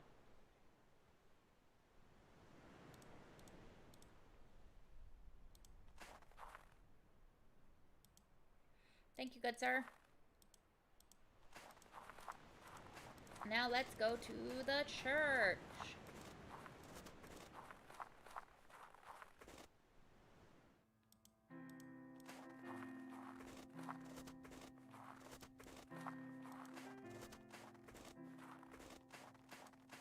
I'm sure I'm not going to have to dig up that empty grave or anything.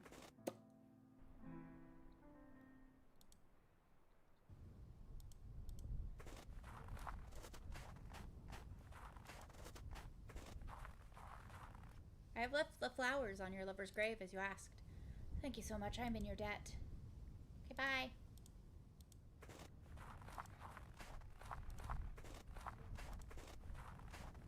Into the church.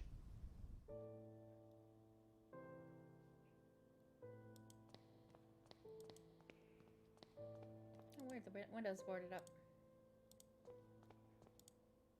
Confessional. SPOOKS serves as a Catholic congregation. Hello. Good morning. Good morning, my son. Does no one come to church anymore? What's the matter, Father? What has happened to your parishioners? The village has seen bleak times. Many have left, and the rest have lost their faith. Every day I ring the bells, but no one answers. May God have mercy on their souls. Why do you suppose that is? I could not say. The mist that shrouds this coast and the shapes that swirl within have long been a source of hearsay. But lately, the stories people tell are not of pirates and smugglers, but something more sinister. Some say the devil himself has come to our shore. It is a rumor I dare not disregard. Are you personally acquainted with Professor Wright? Why, yes, of course. Adam is not merely a parishioner, but one of my closest friends.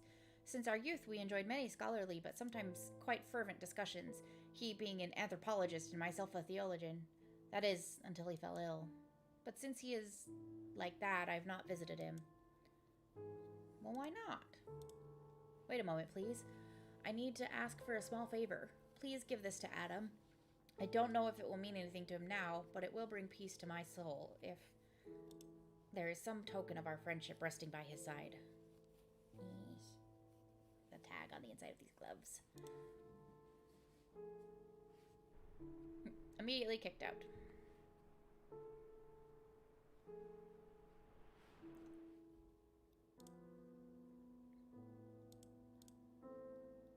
Okay, bye. Picture of two young men. This could be Professor Wright and Father Oscar. A humble altar made of unadorned marble. This neglected and decaying cross reflects the faith of the villagers all too well. Okay, bye. Now, question is, should I go to the right manor or should I go to the ruins of the summer home?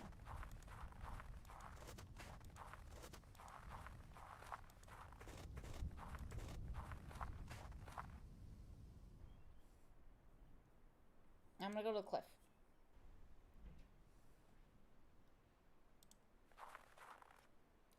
Vertiginous drop. That's a nice word, vertiginous. I can see the waves crash relentlessly against the rocks below. These rocks look like the remains of a landslide.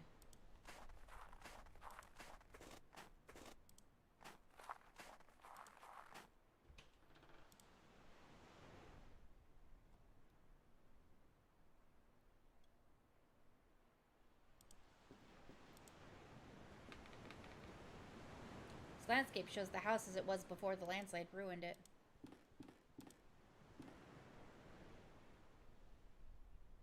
There's a peculiar indentation in the stone.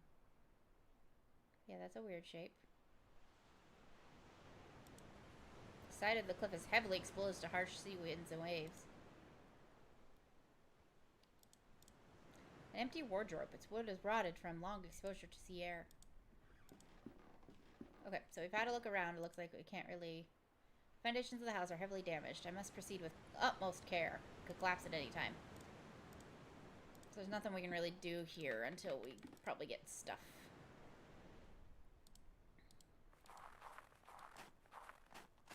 Alright. Back to the right manor.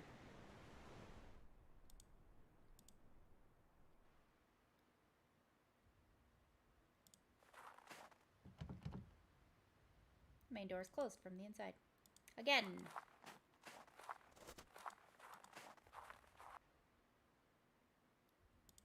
The back door's open, but she's not out here.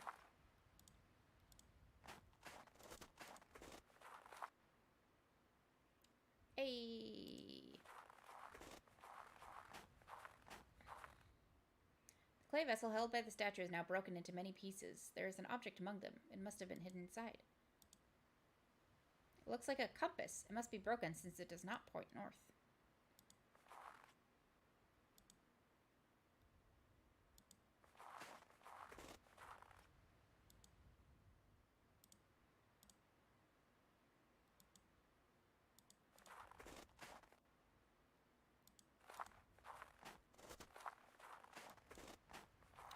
Ooh, it's pointing me where I'm supposed to go. That's fun. Oh, but hold on, I'm gonna go inside first.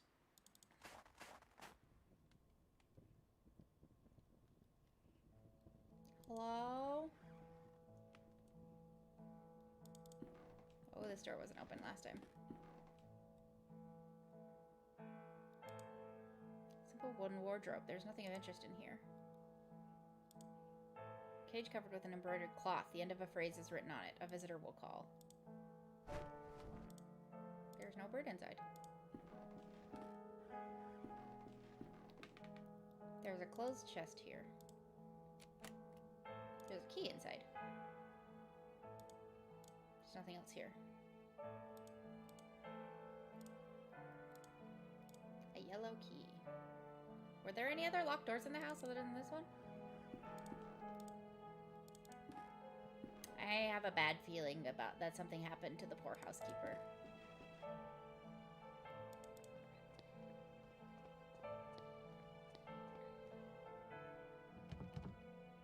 It is locked. Oh, I can't use the... Interesting. Oh, there was this room.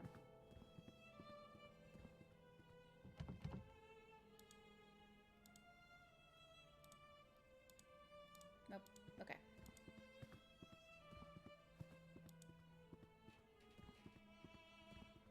Why are we walking so slowly?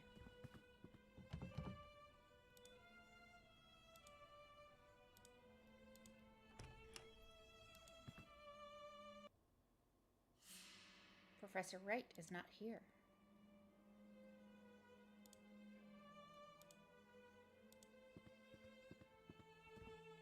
There's an open book on the floor. Book of Birds. Compilation of legends related to birds. Some of the text has been marked. The birds were traveling to meet their king when they reached a crossroads. The wretched crow tried to lead them astray onto the path of mists. Many birds followed him and were lost forever beyond the veil. Only the wisdom of the crested hoopoe and the prudence of the red-feathered robin could lead the remaining 28 back onto the path of righteousness. Ever since the birds have sung their praise, for without the hoopoe and the robin, silence would have fallen forever. Okay, so we need to cover the hoopoe and the robin to get them to fall silent. Professor Wright's dressing gown and slippers. That one, there was a window here. I think it's just covered by curtains. Just making sure there's not anything else around here.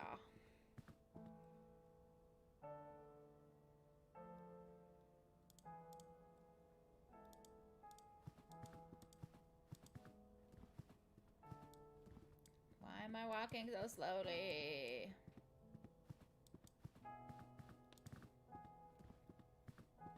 Thanks. Crested hoopoe, red-feathered robin.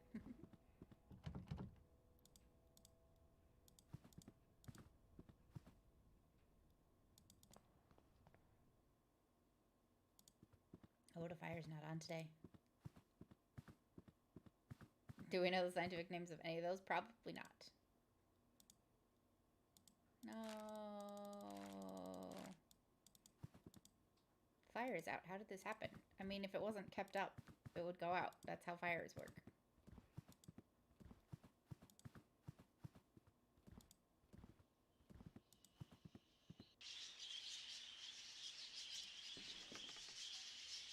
Black head and orange breast.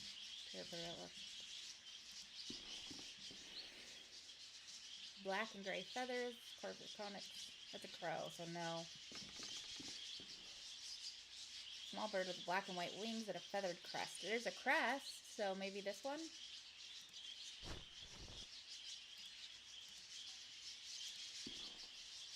Black with a yellow beak. Gray breast and brown rings. Fierce bird with long legs. Pale brown breast inside this cage. Yellowish brown feathers. Red feathers on its head and breast.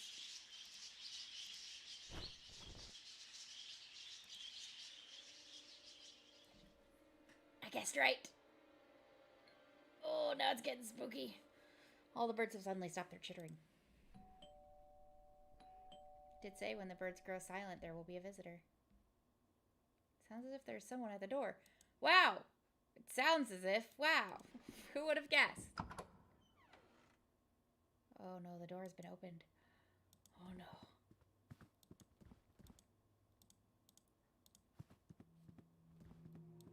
Someone just walked into the house. Oh, the tension.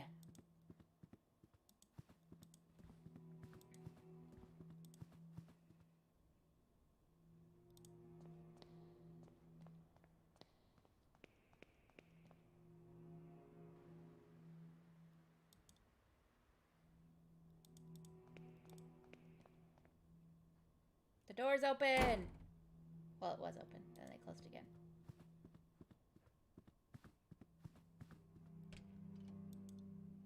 Such a bad idea. Oh no, is he dead? Let me check everywhere else first. A few books on classical theater. Theater, huh? Oh, there's a thin layer of dust on the coat rack, but not on the coat. Cheerful scene that would have lifted my heart on any other day. It stands in stark contrast to the tragedy that has befallen this house. I'll check on you in a second. Just a second. An old wardrobe. Windows open. A cold wind blows into the room. A poor man. It looks as if his heart gave out on him. His eyes, my God, they are fixed with an expression of utmost terror. Let me see. His fists are clenched. He is holding onto something. It's some kind of stone figurine. He is holding it tightly as if he was protecting it from someone. The figurine is beautifully carved, but it appears to be but one half of a larger artifact. What has happened to him? I've seen death before, but never has a body left me so ill at ease. I am trembling. Okay, so we got this one. This is serious. I must break the news to Kaufman. And of course, the local authorities will have to be informed. So we got to find the other half of the statue. And then I'm assuming that statue goes into the house. Kaufman! What is the matter, Kaufman? Do not worry. I have given him a mild sedative. Allow me to introduce myself. I am Dr. Armitage. The innkeeper called me because he was worried about your friend. Pleased to meet you. I am Dr. Wakefield. What are Kaufman's symptoms? Strong coughing, general feebleness, dizziness. It is too soon yet for a diagnosis. It could be a simple cold, but the sudden onset and severity of his symptoms is certainly a concern. He must be monitored for the next few hours at least. Do not worry, Dr. Wakefield. I will remain here and take care of your friend. Could it be something serious? Doctor, this is far from my specialty, but do you think it could be something more serious? It is too soon to know. Let us wait and see how his condition develops.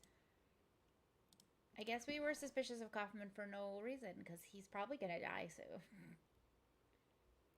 He breathes heavily and looks very pale. Should I tell this man that I watched somebody die? I should respect Kaufman's privacy. Nah, dude. We haven't respected anyone else's privacy yet.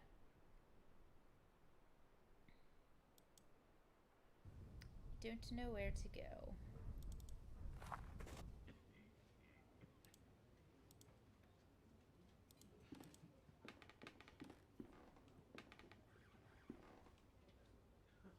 Maybe to Oscar?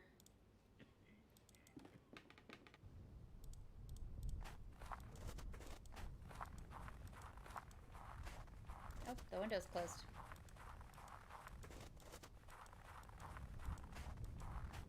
Whoopsie daisy. It's closed.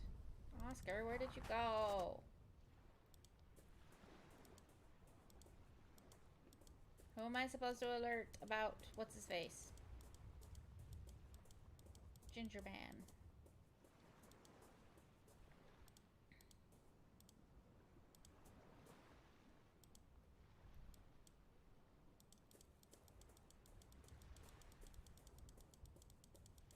Right? Hello, ma'am. Can you call the police for me? I don't think this town has phones.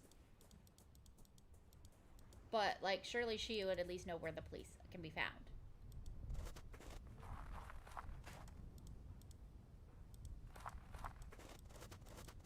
Hello? Anybody? Help me.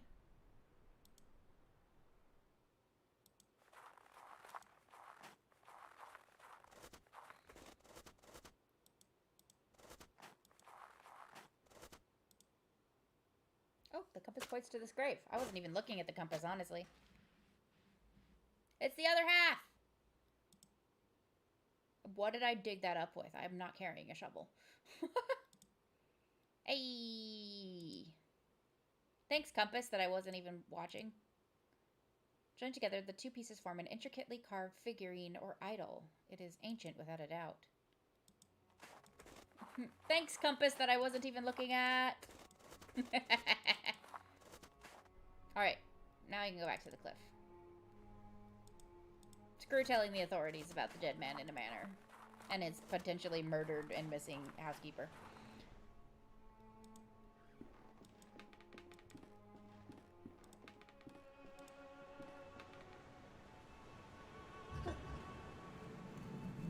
Hey.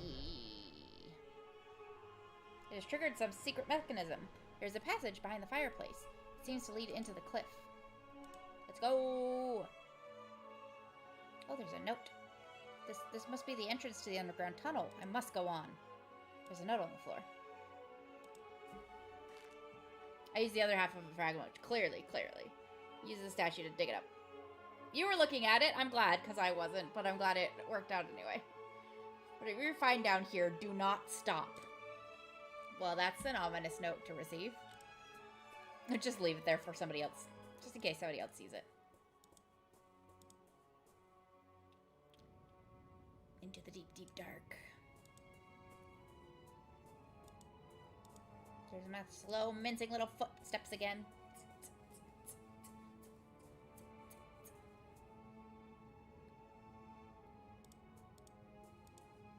Oh. It was to the north, right? That was what worked out for me.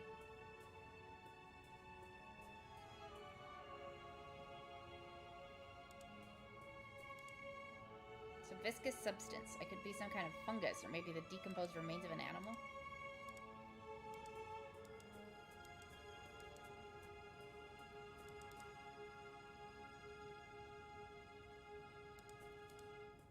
No, this is the way I came in.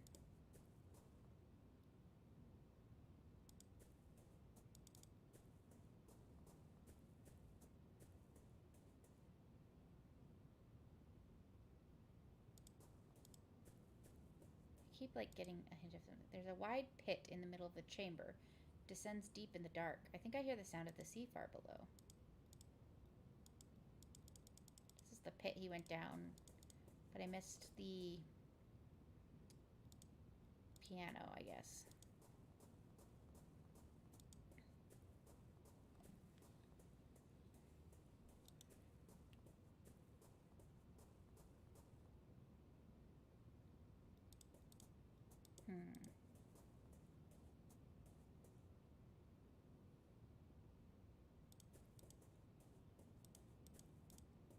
Alright, there does not seem to be a way to go that way.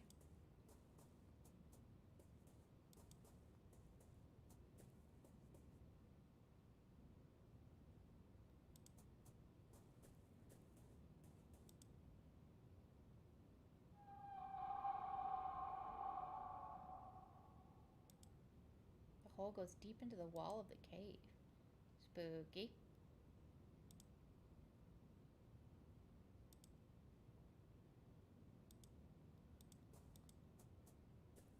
Okay, this is a dead end.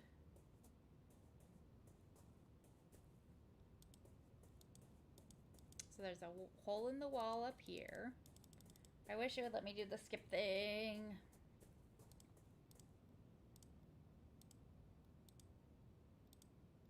Oh, why am I still holding onto this book? I already did this thing.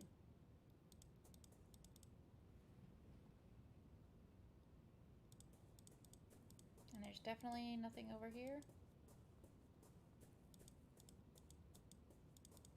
Yeah.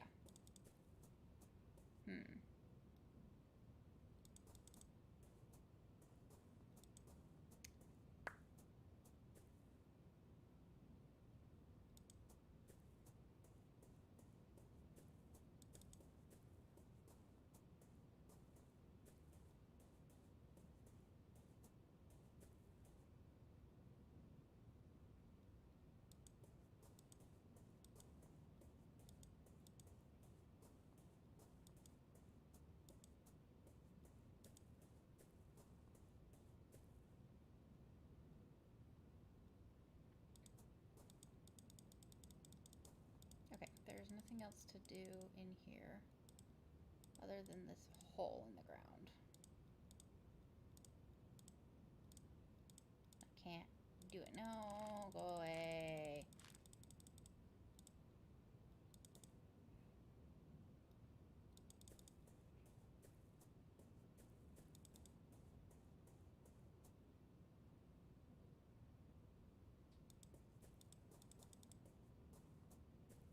I'm lost. I found it so easily when I was coaching him. Aha! I can hear it. Finally. There are human remains. The flesh is gone, but the bones look undisturbed. How long have they lain here? Why on earth did Professor Wright not alert the authorities? I must press on. What possible research could have led to this? Okay, there's nothing on this side, so we gotta go through here.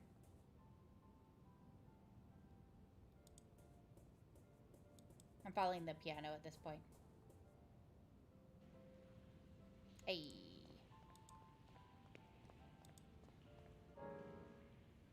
Piano stopped.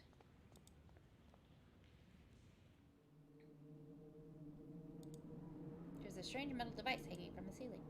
Yeah, it's the one that ended at the manor. His grand piano played in the middle of the room. Yeah, got it.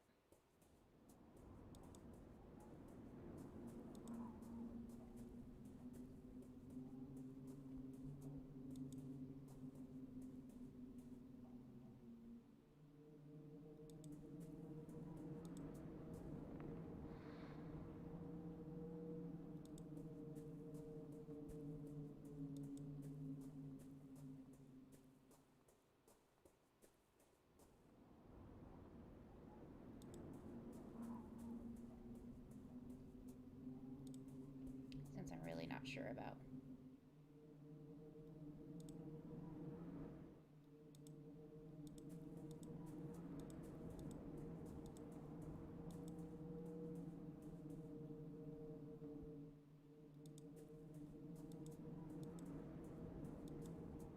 Okay, this is a dead end.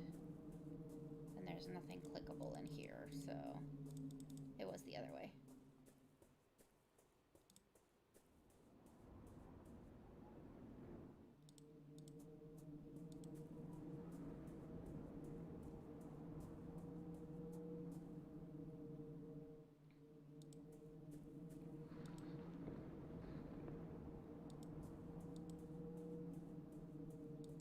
It's making noises. Oh, what is that? The drawing represents a human figure stepping through some sort of archway or door.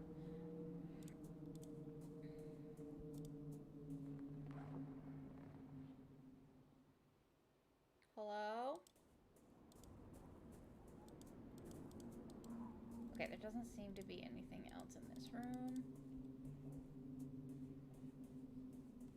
So that means I gotta go the other way.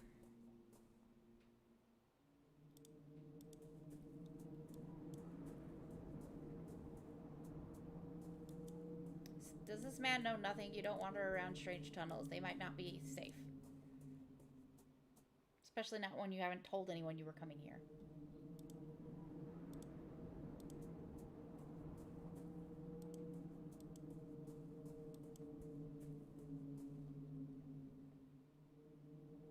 Oh no.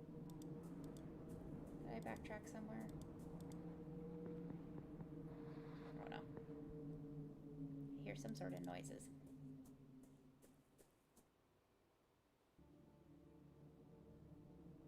What is this place? That's fair. It does make sense to me. Like I know where I'm going, mostly. Sometimes I'm not sure which way it actually wants me to go. Strange machine. It does not seem to be working anymore.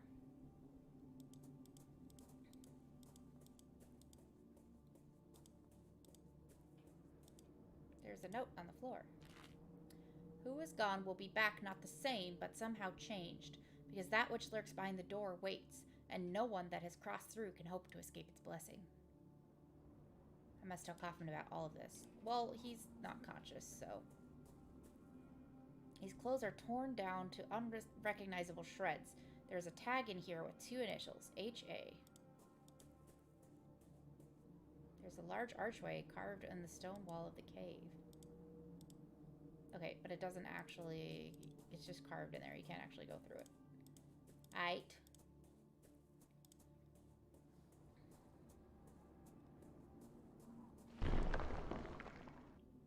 Oh.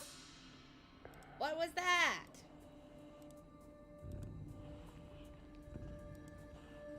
Part of the wall's stone seems to have dislodged from it, leaving behind a large dark hole. The clothes are gone. Oh, it sounds like a pug snuffling in my ears. It wasn't, but it sounds like a pug. Achievement unlocked. Fear itself. The adventure continues. Excellent. Okay, so we're gonna take a brief break. I'm gonna go to the bathroom and get some more water and maybe a snack, and then we'll continue with episode 3. So 5-minute break. Be right back.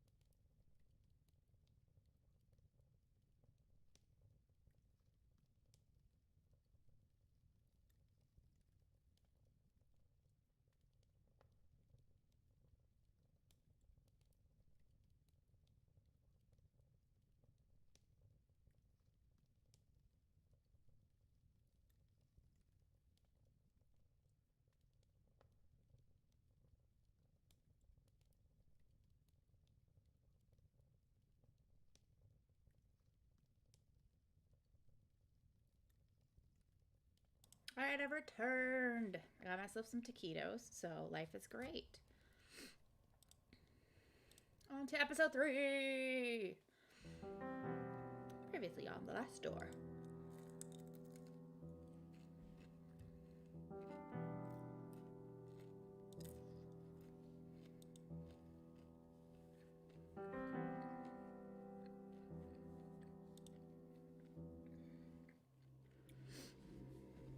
I probably didn't read any of that. Y'all can pause it and watch it if you want to.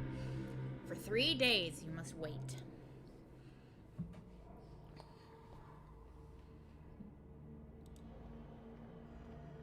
Is this Beechworth? Alone amongst these dead stones.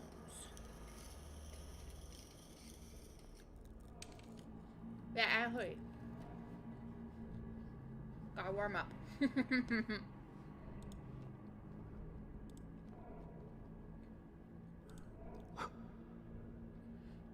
Only then will you be ready.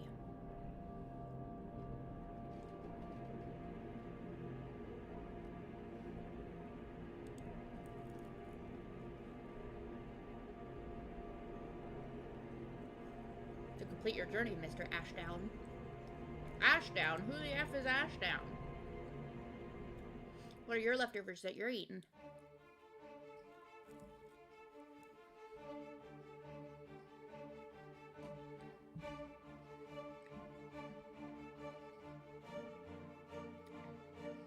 Gotta jam out to this right banger.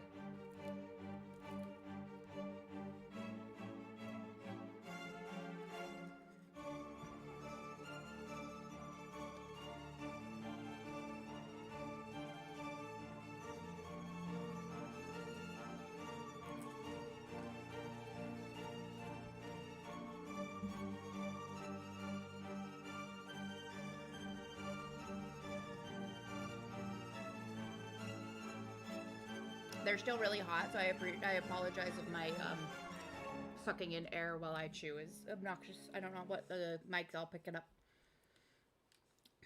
Gotta love that Panda Express, huh?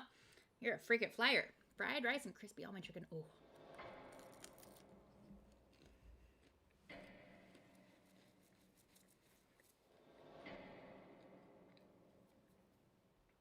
We're both dancing. I think I can remember. I'm excited for next weekend, because next weekend, both the burger truck that has been out of commission for 6 months while it changed ownership, and the pho restaurant I have been eagerly awaiting for a year, both of them have soft openings next weekend, so that's going to be awesome. It's terrible screech. Anyway, food talk, I'm getting distracted. But it was not that of an animal.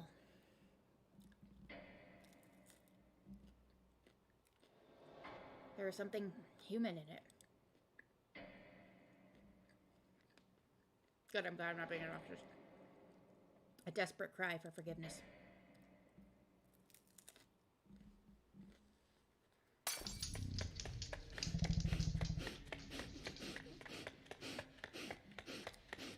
He is exhaling through his nose very forcefully.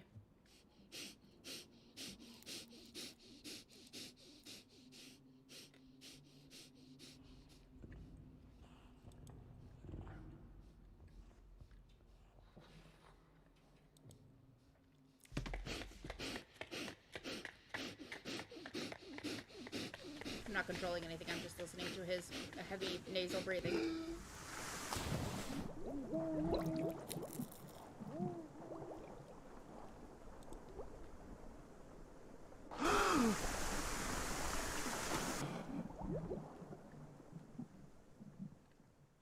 I'm assuming this is still Wakefield that we're listening to, like, almost drowned. They found me on the beach, unconscious. Clutching the piece of wood that had saved me from drowning. Yay, driftwood! When at last I awoke, the letter was waiting on my table. Lieber Wakefield, I write this letter in my last moments of lucidity. I have not received word from you since I regained consciousness, but I am confident that you will soon return with information that is crucial to our investigation.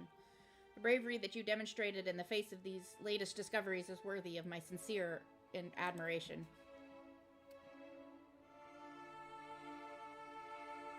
I must now ask you for yet more courage. The doctors were unable to determine the cause of my sudden illness, nor have they found a cure. I have not much time left. My greatest regret is that I must abandon you to the difficult tasks that lie ahead. I implore you to persevere now that we are so close to finding an answer. RIP. Sorry we doubted you, sir. The professor's documents were filled with references to a place of dark legend, the Chronomedian, an ancient sanctuary on the island of Ellismore. The exact location of the Chronomedian has been lost, but the professor believed that its secrets may explain why his experiments met with such disastrous results. You must find this place, my friend. I do not need to remind you to exercise the utmost discretion. I have complete trust in you.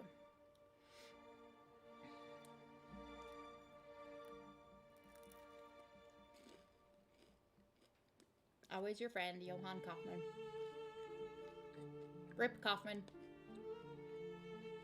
He Kaufmanned himself to death.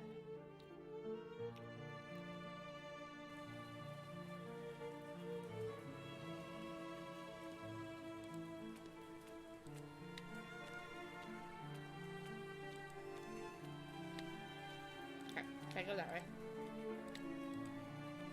Can't talk to anyone either.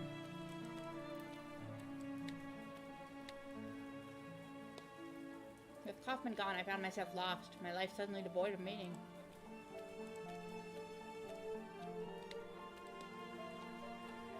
It was as though my friend had written a letter to a person who no longer existed. Dramatic much? Weeks passed, maybe months. I did not count the time, but the days came when I realized there was no other option.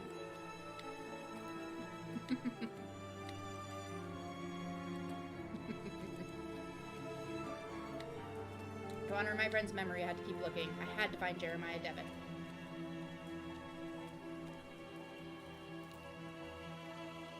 Wherever he was.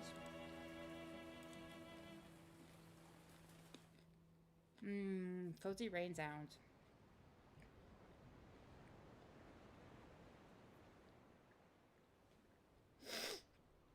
Look, it's an island. I can see the island in the distance. Ellismore. It's probably accents that I'm absolutely mangling. But I am but a filthy, ignorant American. The reunion!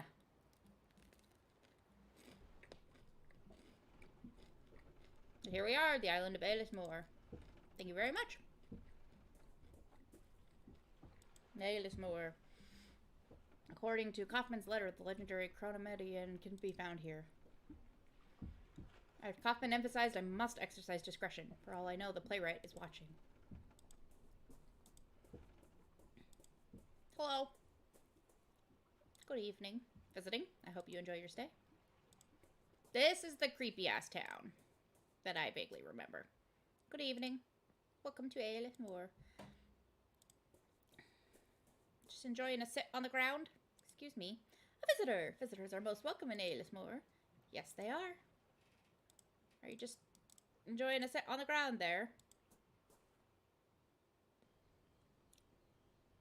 The gates are completely off their hinges. Great, great, great.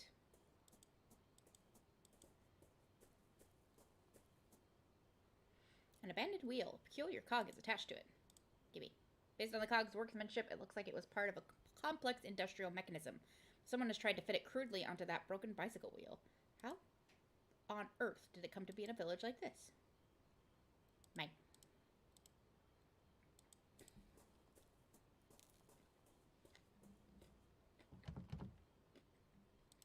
Door's locked.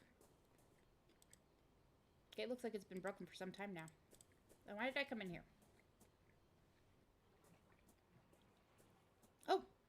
Excuse me, are you Mr. Wakefield? I am. I have a message from Lord Donan. Lord Donan? Donan? To our most recent visitor, Mr. Wakefield. It is customary in Ellismore to welcome strangers with hospitality. I should be honored if you would accept this invitation to join me at my manor for dinner and amiable conversation. That would be freaky. Like, we literally just arrived here.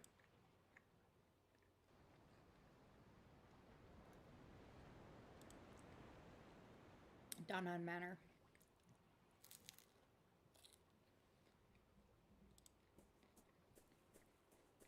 And the mailman's just gone.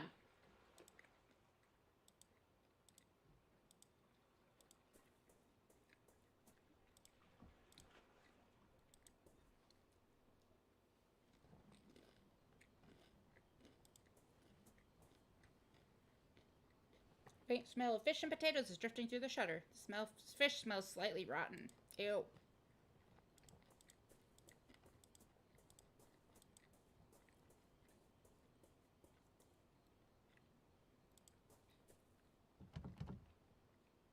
Door is locked.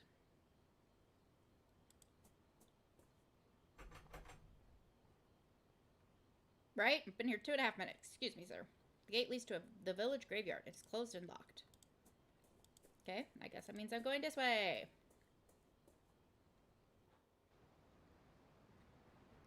There looks like a giant hole in the ground or something up there.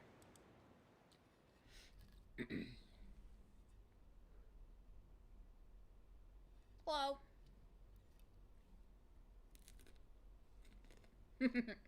He sips his tea. I munch my taquito. Well, Dr. Wakefield, you are here on holiday then. Yes, indeed, I have come to enjoy a rest somewhere far from the stresses of city life. I see. Well, if it's distractions you've come looking for, you've chosen the right time of year for it. These days we celebrate a very special tradition of our kin. Something unique. We call it the Festival of Reunion. Fascinating. May I ask, what does it entail? According to tradition, for the next 3 nights, the spirits of reunion leave the confines of the other side and roam the hills of Eeriness Moor. We wear costumes and masks so that the spirits will not recognize us and make us the targets of their mischief. Certain rites take place too, but I should not bore you with the details. You shall have occasion to see for yourself. Creepy Cult Town, let's go!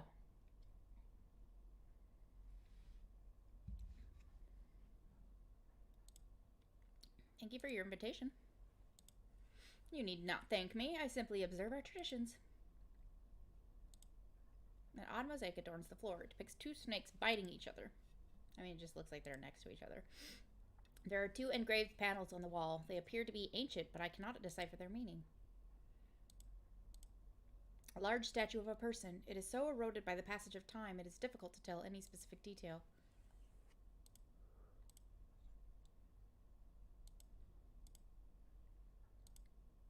Do these panels on the wall represent a classical theme? I cannot seem to place it. They are the panels of the first king of Eeriness Moor. In the days of the Druids, we worshipped the great god Lu, and our kings did that right by those beliefs. Well, I cannot help noticing this remarkable mosaic. It looks authentic. Yes, it is. Although some historians might disagree, we believe that this manor was built atop an ancient Roman villa. In our traditions, the double serpent represents a sentinel that protects us from the terrible threat hidden within itself. Oh, I didn't mean to click that one. The statue. The statue is remarkable. May I ask what it represents? It is No. A hero and high king of our myth. So we're somewhere off Ireland, is my guess. You seem to be knowledgeable about Eeriness Moor's folklore. I should very much like to learn about the island's history in more detail. It's a strangely pixelated statue. Just get over it. It is true that we in Eeriness Moor cleave to the ancient traditions. We haven't lost touch like some of those on the mainland. But I'm no expert. If you are really interested, you should talk to Miss Foster. Please forgive my indiscretion, but do you consider yourself a religious man, Dr. Wakefield? No, I do not. You seem so certain. Might I ask why? I am a man of science. My only faith is the belief that all phenomena can be explained through rational inquiry. Everything else is to mere superstition, a result of fear or of the unknown. I see. Achievement unlocked. You seem so certain. Let us take a walk by the lake. From there we can see the beauty of the island as we talk, and the better for it. March, march, march, march, march. The marshes in this valley is, for simpletons, a wellspring of frightful tales. The educated among us enjoy the tales as little more than distractions, knowing us safe from those visions. We know these stories to be nothing but superstition. But how can we be so sure that the dense mist that emanates from the stagnant water, we may not find passages to other worlds? What if the wails that drift from the reeds in the darkest of nights are the songs of those from our worst nightmares? Indeed. Many of the gods that men worshipped for millennia now lie buried in the common grave of oblivion. In Eeriness Moor, we keep our traditions alive.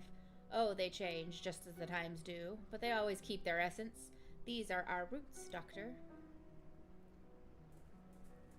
Great. I must now take my leave, as my presence is required to start the rites of reunion. Feel free to continue your walk on your own. The village can be found just beyond those hills. As I mentioned earlier, you may wish to speak with Miss Foster. She is something of a resident expert on Eeriness Moor's history. She can often be found working late at the school, the building right across from the quay. Quay. I always want to pronounce that quays, but it's quay. For whatever reason. It has been a pleasure to meeting you. Farewell, Dr. Wakefield. It has been a pleasure, Lord Donan.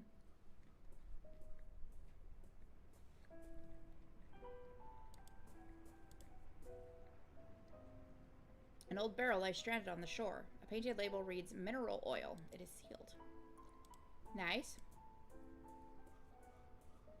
The water of the marsh is murky and dark.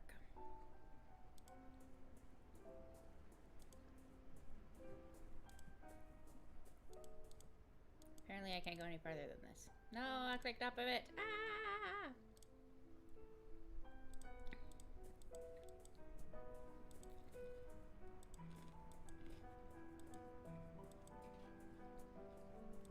So we need any sort of oil in order to find it.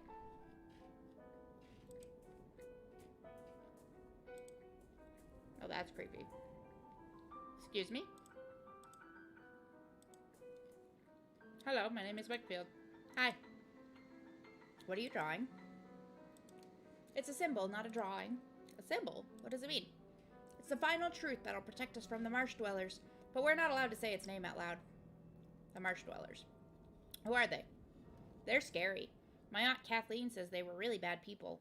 You'd never see them, but you'd hear them in the reeds. They try to take you in there with them. That's why we can't come here alone. We always have to take someone with us. I must go now. Goodbye. Farewell.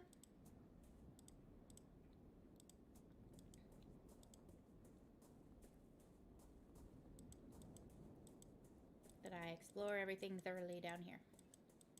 Cult Village, let's go!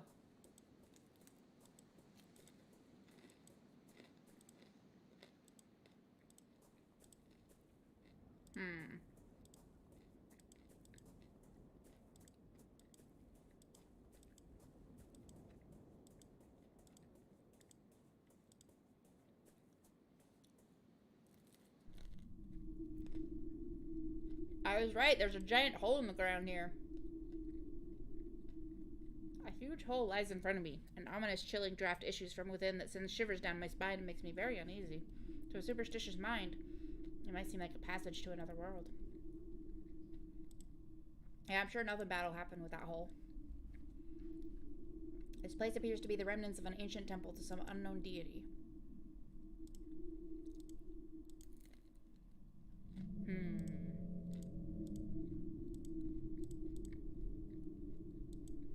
Nice low groaning noise.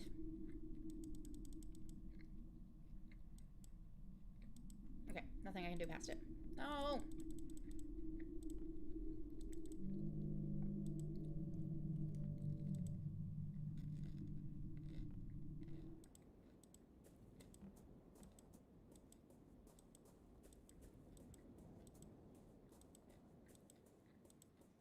There's not a lot more one-ways on this map than there were on other maps.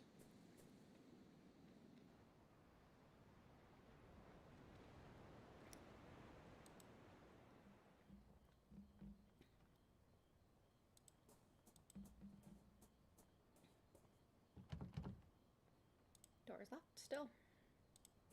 This gate is open.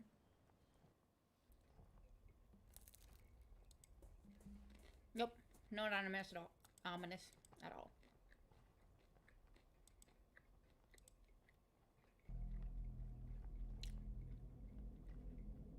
Inside, a candle provides dim light. I can make out a statue of a hooded man. I can also hear someone whispering. No, I can't die yet. Not without knowledge. Why would you not assume that the whispering is that person? Is it so terribly unthinkable to truly understand the gods? How can we live only on faith?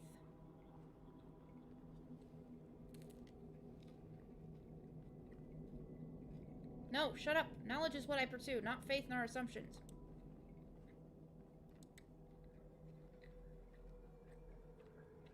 No, no man can face death believing there is nothing on the other side.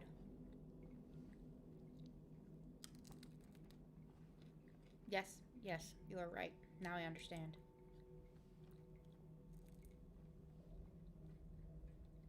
Nice.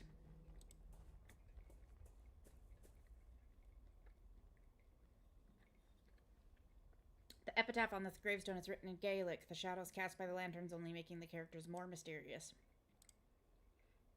In the middle of the graveyard stands an old alder tree, which the locals call a fearnog. Many lanterns hang from it. I do not know for what purpose. The man hides his face behind a fox mask. He murmurs something in unison with the others, a muted prayer I cannot quite make out. The woman hides her face behind a bull mask. The man hides his face behind a wolf mask, stands in the middle. There's something familiar about him. The man hides his face behind a deer mask. I'm not reading the repeated line about the prayer.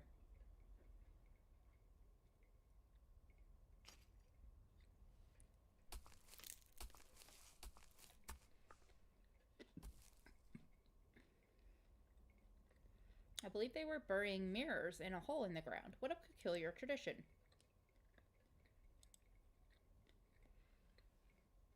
A woman hides her face behind a badger mask.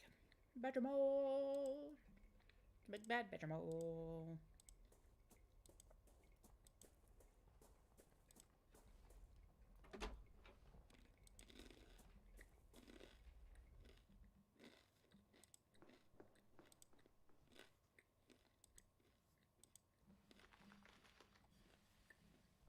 I pulled a drawing out of the trash.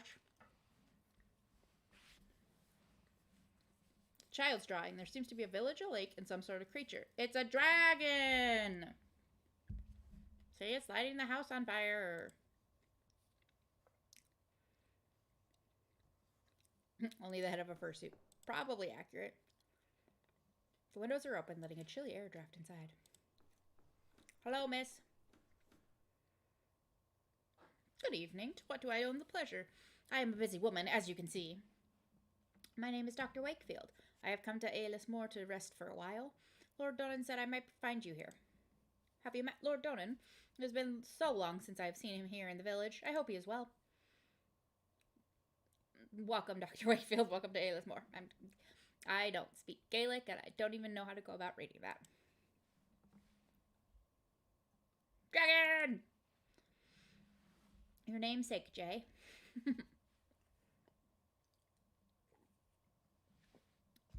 So you have not seen Lord Donan lately? As far as I know, no one has seen him since, well, it's been a few weeks. Now that the festival has started, maybe he'll be motivated to join us in the village. What happened? Oh, sure, it was truly terrible. Kieran, his only child, disappeared without a trace. He went off to play in the hills and just vanished. No one has seen him since.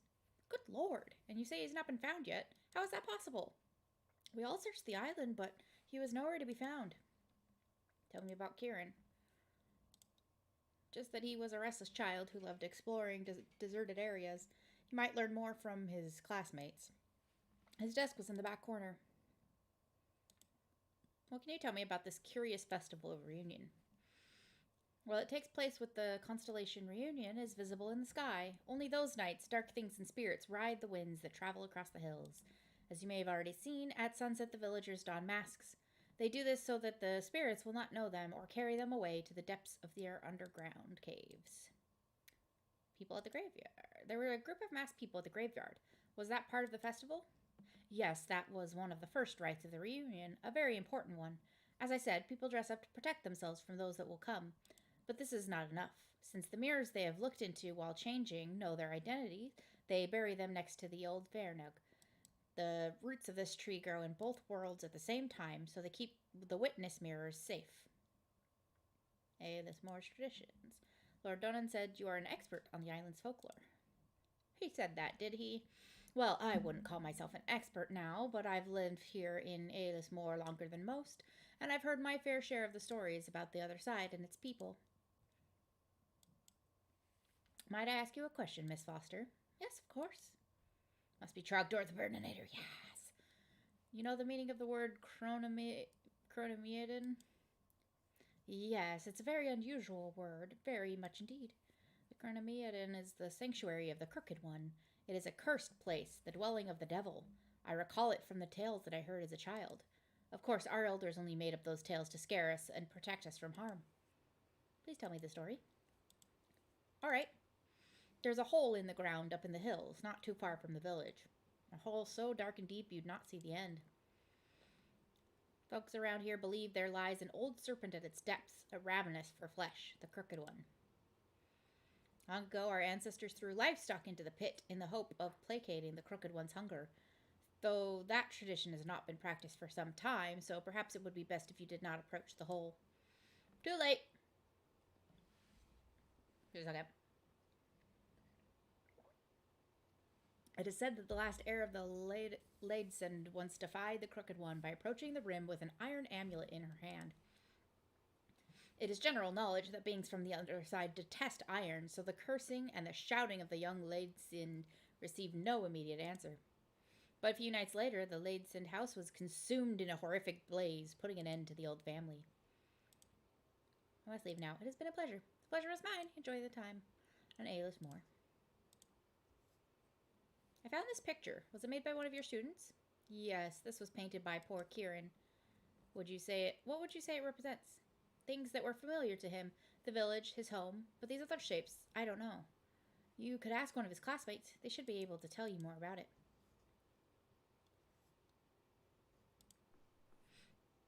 They'll dance around the burrow. Around the burrow they'll sing. It's cold inside as winter. Don't get too close. Don't get too close, or else they'll pull you in. Lovely rhyme. Paper with black circles painted on it. Interesting. There's some kind of worm screw inside. The remains of an insect behind it, and some drawings engraved on the desk. I will take the drive with me. It may prove itself useful.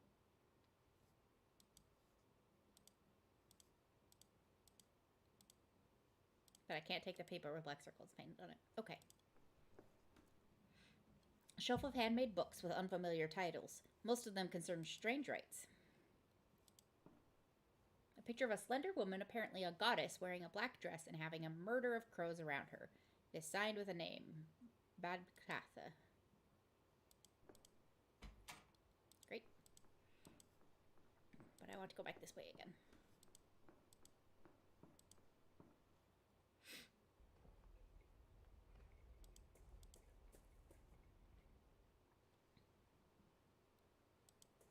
Oh, look, a house that's burned down. No matter the strength of structure, all things succumb to time. But whether it was the ages or something else that ravaged this place, I cannot say. Okay, I can't go any further this way. An empty doghouse. Nothing has slept in here for many years.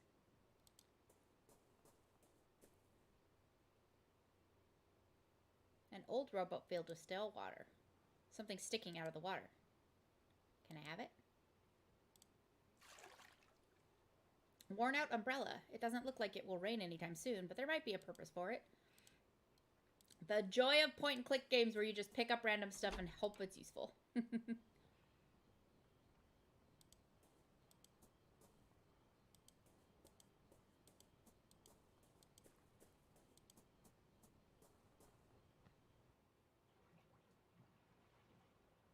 All the villagers are gone. Yeah, that would be spooky. Oh, look, a bottle. A bottle is floating on the water. It is caught in the seaweed just out of reach. I think there's something inside. I have an umbrella. Ha ha ha. Paper is rolled up inside the bottle. Gods remain silent as the fog settles.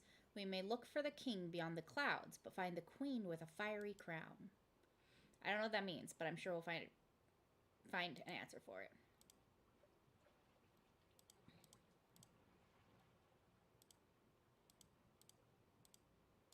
Let's go. Where did all the cult villagers go?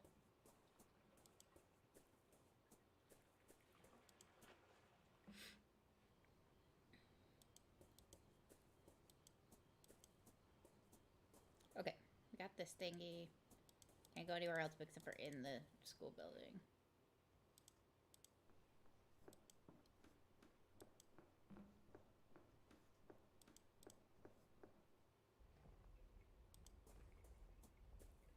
Let me just sneak past y'all. Don't mind me.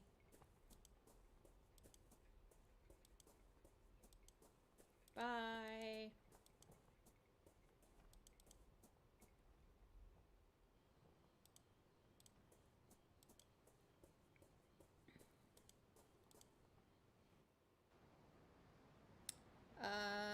I think these guys out here by the lake were kids. Let's see if they're still here.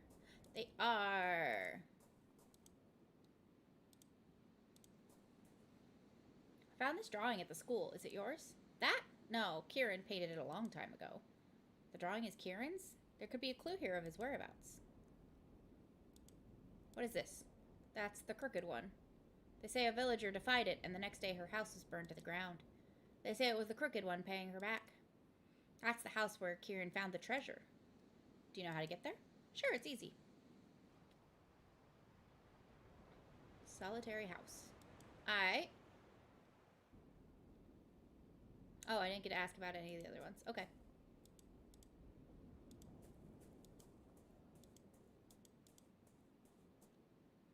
I wonder if I can use the screw on a barrel. No.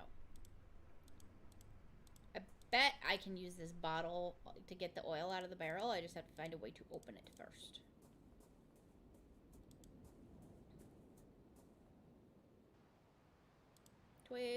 All the way to the other side of the island. What is that?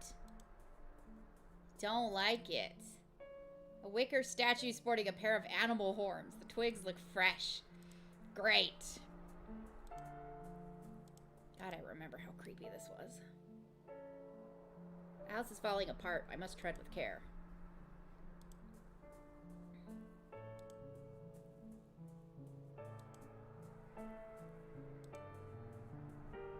A metal trapdoor. It seems to lead to some sort of basement. Into the hole we go. I think this basement might have once housed a library. Looks like it was not burned as badly as the rest of the house. Even so, little here remains intact. Remains of the books, scorched by the fire. Most of the pages are ashy or blackened, so the text is illegible. A common carpenter's brace. A tool like this would be used for drilling holes in wood. Gimme. Could be useful later. Yes, it could. Just crack open that barrel. This table has been upended. I mean, there's still walls and stuff. An ornate chest inside. Untouched by the fire. It was probably opened long after the inferno died down. There's a diary inside. It is signed Bridget Ladesend. Several pages toward the end are missing. 7th of August, 1801. Words cannot express the gratitude that I feel for Aunt Mare's bequest. May her dear soul rest in peace. This house is just what I needed to still my nerves after the exhausting pace of life in Dublin. 10th of September, 1801. I would not have thought to find such a remarkable library hidden away in the basement. It includes several magnificent tomes on the most picturesque customs of our land. 23rd of September, 1801. I found Aunt Mare's diaries next to an odd iron disc, but the contents of the diaries were appalling. What could have happened that dear old Aunt Mare would write such things? The damnable place that she speaks of. I must know if it really exists. I am resolved to investigate our family's crypt. It would be prudent to wait until dusk before traveling to the Northern Cape so as not to be seen. 25th of September, 1801. The abbey was in such a state of decay that it was nearly impossible to find the mural painting in the dark. Fortunately, a dim light happened to shine through a gap in a wall, illuminating the face of the sentinel. I believe Aunt Mare's iron disc is needed to open the secret passage. 10th of October, 1801. Is this the legacy of the Ladesen? I can stand to bear it no longer. Fire will put an end to this blasphemy and cleanse the lambs of our family's curse. And should the fire prove insufficient, may this testimony serve as a warning. Okay, so, you know, the crooked one didn't burn her house down. She burned her house down. Miss Ladesen must have found something abhorrent in her family's crypt. If I could find out what it was, I may learn about the Chronomedion. My intuition tells me that I must act tonight, or else it will be too late. Good old intuition. The old abbey. All the way back on the other side of the island again. Good thing I'm not actually doing all this walking, because, ugh. Looks like some sort of makeshift bed. Was Kieran sleeping in this terrible, lonely place? Somebody was. The side of the basement seems to have collapsed during the fire. No, I already read it. No!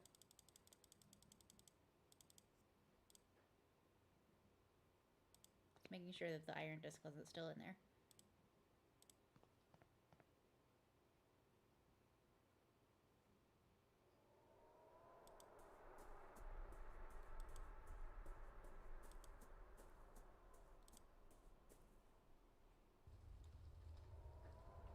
Ugh.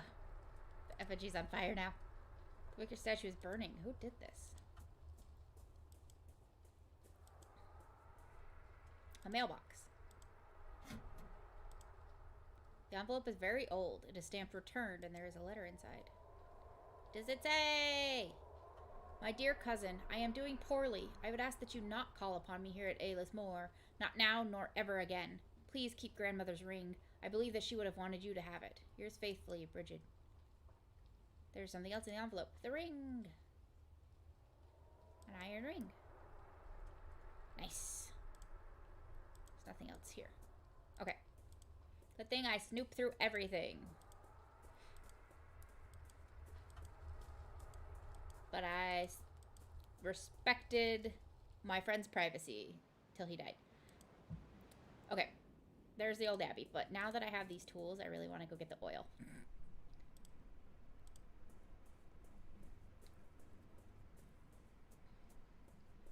I may be able to drill a hole in the barrel using this brace. Do it. Yes. Now that there's a hole in the barrel, I just have to push the bottle in a bit and manage to fill it with oil. Yes. I don't know why I need a bottle of oil, but I have it. Alright. Off I trot again. Let's go to the abbey.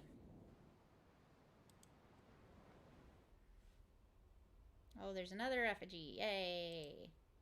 The wicker statue stands like a silent guard. Its presence makes me uncomfortable, as though I have trespassed on forbidden ground.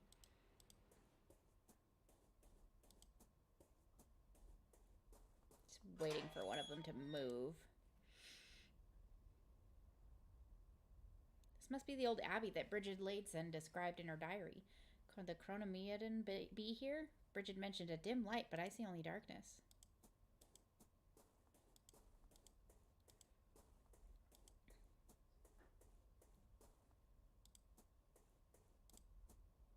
The dome appears to be Roman in origin. It is in better condition than the other ruins.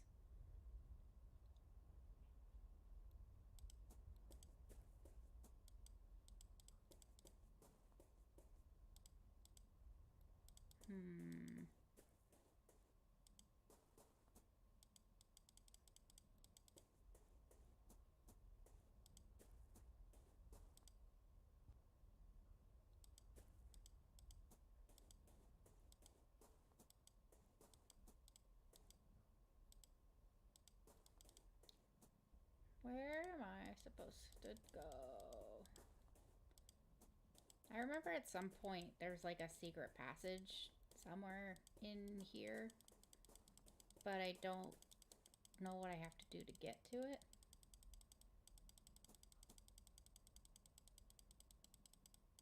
Hmm.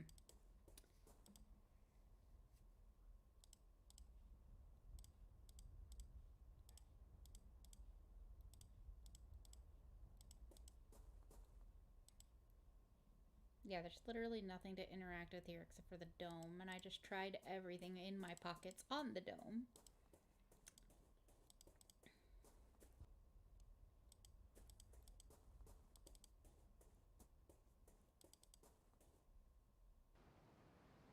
Not sure where to go from here. Let's go check out the manor again. Seems to be Athena, goddess of wisdom, war, and the arts. She is dressed in armor, seeming ready for war.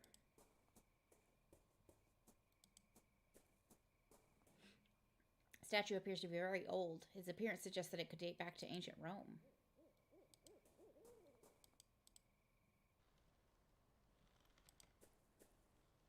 It's a safety bicycle. I still do not understand how they managed to keep balance with such small wheels. It looks quite new, but its chain is broken. I'll take that.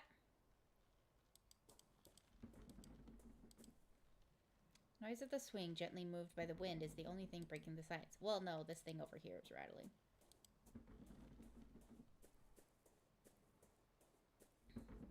The mill wheel. Something is preventing it from spinning. Mill wheel.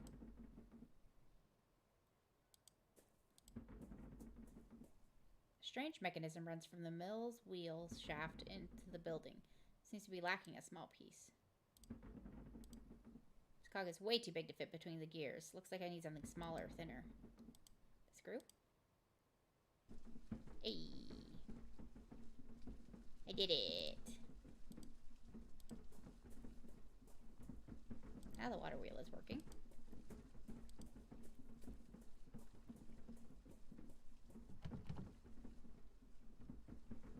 Kieran's playroom is written on the door in hand-painted letters. The door is locked. Okay.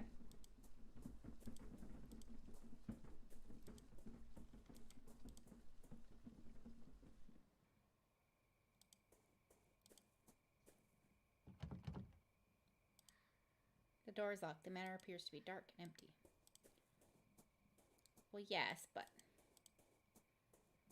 Okay, so I fixed the mill wheel without knowing why.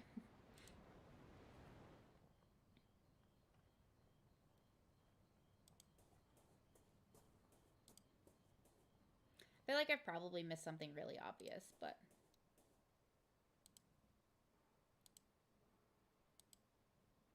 But I don't know what.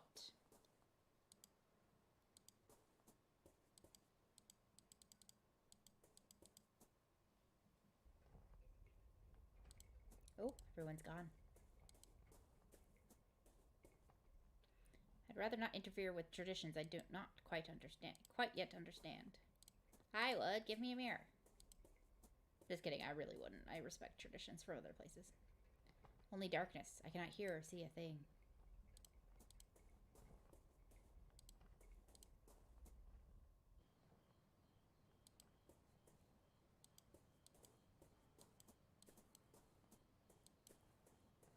Where did everybody in town go?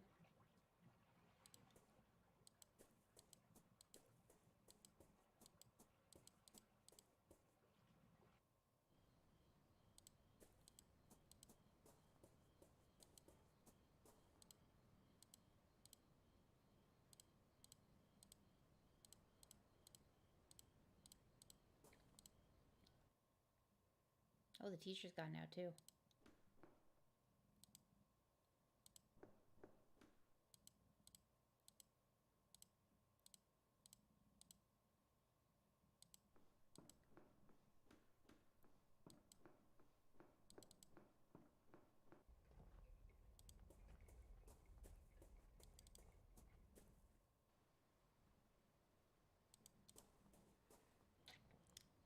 This is spooky. I don't know where everybody is. Or where I should be going.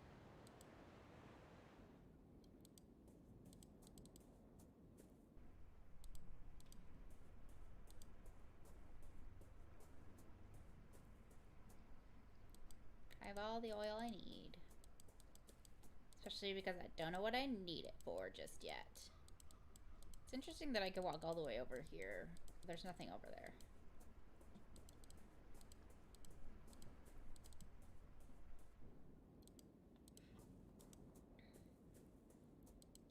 Oh, the boys are gone.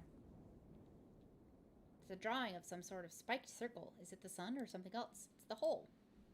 We've already seen that symbol. The child that I spoke with earlier seems to have left his mask here. There's a ribbon hanging from it.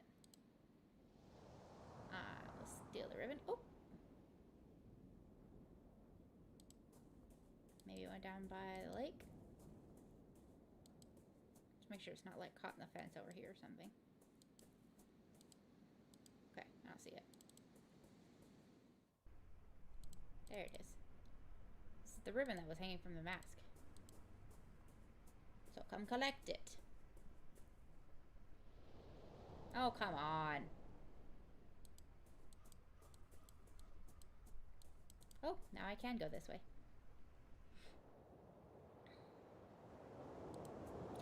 The lighthouse! I see a lighthouse in the distance. Yes! The lighthouse!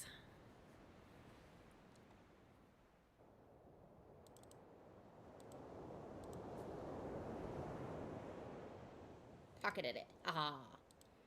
A red ribbon. I think it was part of the child's mask that was left behind in the hills.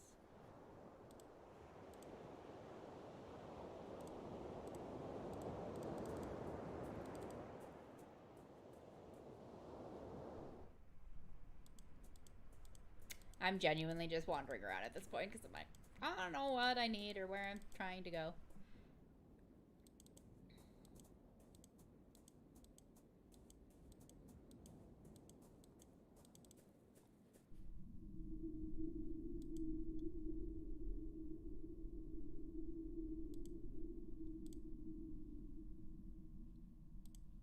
Throw the ring it. Oh.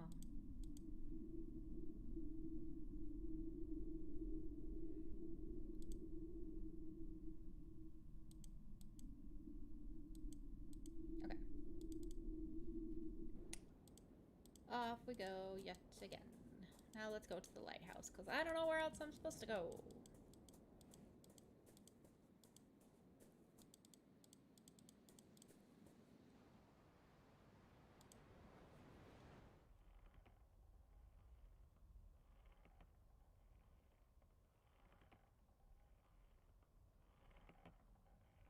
Oh great, another one of these. What a ghastly custom! This wicker man is in the shape of a hangman. This tree looks like it has been dead for a long time.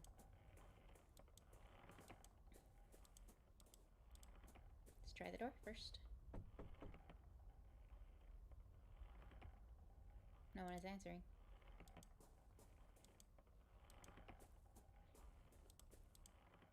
Strongly built lighthouse. It looks like it is in very good condition, despite the thousands of storms that it must have withstood.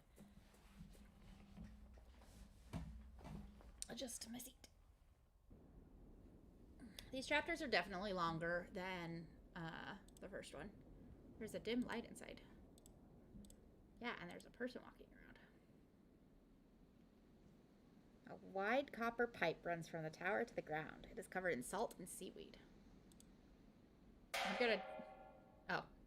Just throw a rock at it.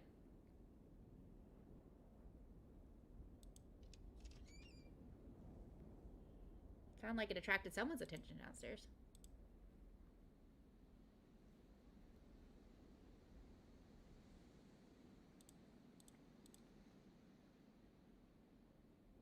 Let's go. Hello, I threw a rock at your windpipe so that you would let me in. Or your drain pipe. Windpipe. Drain pipe. Rocketed windpipe would be so much worse. Hello?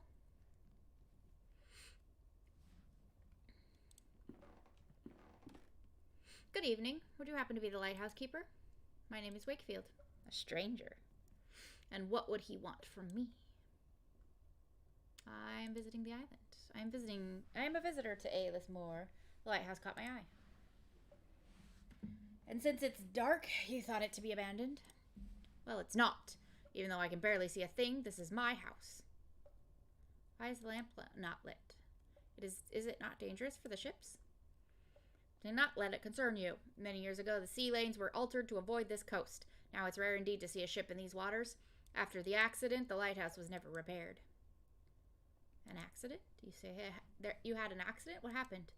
I was checking the lens because the failure looked so very strange, and I was worried. All of a sudden, the light must have turned on. I was blinded and can see nothing but fleeting shapes ever since. Aw, poor dude. Was there a failure in the lamp's mechanism? Precisely that. One stormy afternoon, I suddenly heard a strong noise up in the light room. The clockwork mechanism had stopped working and the lamp was off. I had never seen a failure like that. I could not get the lighthouse working again. Has nobody else tried to fix the lamp since? No, no one in the village is interested. For them, the more isolated A-list Moor is, the better. But they're so welcoming. They do not care about ships or accidents, especially Lord Donan.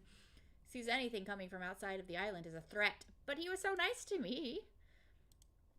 I understand. Kieran's disappearance. Do you know anything about the disappearance of Lord Donan's son? Tragedy it was. A strange one, but a tragedy nonetheless. Kieran's disappearance was strange. I just find it a bit suspicious that it happened so close to the reunion. It's too easy to be keeping secrets during the festival, being how everyone is afraid of leaving the village those nights. What do you mean? Look, folks here are too gullible. They'll do anything to protect themselves from their strange fears. They'll not eat corn nor drink milk, or they'll dig graves for their mirrors. And of course, they'll avoid standing near a fearnog too long because though the fiends cannot touch the tree, they're attracted to the smell of its resin. But surely it's all nonsense. Look, it's really easy to prove it all wrong. Just don't follow the rituals. You're a stranger to our ways, but have you seen any of the things I mentioned? Well, I did see a group of people in the village burying mirrors. Exactly. What do you think would happen if you unburied those mirrors? That a band of goblins would come out of the marshes to steal them? Nothing but nonsense. What of Kieran's disappearance, then? Well, I'll admit I'm not sure what happened to the boy. But one thing I am sure of, this festival of reunion is nothing but a farce. And it would be just so easy to prove it. Well, I mean, local customs. Might I go upstairs and see the light room? Even though the lamp is off, I should like to take a view out of the surrounding countryside. Well, I do not think you will see anything, really. But if you are so interested, yes, I guess you may. I must go. A drip of water left unchecked has ruined the mantle and collected into a small pool. Can I not stop it? A portrait of a bearded ship's captain done in oils. The varnish has darkened his features considerably. I should like to visit the light room now, if I may. Yes, yes, you already have my permission. It's the first time I've asked to walk into a room. The clockwork mechanism that causes the lamp's reflector to spin. However, I think that something is missing. I could do with some oiling as well. Some oil. There's a little hole in the tank and the oil is leaking. The mechanism will not work properly unless I fix it. How do I fix it? Can I stuff a ribbon in it? I can! Now I can oil the mechanism without worrying about it leaking. Yeah! Shove a ribbon in it. It's fine. The mechanism has been thoroughly oiled, but something is still missing. Is it the cog? Hey! Cog was the missing piece of the mechanism. It has been replaced and the mechanism has been well oiled. It was easy to wind and now it is back to life. Looks like the lighthouse's electric lamp battery slot.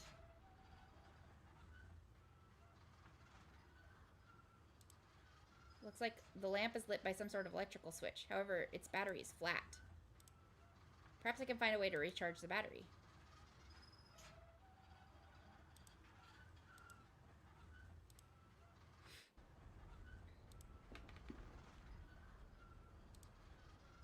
Okay, gotta find a way to recharge the battery.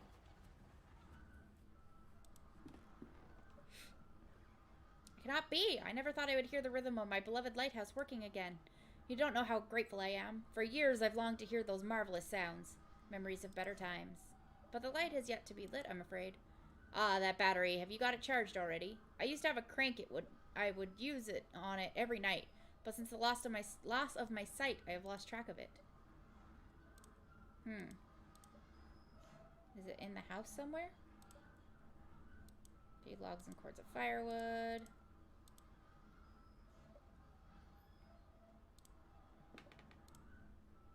I wonder, I didn't actually look out at the countryside. I wonder if I can. Thick layer of mist covers the sea out there. Okay, I guess I cannot, because it won't let me.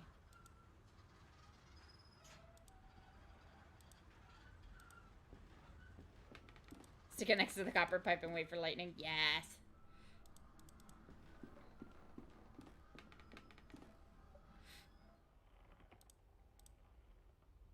Hey, I fixed the chain. The ring fits perfectly on the chain. I am sorry to use Bridget's grandmother's ring in such a manner. Still, maybe now I can get the bicycle to work. Sweet.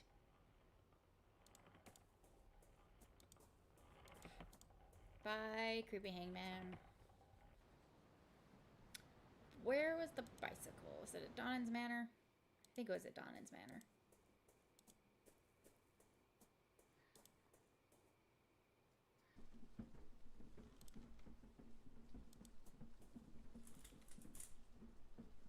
The tires are too threadbare. I don't see how I can ride it safely, but at least the chain rotates. What was that noise?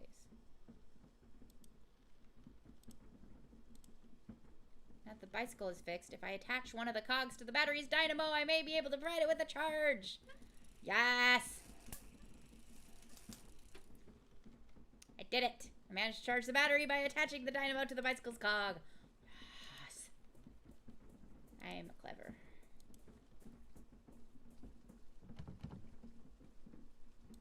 Okay, the door's still locked. What was the sound?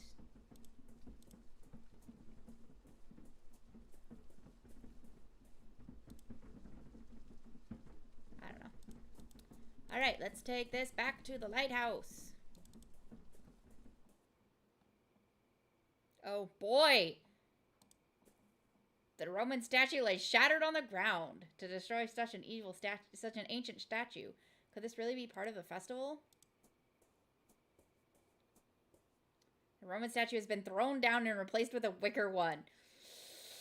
Oh boy.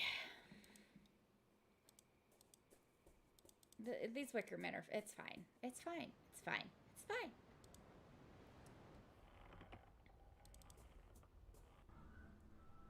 Hello, I fixed your battery.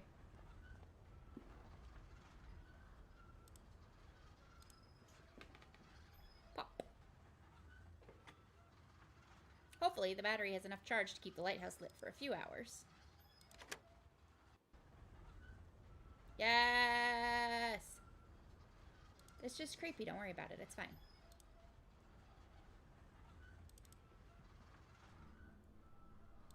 I fixed your lighthouse. Apparently not. I'm not going to tell you. Oh boy! Now this wicker man's on fire. Wicker man has been set on fire too. Who keeps doing this? Great. Rope gave way just as I passed. Can I see anything from up here?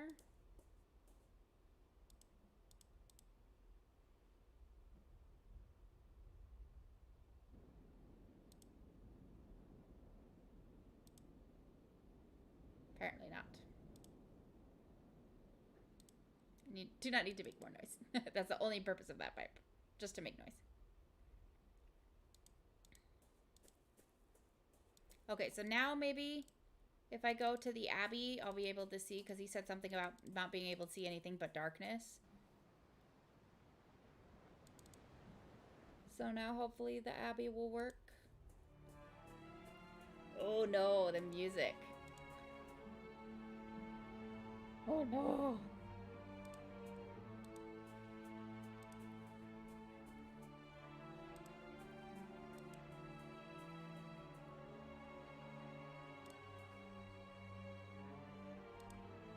Light has revealed a mural painting on the stones, just as it did for Bridget nearly a century ago. According to the diary, the light from the lighthouse revealed the eyes of the sentinel.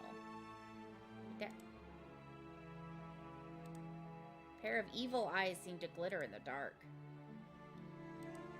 The mouth of the sentinel was wide open.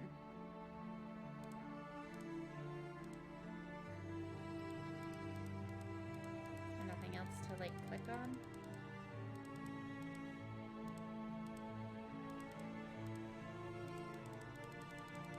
Or it's like that's all I was supposed to do. Okay.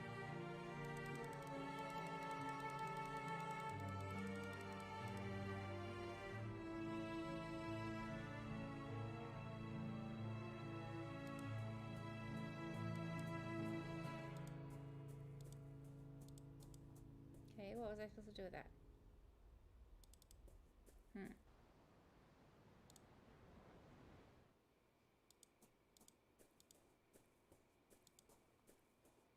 Maybe I need to go back to the solitary house again.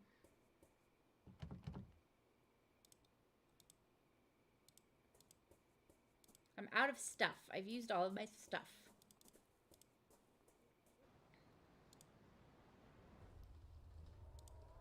The liquor statue is burning. Who did this?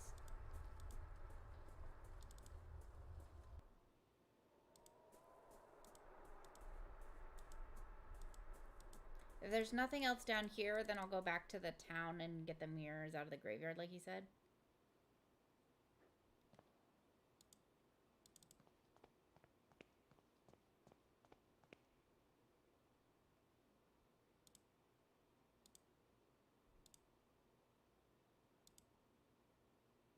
Dim light happened to shine through a gap in a wall, illuminating the face of the sentinel. I believe Aunt Mare's iron disc is needed to open the secret passage. Okay, so I don't know where the iron disc is located.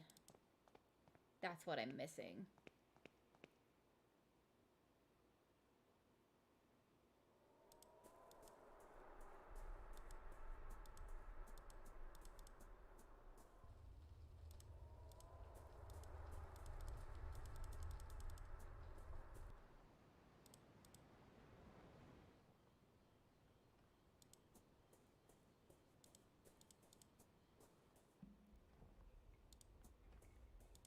I'm gonna peek in here one more time. Nothing.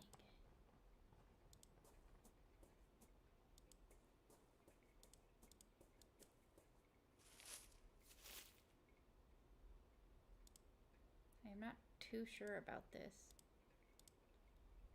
What else am I supposed to do?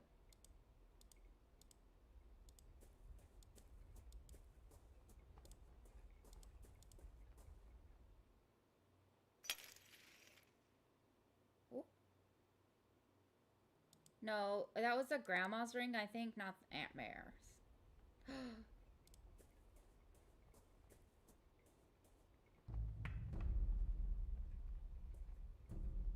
Sir? Mirrors are completely shattered. Why would that masked man do this?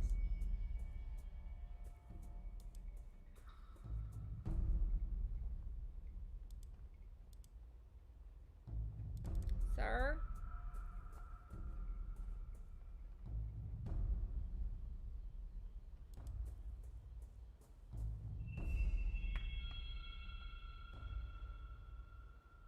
Sir? Seems to be heading east.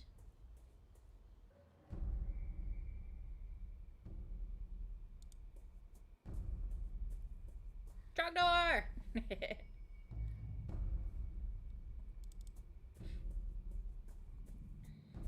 The Burninator. The door's open now.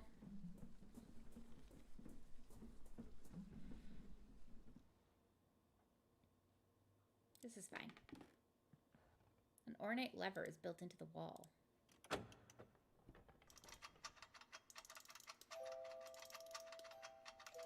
Don't like this.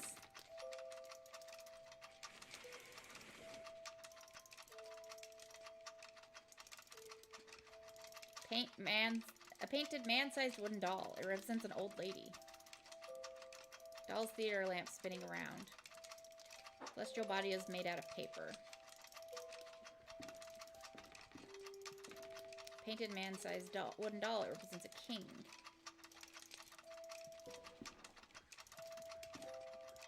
Don't like it. I don't like it.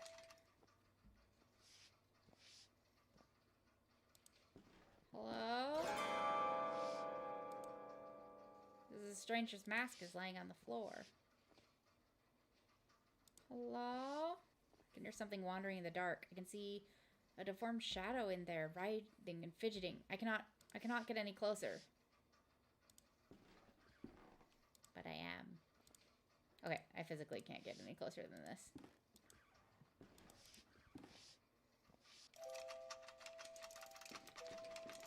Was I supposed to grab something? Not long ago, I might have found these toys amusing, but now they fill me with dismay, like some vile opium hallucination.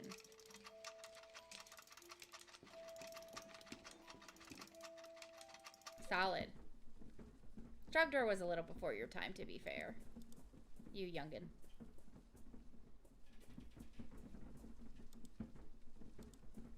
Seriously, was I supposed to do something in there, or what?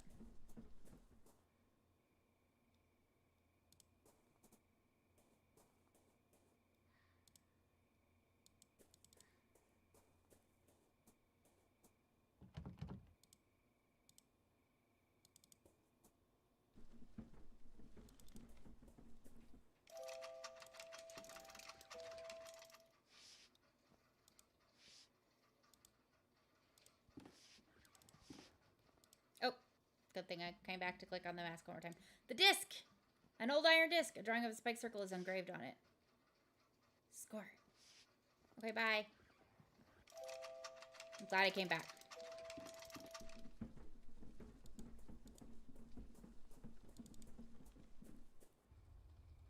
Oh, now this one's on fire. Egad, now this statue is burning too. Is someone following me? Maybe.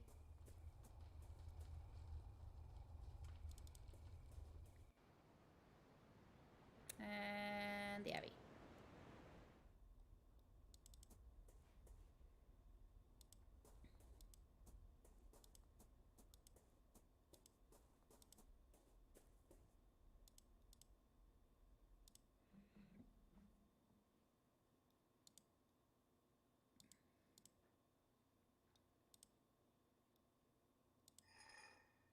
Hey. Progress.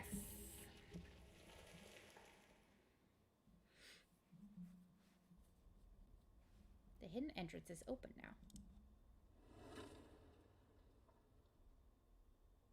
What was that? I bet it's the Wicker Man back here's on fire, isn't he? Yeah. Burning again.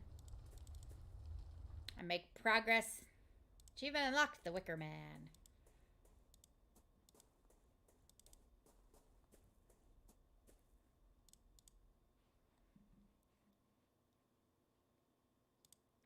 The symbol looks familiar. A spiked circle. It could be the sun. Or it could be the giant hole in the ground. How dumb are you?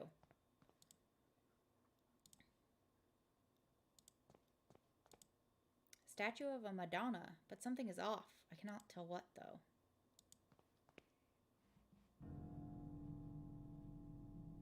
The tunnel descends deep into the earth. Will I find the Laidson crypt at the bottom? Or something? Dear God, I'm reeling. Kaufman, my friend, your faith in me was misplaced. I cannot. No. I will persevere. These rocks look like heads. This is a very steep hill. Could you imagine slipping and falling all the way down here?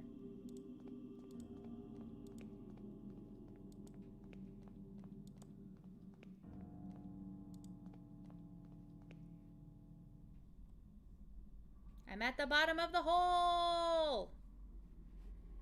Nice.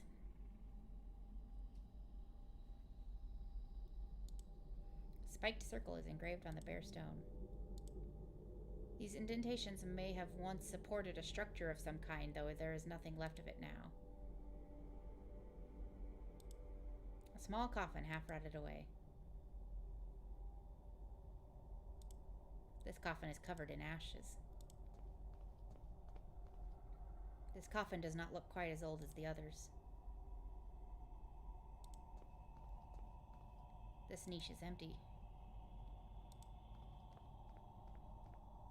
Some old pages lie haphazardly on the coffin lid.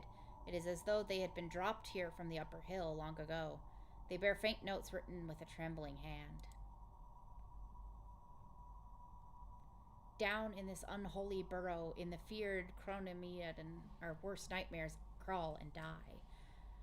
Resting down here are the dauntless, those who are dared enter the lair of the snake and the bird. Each of those men and women crossed the path between.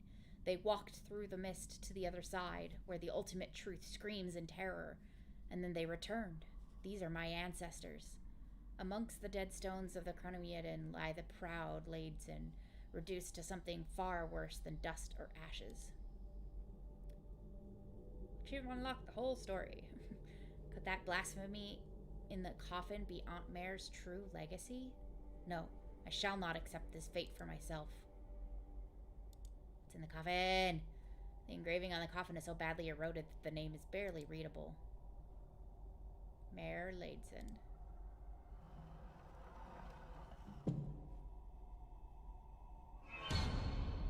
It's a giant bird! I love that it gave you a split second to look at it. Oh no, they closed up the hole! It's so dark!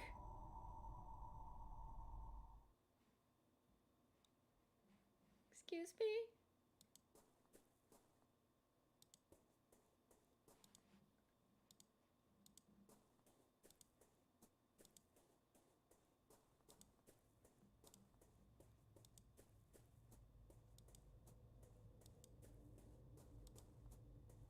Seekers of the truth will sacrifice their wisdom. So to open the way to where the fear nog blooms. Your offspring we welcome, its hidden threat. Only the light of your sign will carry its purge.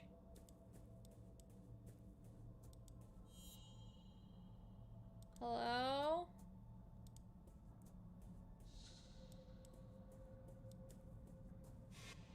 They're all turning to look at me as I walk past them.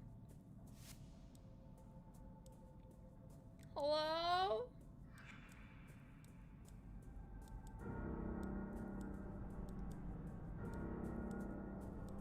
To be continued. Why to be continued?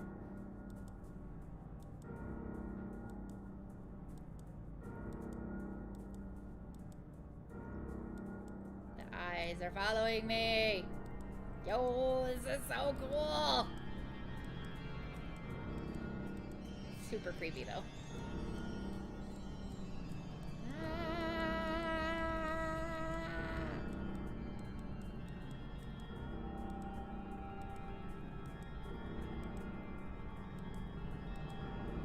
Giant bird eye.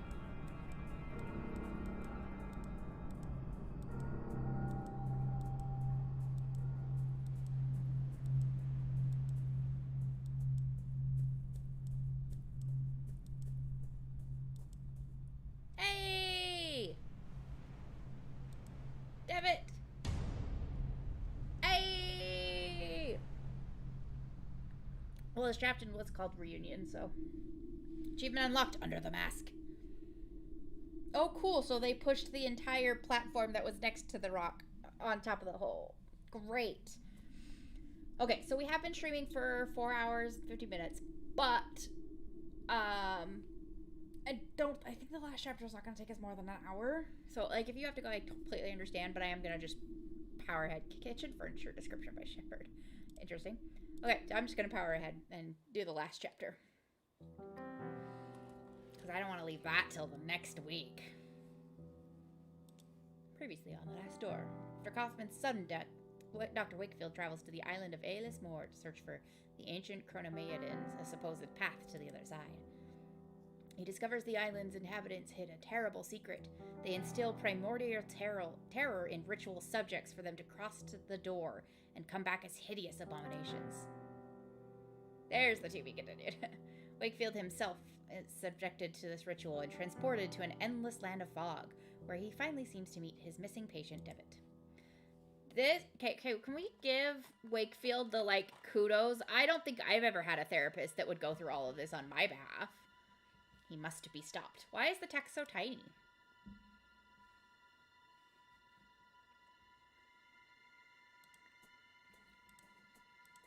Good. Feel free to leave when you have to, but I'm glad you get to hang out with me more. We have not come this far.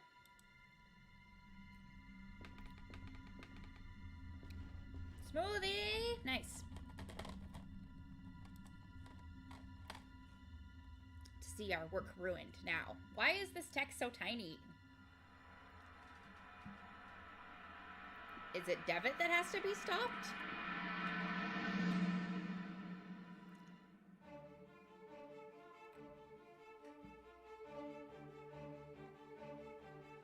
Seriously, this song is a bop.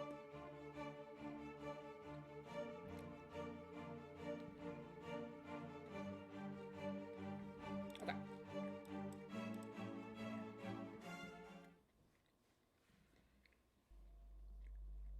We left the black waves of that sea behind and walked through the mist. At times, gusts of wind parted the mist, revealing a barren landscape under a dying sun.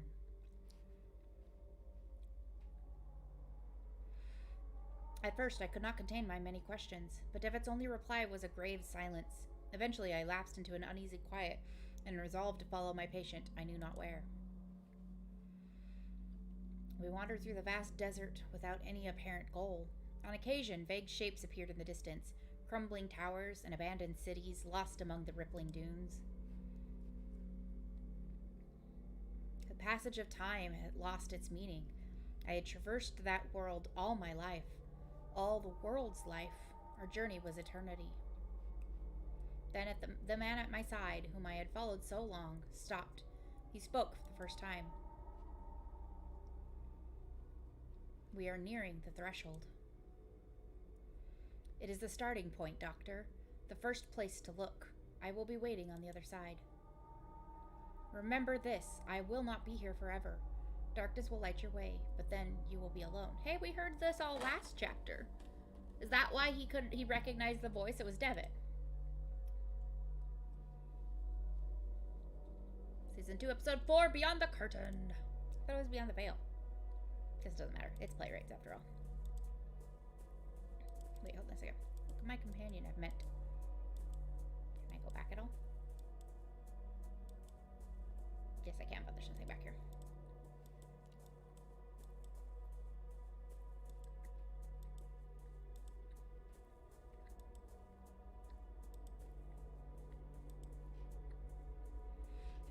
The threshold. I knew of this. Strange memories returned to me of another life before the desert was my everything. And those cryptic words, darkness will light your way. It was not the first time I heard them. They were from a dream, a terrible dream when I had begun to follow the trail of my missing patient and taken my first steps to uncovering the secret world of the Veil.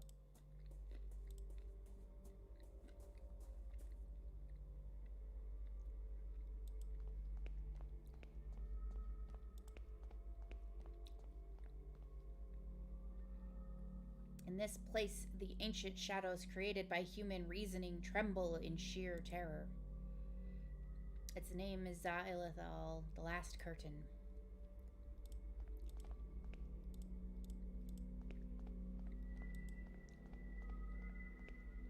The scorching light of this dead sunset bleeds through my petrified fingers. My eyes burn. I feel them melting like candle wax. Oof.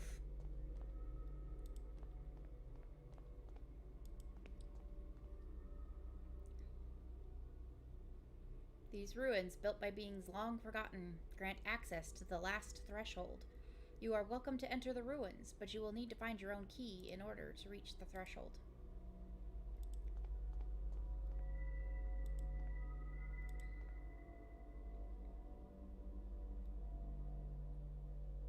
The man at the entrance said that these ruins contained the access to the threshold, but I see nothing. Devitt said it is the starting point, the first place to look. Darkness will light your way. What did he mean?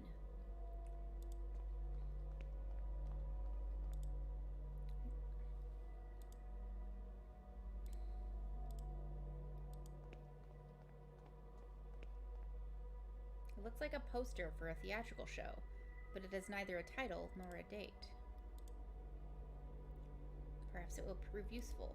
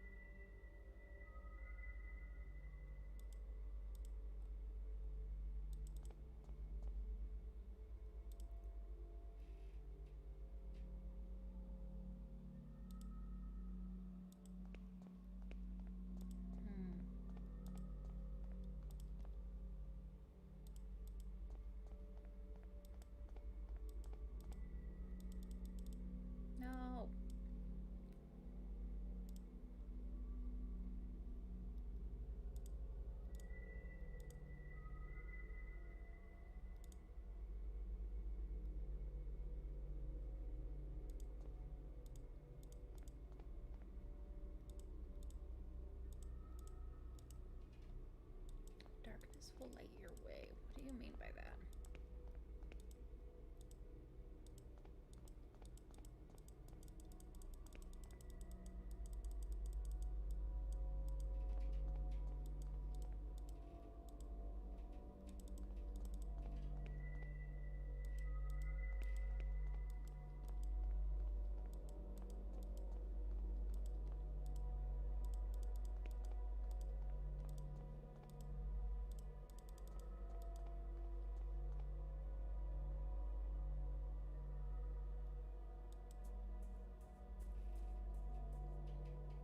Look to the sky. It reaches to the earth, but will never meet it. Can you see the magnificence of this infinite horizon?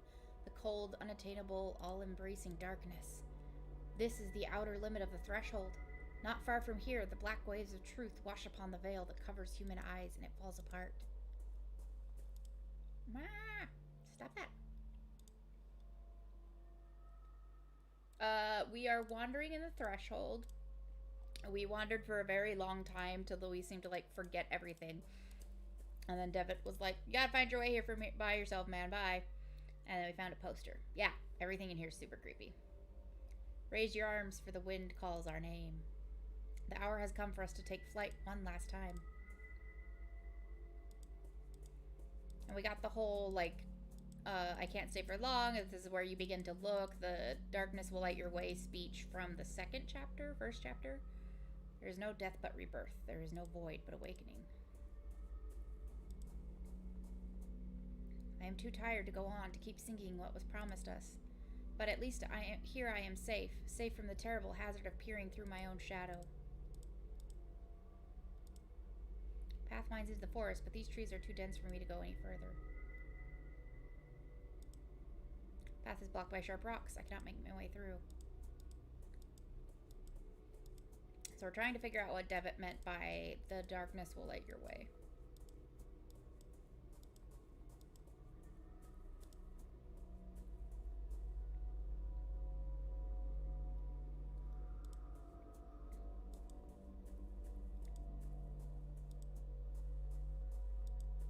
Oh, are we doing a greatest hits of the whole game?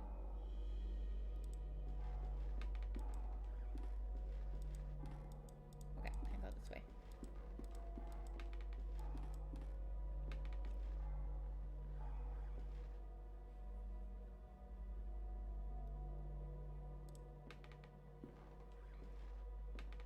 The paintings lack any form or composition. They are a uniform shade of the purest black imaginable.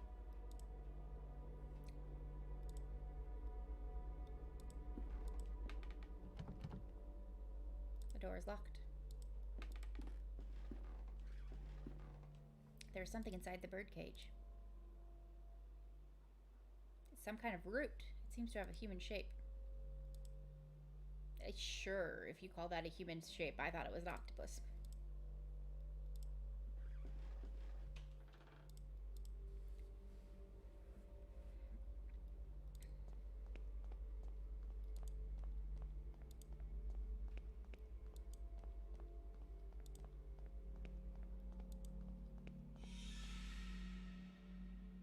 There is something inside that cage, a shadow staring at me with dead eyes.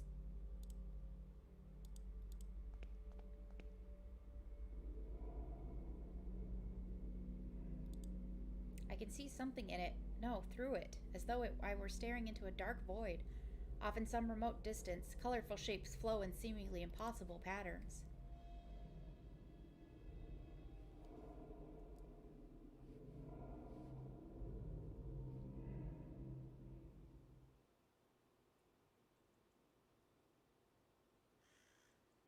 Jeremiah Devitt, Edward Street 24, Westminster, London. Correct.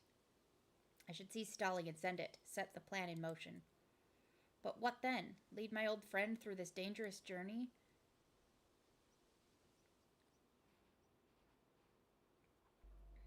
The shadow is gone. There's something on the cage floor. A rusty key. The cage is open and the shadow is gone.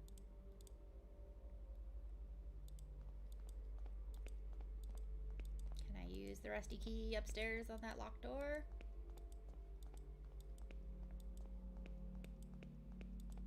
This basement is stupidly big.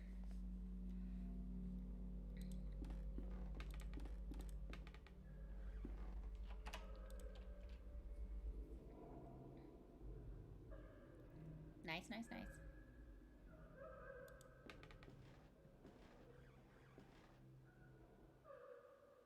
Hello, miss.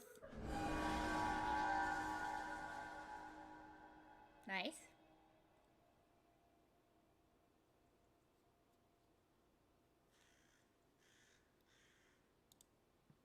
So much suffering, so many deaths. For what?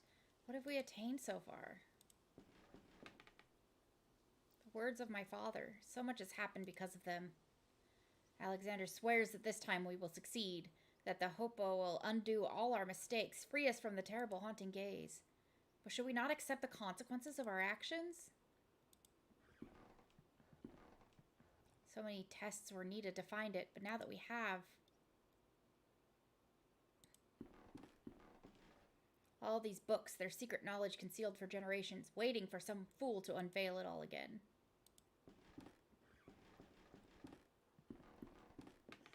This letter, it will be enough, I think. It is time to send it.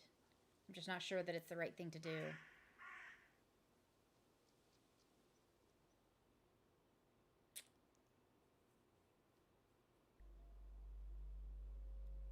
The root in my pocket is twitching slowly. It's nice and creepy. The shadow has vanished. A slate disc. A large crack in the wall. A few rays of unearthly light stream through it. Kind of branch or root disturbingly human in shape. I don't think that's human in shape, but sure. Black disc. It is made of something like slate. Looks like a theatrical poster, but it has neither a date nor title. It displays the silhouette of 4 men.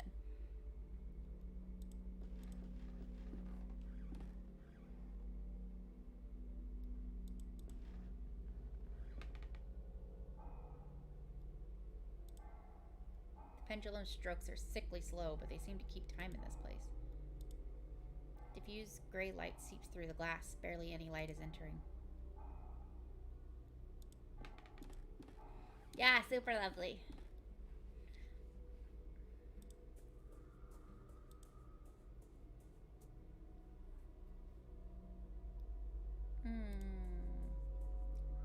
Rocks have been piled against the wall as if to conceal something.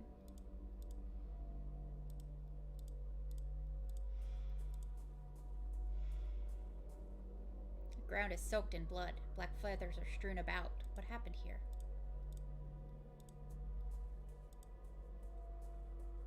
An old gramophone. There is no disc. I have a slate disc.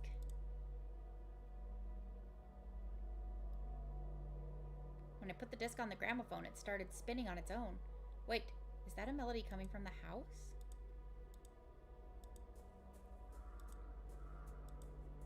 Okay, there's nothing back this way.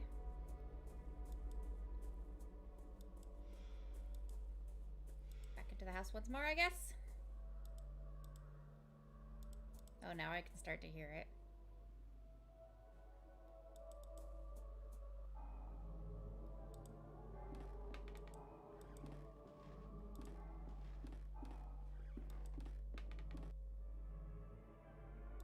Oh, look, there's a new door.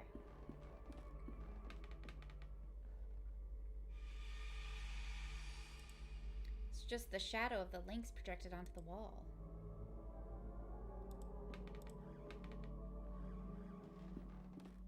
A lynx. I took it for a stuffed lynx at first, but I think it is actually made of wax. Oh my, I accidentally broke off a piece of its mouth. No, I got the jaw. Great.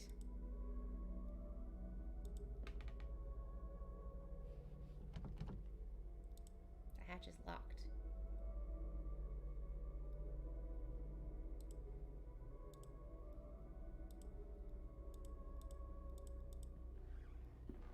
Is that not where the gramophone music is coming from?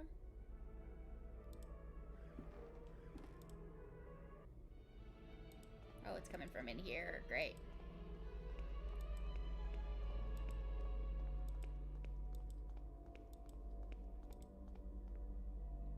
Ugh, there's a dead cat on the floor. I think it's rotting. Her eyes are missing. Oh, it's the cat I let in at the start of the game. There's something on the floor beside her mouth. It's a key. Poor kitty. Okay, I think this is for the hatch. The music has now stopped. That's great.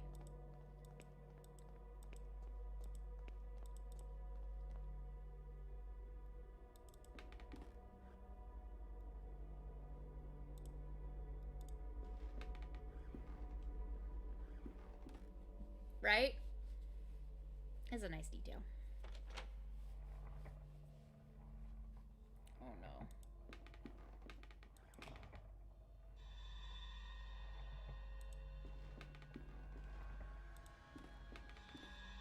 You are of no worth to us anymore. There was barely any worth to begin with.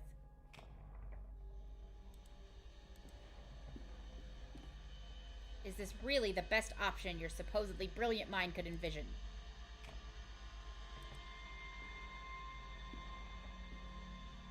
A few meaningless words, a pathetic attempt of your guilt-shattered conscience to remedy the situation, and then you hope to wash the blood from your hands with a cheap exit. Look upon yourself, Anthony. See what you have become. Witness your only true legacy.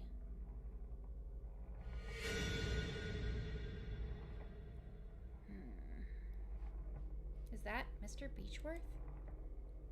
I see something through the shadow, slowly taking form.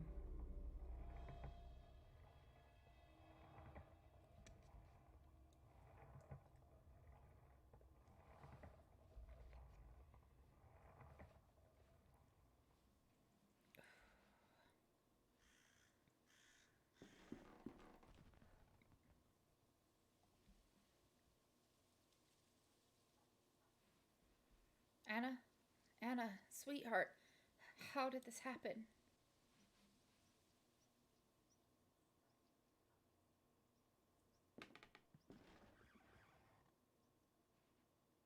Too late. It's too late for us.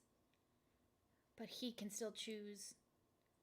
I have to warn him. Well, your warning didn't work as it got returned to your house.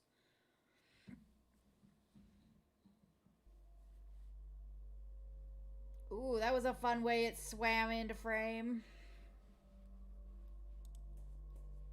There's something on the ground near where the masked person was standing. It's a fragment of a broken mask. A piece of a Greek tragic mask.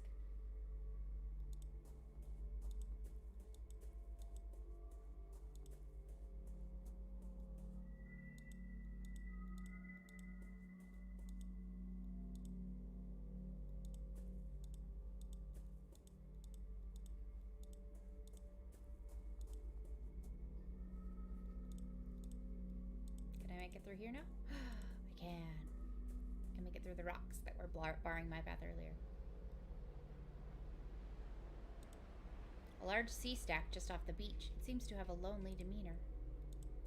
This is totally the greatest hits because we hit Beechworth's house. Now we're about to go into the school.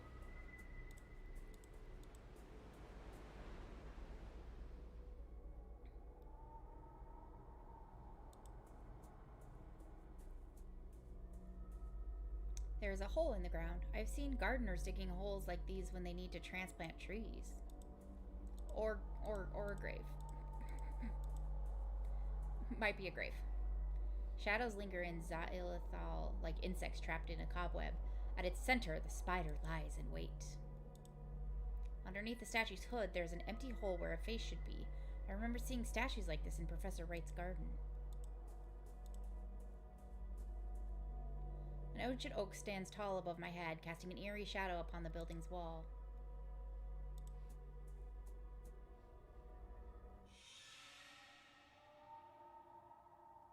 The shadow of a child is sitting in the corner, shaking in terror.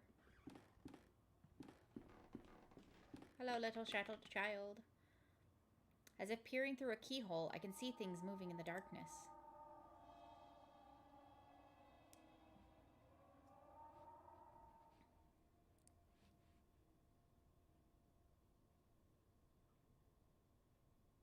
Well, that's a shit painting.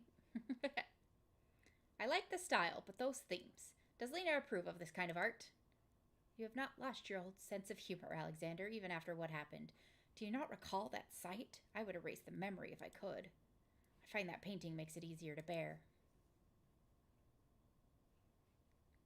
What brings you here, anyway?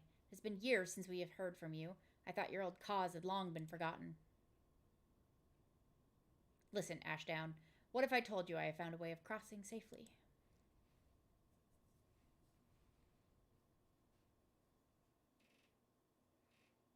Okay, so we explored Beechworth. I'm guessing now we're going to do Ashdown. Dazzling light shines through the window. Shape of an eye is painted on the blackboard.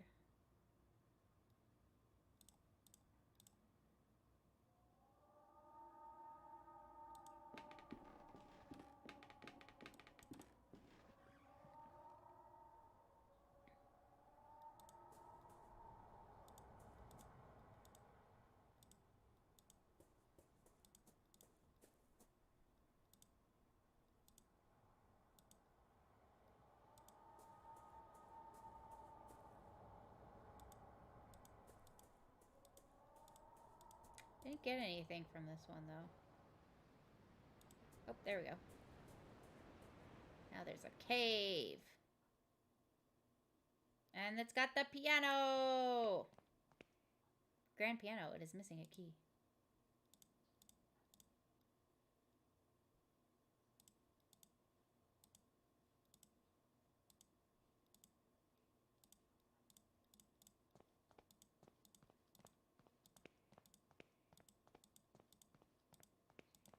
Okay.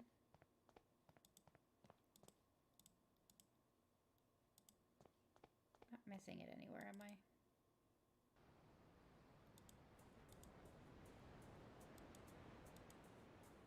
Oh.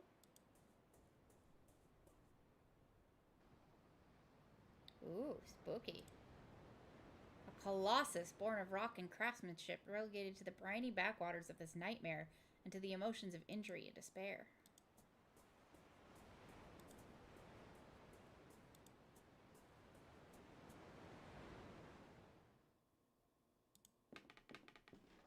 Everybody's watching me. Looks like a piano key. Grand piano. It is missing most of its keys. Okay, so hopefully I can take this one back to the other side. But first, let's see what's upstairs. Gray standing stones loom in the distance. They look uncannily ancient. A wooden coffin lies abandoned on the lawn. It is firmly closed. I love that I had the opportunity to check, though. These statues, it's almost as though they are the children of the standing stones that dot the horizon. They are less weather-beaten, at any rate. What a weird thought to have. Ooh. Peering into one's own truth is forbidden. Were the snake and the bird to meet, ultimate madness would take in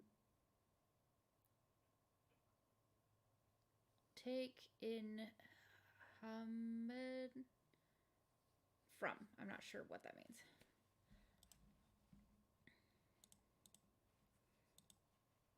Underneath the hood, the statue's hood, the face bears an evil grin. Nice.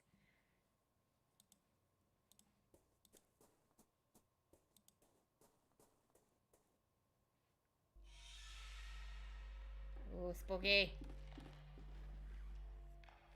What is this? Shapes are forming through the shadow. I cannot look away. I must see.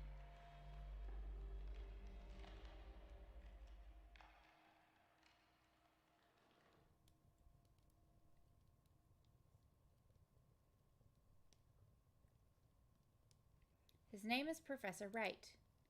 Right. Yes, I recently had occasion to meet a disciple of his. He referred to himself as a psychotherapist. I had the impression that Wright's methods more closely resembled those of my trade than of yours. He is eccentric indeed, but I think his thesis may be proven correct. If so, we might have found a way of reaching the threshold without attracting the attention of the custodian. A shortcut, you might say. Oh, would take in human form. Thank you. A shortcut through the veil. The problem is the method itself. It has some unusual requirements, and we would need a man of great sensitivity who knows the peril of reaching the door. Appreciate it.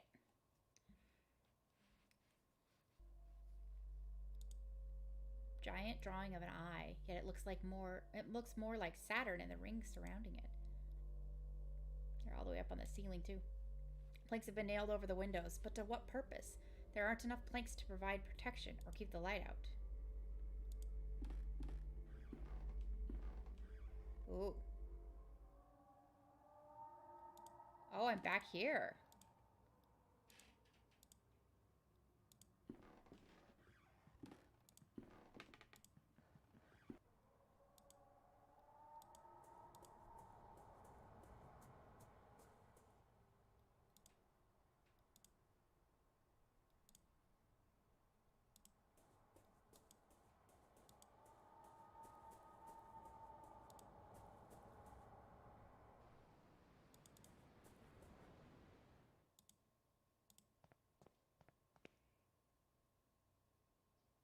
Key fits perfectly.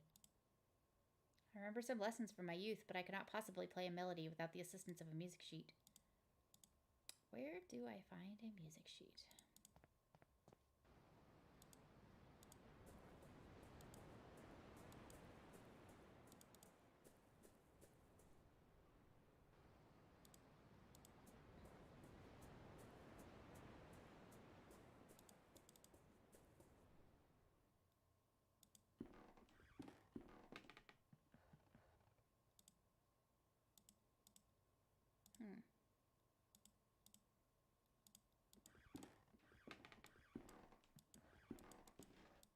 Oops, clicked off again.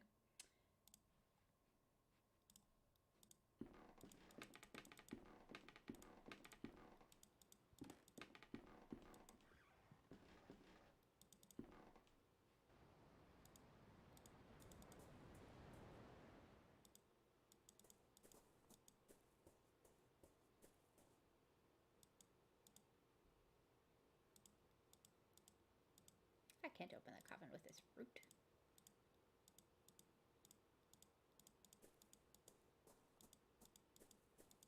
So in theory, then, I would have something. There would be something I could open that coffin with, then. Aha! Looks like a music sheet was left on the desk. There's something wrong with this music sheet. It's backwards, duh. But now... Now it's... Nope, it's still backwards.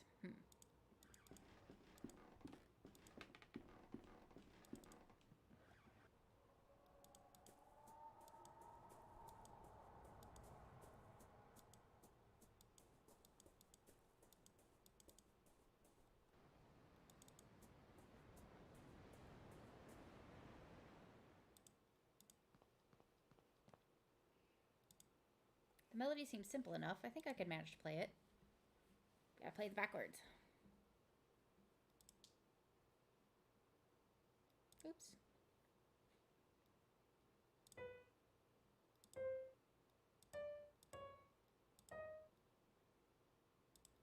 No, why does it keep leaving at that point?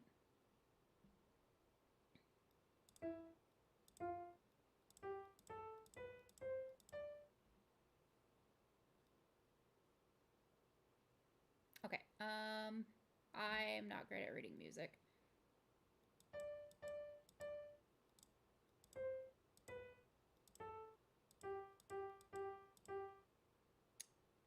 Don't know where to start with this. Okay, there we go. Do, do, do, ti, la, sol, fa, fa, fa, fa, fa. Okay.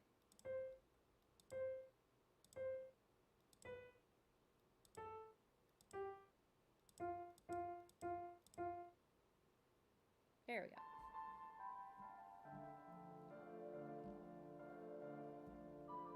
As I suspected, it is the melody that I heard at Wright's mansion.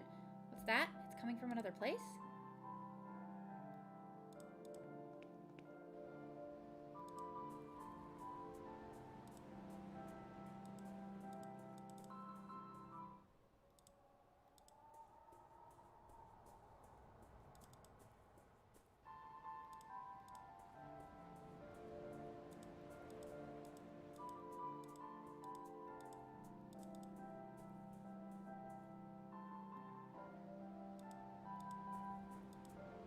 Oh, nice. The music's going backwards now. A terrifying shape looms where the piano once stood. It is being pulled on threads like some monstrous puppet. The threads converge on a single point. Something is taking form there in the darkness.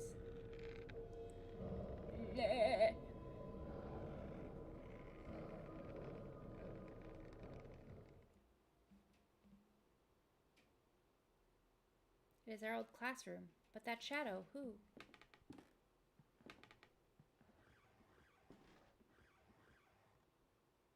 This is not possible. The shape's beyond the light. My fingers. No, do not come any closer. My hand, my hand!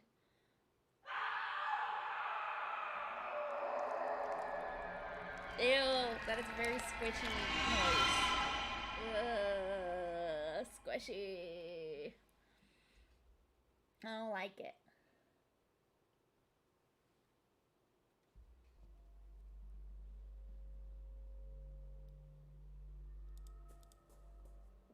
There's something on the ground near where the masked person was lying.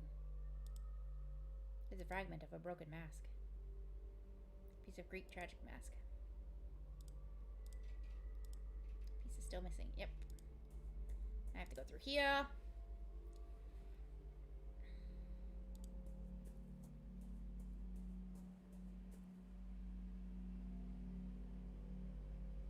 There are two curious symbols engraved on the stone.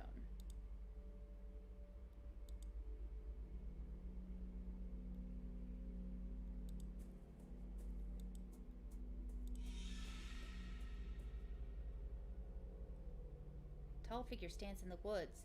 I might have taken it for a tree were it not breathing heavily. Inside, I can see things near the threshold getting closer and closer.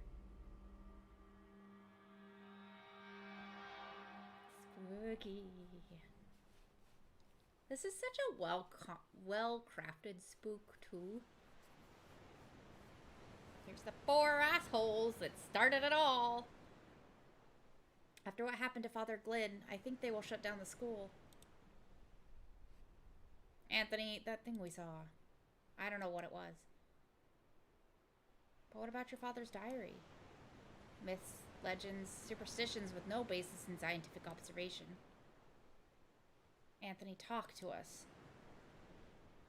All right. My father discovered several ancient myths pertaining to the Veil. They come from a variety of cultures, and hence they take many different forms. But they all say something similar about what resides near the threshold. An ancient being that sleeps within the fog, protecting the door from intruders. A vengeful custodian. But no matter. At any rate, my serum was a failure. We got but a glimpse of what exists out there. Nothing conclusive. But what if the serum had worked? I don't know. As I said, I have no idea. No data. And those myths? What do they say? Those tales. They all say that if any intruder got too close and was discovered by what sleeps in the fog, then the custodian would be relentless. It would pursue the intruders and destroy them wherever they may hide. There would be few ways to protect themselves from its rage.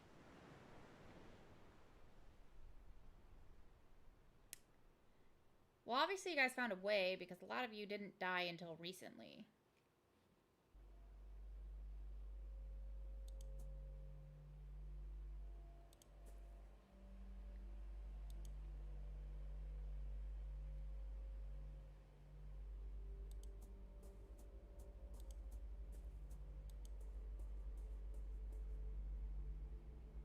Okay, there's the V looking symbol. I want to double check one more time.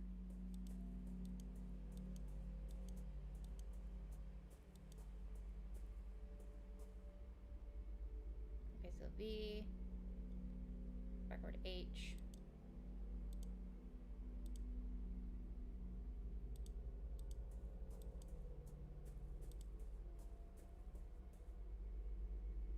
Not that symbol, not the trident symbol.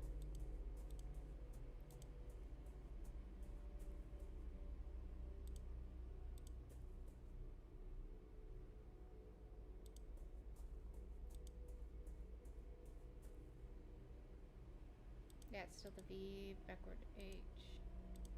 Am I supposed to pick the opposite ones then? Because this looks like I'm just back at the same spot.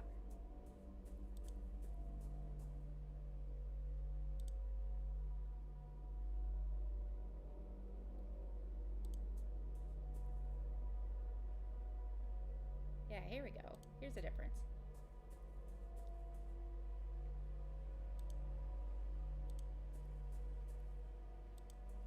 Let me double check real quick right before we go back.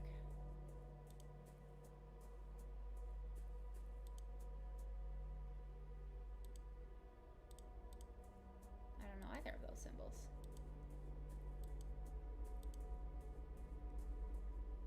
No, I didn't mean to. Damn it. Trying to navigate, not go through that way.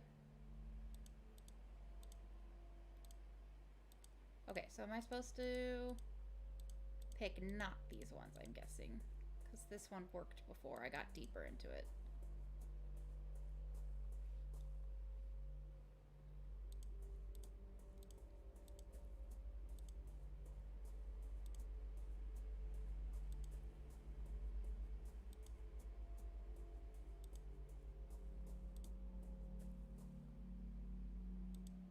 Okay, but this one took me back last time.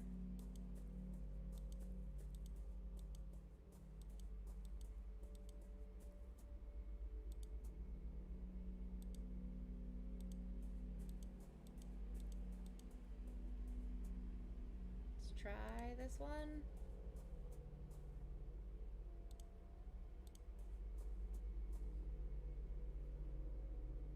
Okay.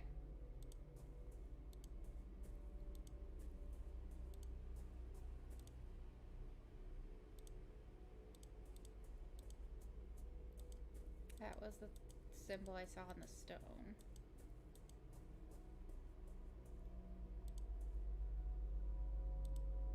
C.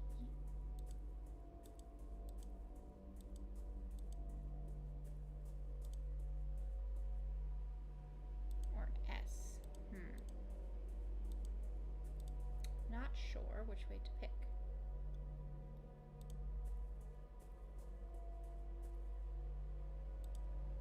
Okay, that just took me back. Good, it didn't take me all the way back to the start. No!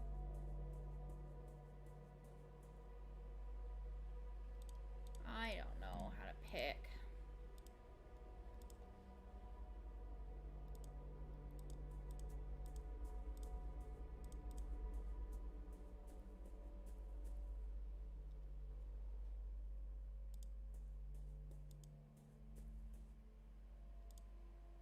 Okay, this one got me in deeper last time.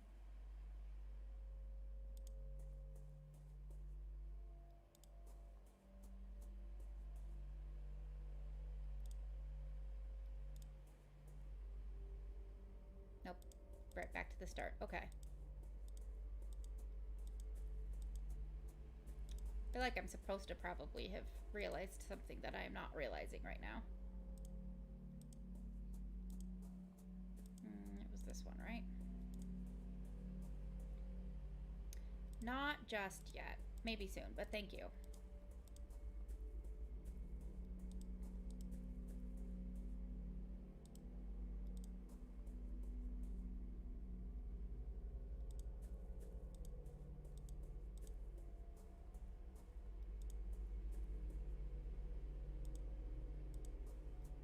Did we try the C one last time? Pretty sure that was the one we tried.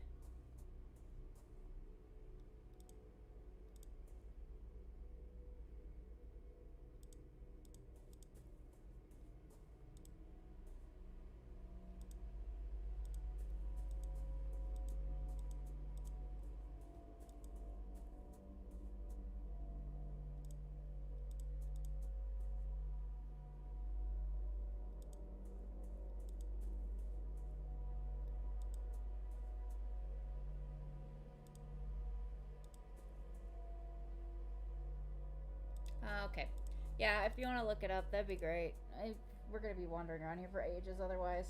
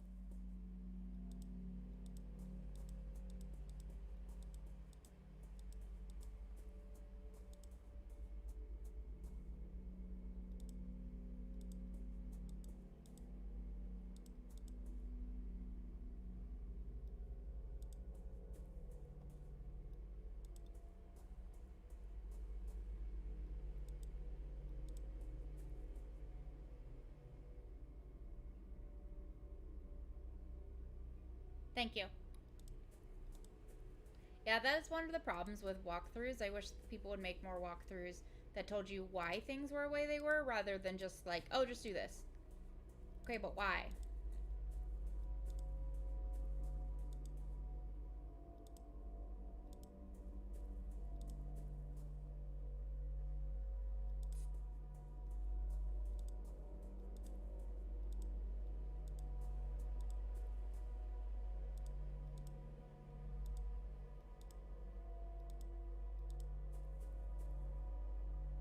Reminds me of something. Yes, I remember it was once fashionable to make impressions of church brasses and other inscriptions. Practice was to overlay the inscription with paper, just like this, then rub it with wax. Can I do that?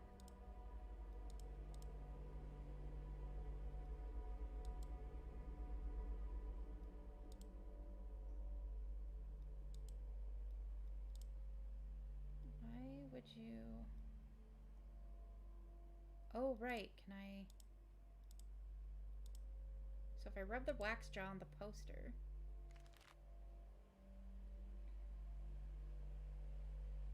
Yes, I copied the symbols onto the poster. Okay, so trident...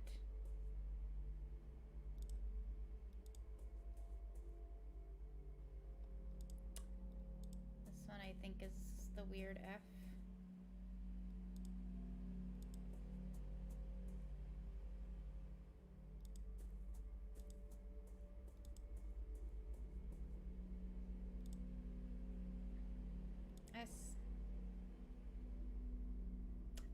I put the poster on the stone.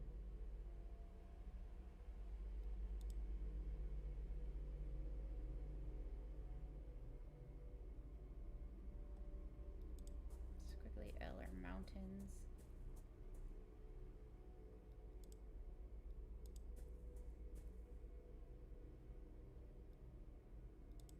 Backward H.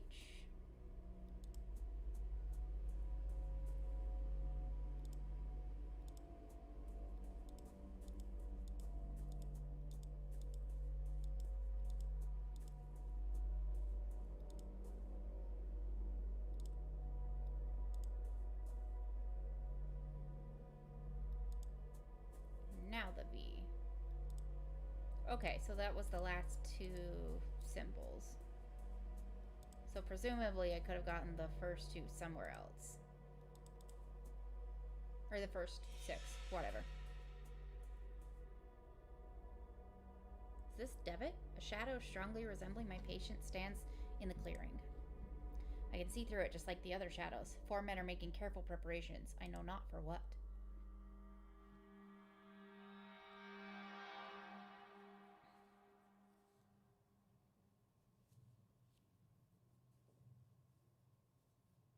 This Captain Skid. Devitt, are you certain that he can guide us safely through the fog? His results are extraordinary, Anthony. It is the best chance we have of avoiding the gaze of the custodian. There could be no doubt that the captain survived an encounter before. He even kept a companion from harm. We will finally see what lies hidden beyond the curtain. It is time.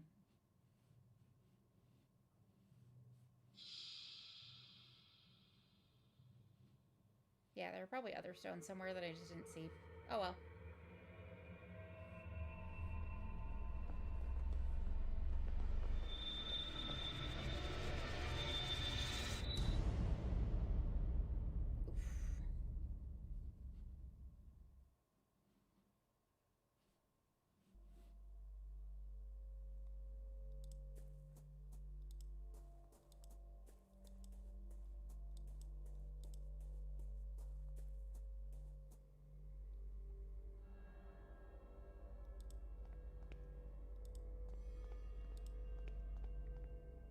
A huge statue of a mythical creature. It is a bird with the head of a wolf, or is it a lion? The inscription reads 30 birds. Like the book I read earlier.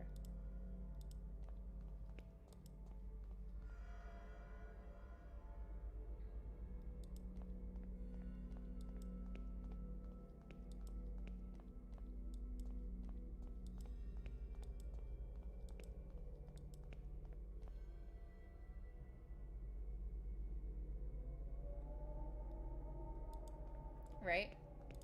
Why give helpful information when you could just give the answer? An enormous black feather. Despite its size, it is extraordinarily lightweight. The summit rises above the fog, though all I see is fog and an endless ocean of clouds.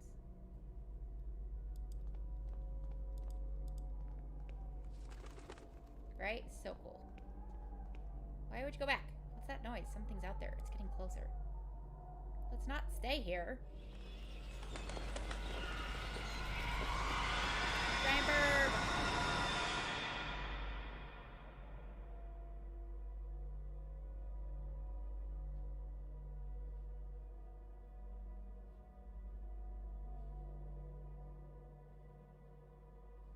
Is he asleep? He is now. It has been so long. I had begun to lose hope that he would ever awaken. Were you able to speak with him? Anthony, Devitt has forgotten everything. Everything.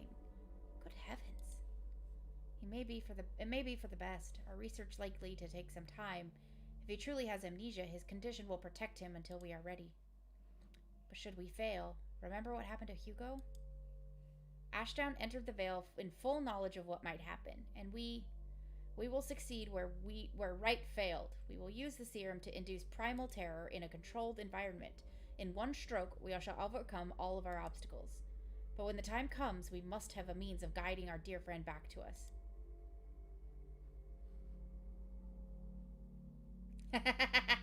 I don't know if the game would even let me do that. There, he will be safe. So they were actually trying to protect Devitt.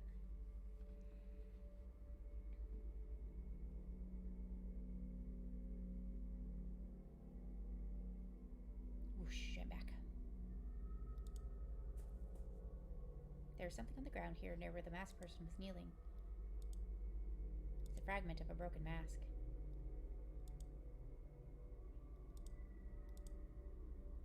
Nice. An eyeless mask. It is similar to the one that I found in Alexander's safe house in London.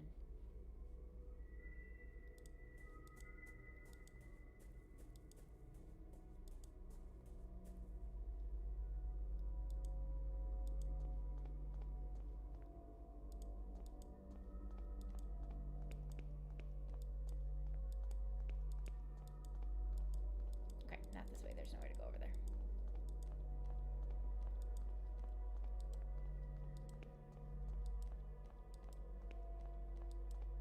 This fog is getting thicker and thicker.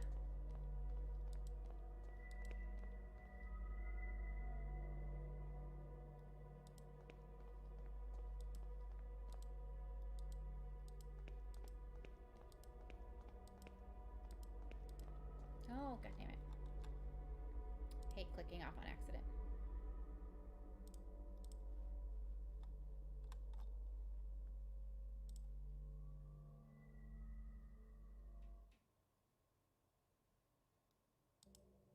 A man is standing next to the open curtain.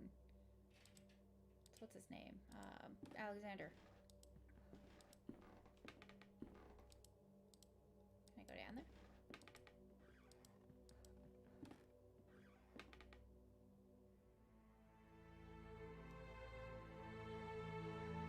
Welcome, Dr. Wakefield. Alexander Dupre? Yes, I have been waiting for you. We all have. How did I get to this place? I was in that pit in Ayless Moor when suddenly I found Devitt, but he disappeared. I journeyed through the fog and found myself here. But how is this possible? Ayless Moor. I do not know that name. Hey, I've been saying it mostly right. Many paths in our world lead to this place, Dr. Wakefield, and I know only a few. In some of Za'ilathal's mirrors, you see the truth leaking into our world, and in others, you see yourself. I knew you would reach us at last. He was certain of it. He? The first founder of the Order, the Artifacts. Do you not know his name? Anthony Beechworth? Do you mean Mr. Beechworth? No.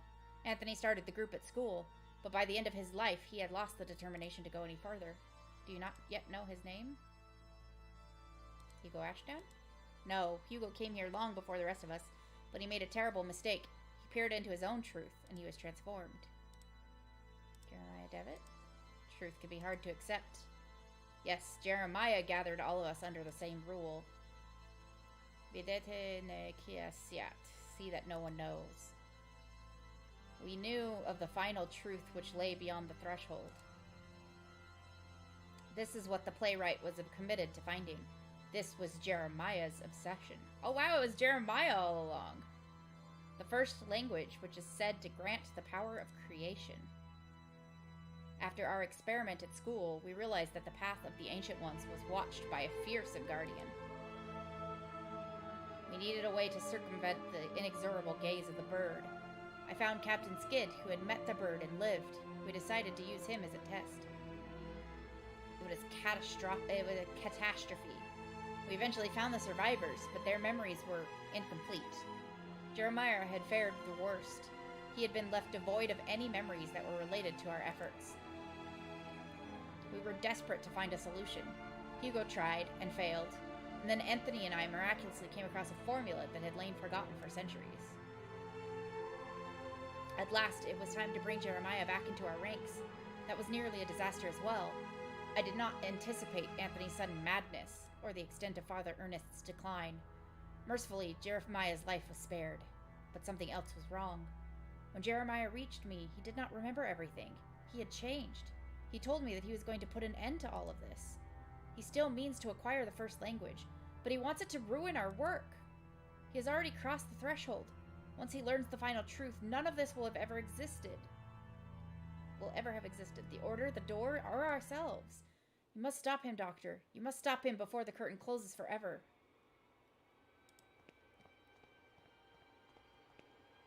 There's no time. You must decide. Okay. Achievement unlocked. Devitt's Fate. Once more, I found myself enshrouded in dense fog. Gradually, the fog dissipated, revealing a busy street in London. Dizzy and exhausted, I wandered the street until, at last, I returned home.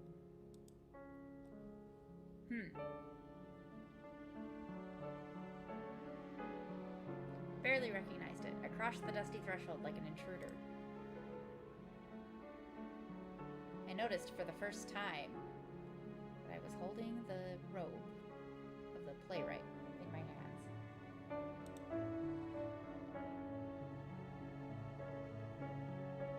Kindled a fire and threw the robe into the flames. As I watched it burn, I remembered the black ocean.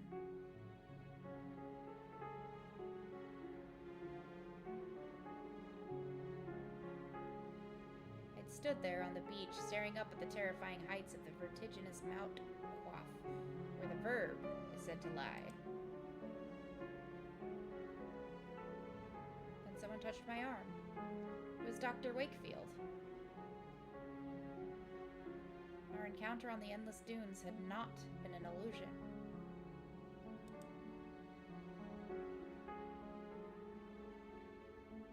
In his quest to find me, he had ventured into the Vale itself. So he actually stopped Devitt! Good! He said nothing, but it was not necessary. He had come to take my place, to sacrifice himself.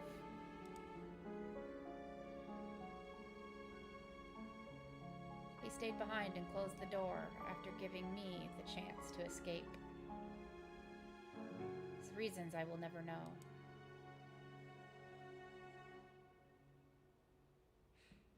I do not know what happened to Alexander or the others, but I fear that they are trapped in Zilithal for all time.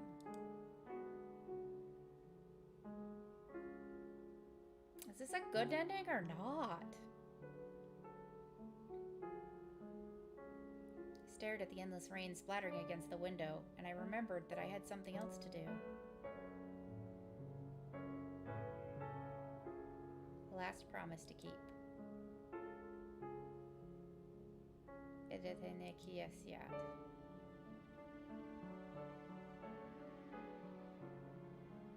Make sure no one knows. Is that a good ending? Does this game have multiple endings? I mean, I'm assuming so. You could just, like, let the curtain close and not stop him. Wild! My brain hurts. I don't think I'm smart enough for this game.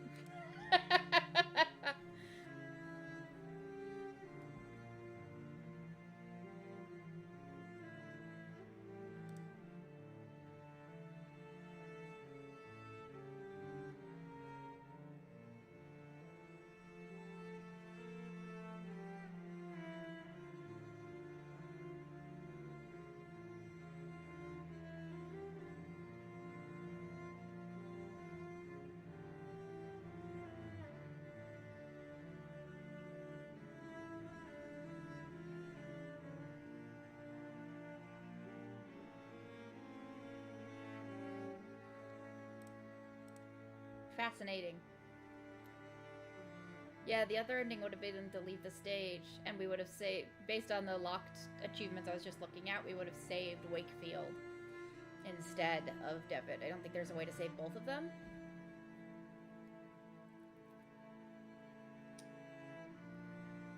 But I wonder which one is considered the good ending.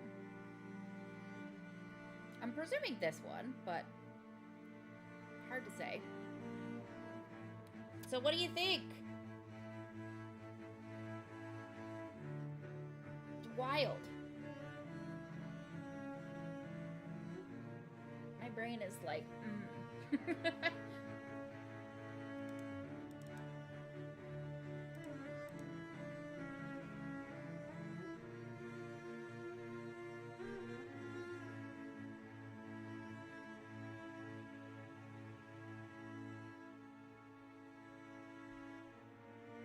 That was a great game. Like, it was, as I said in the previous stream, it was the first game I'd played in a really long time.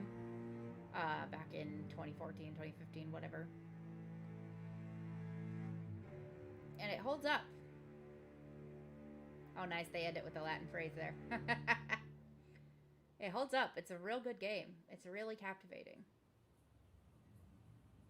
Neat. All right, so that was nearly a 6-hour stream. Nice. But that also means that we got to start playing something else. So I will probably put up a poll sometime soon. Let me full screen for a second. Probably put up a poll sometime soon, trying to decide if we are going to continue our Mass Effect playthrough that we kind of abandoned in order for Halloween games. If I'm gonna get around to my Dragon Age asshole playthrough. Or if we're gonna play something new. I don't know yet. I haven't decided. This is the first time in a while I haven't had like a plan for streaming. So exciting place to be in. Yeah. So thank you so much, Jay, for joining me. It's always fun to hang out with you. It's so touching. Yeah, I'm excited to see what the future holds. Had fun playing this game, and I love video games, and this gives me a good excuse to keep playing them, keep exploring. So, yeah. All right, I'm gonna go ahead and leave that there. It's late, and I'm sure you gotta get some rest or get some stuff done before school tomorrow. But thank you so much. Have a great rest of your evening. Bye, everybody.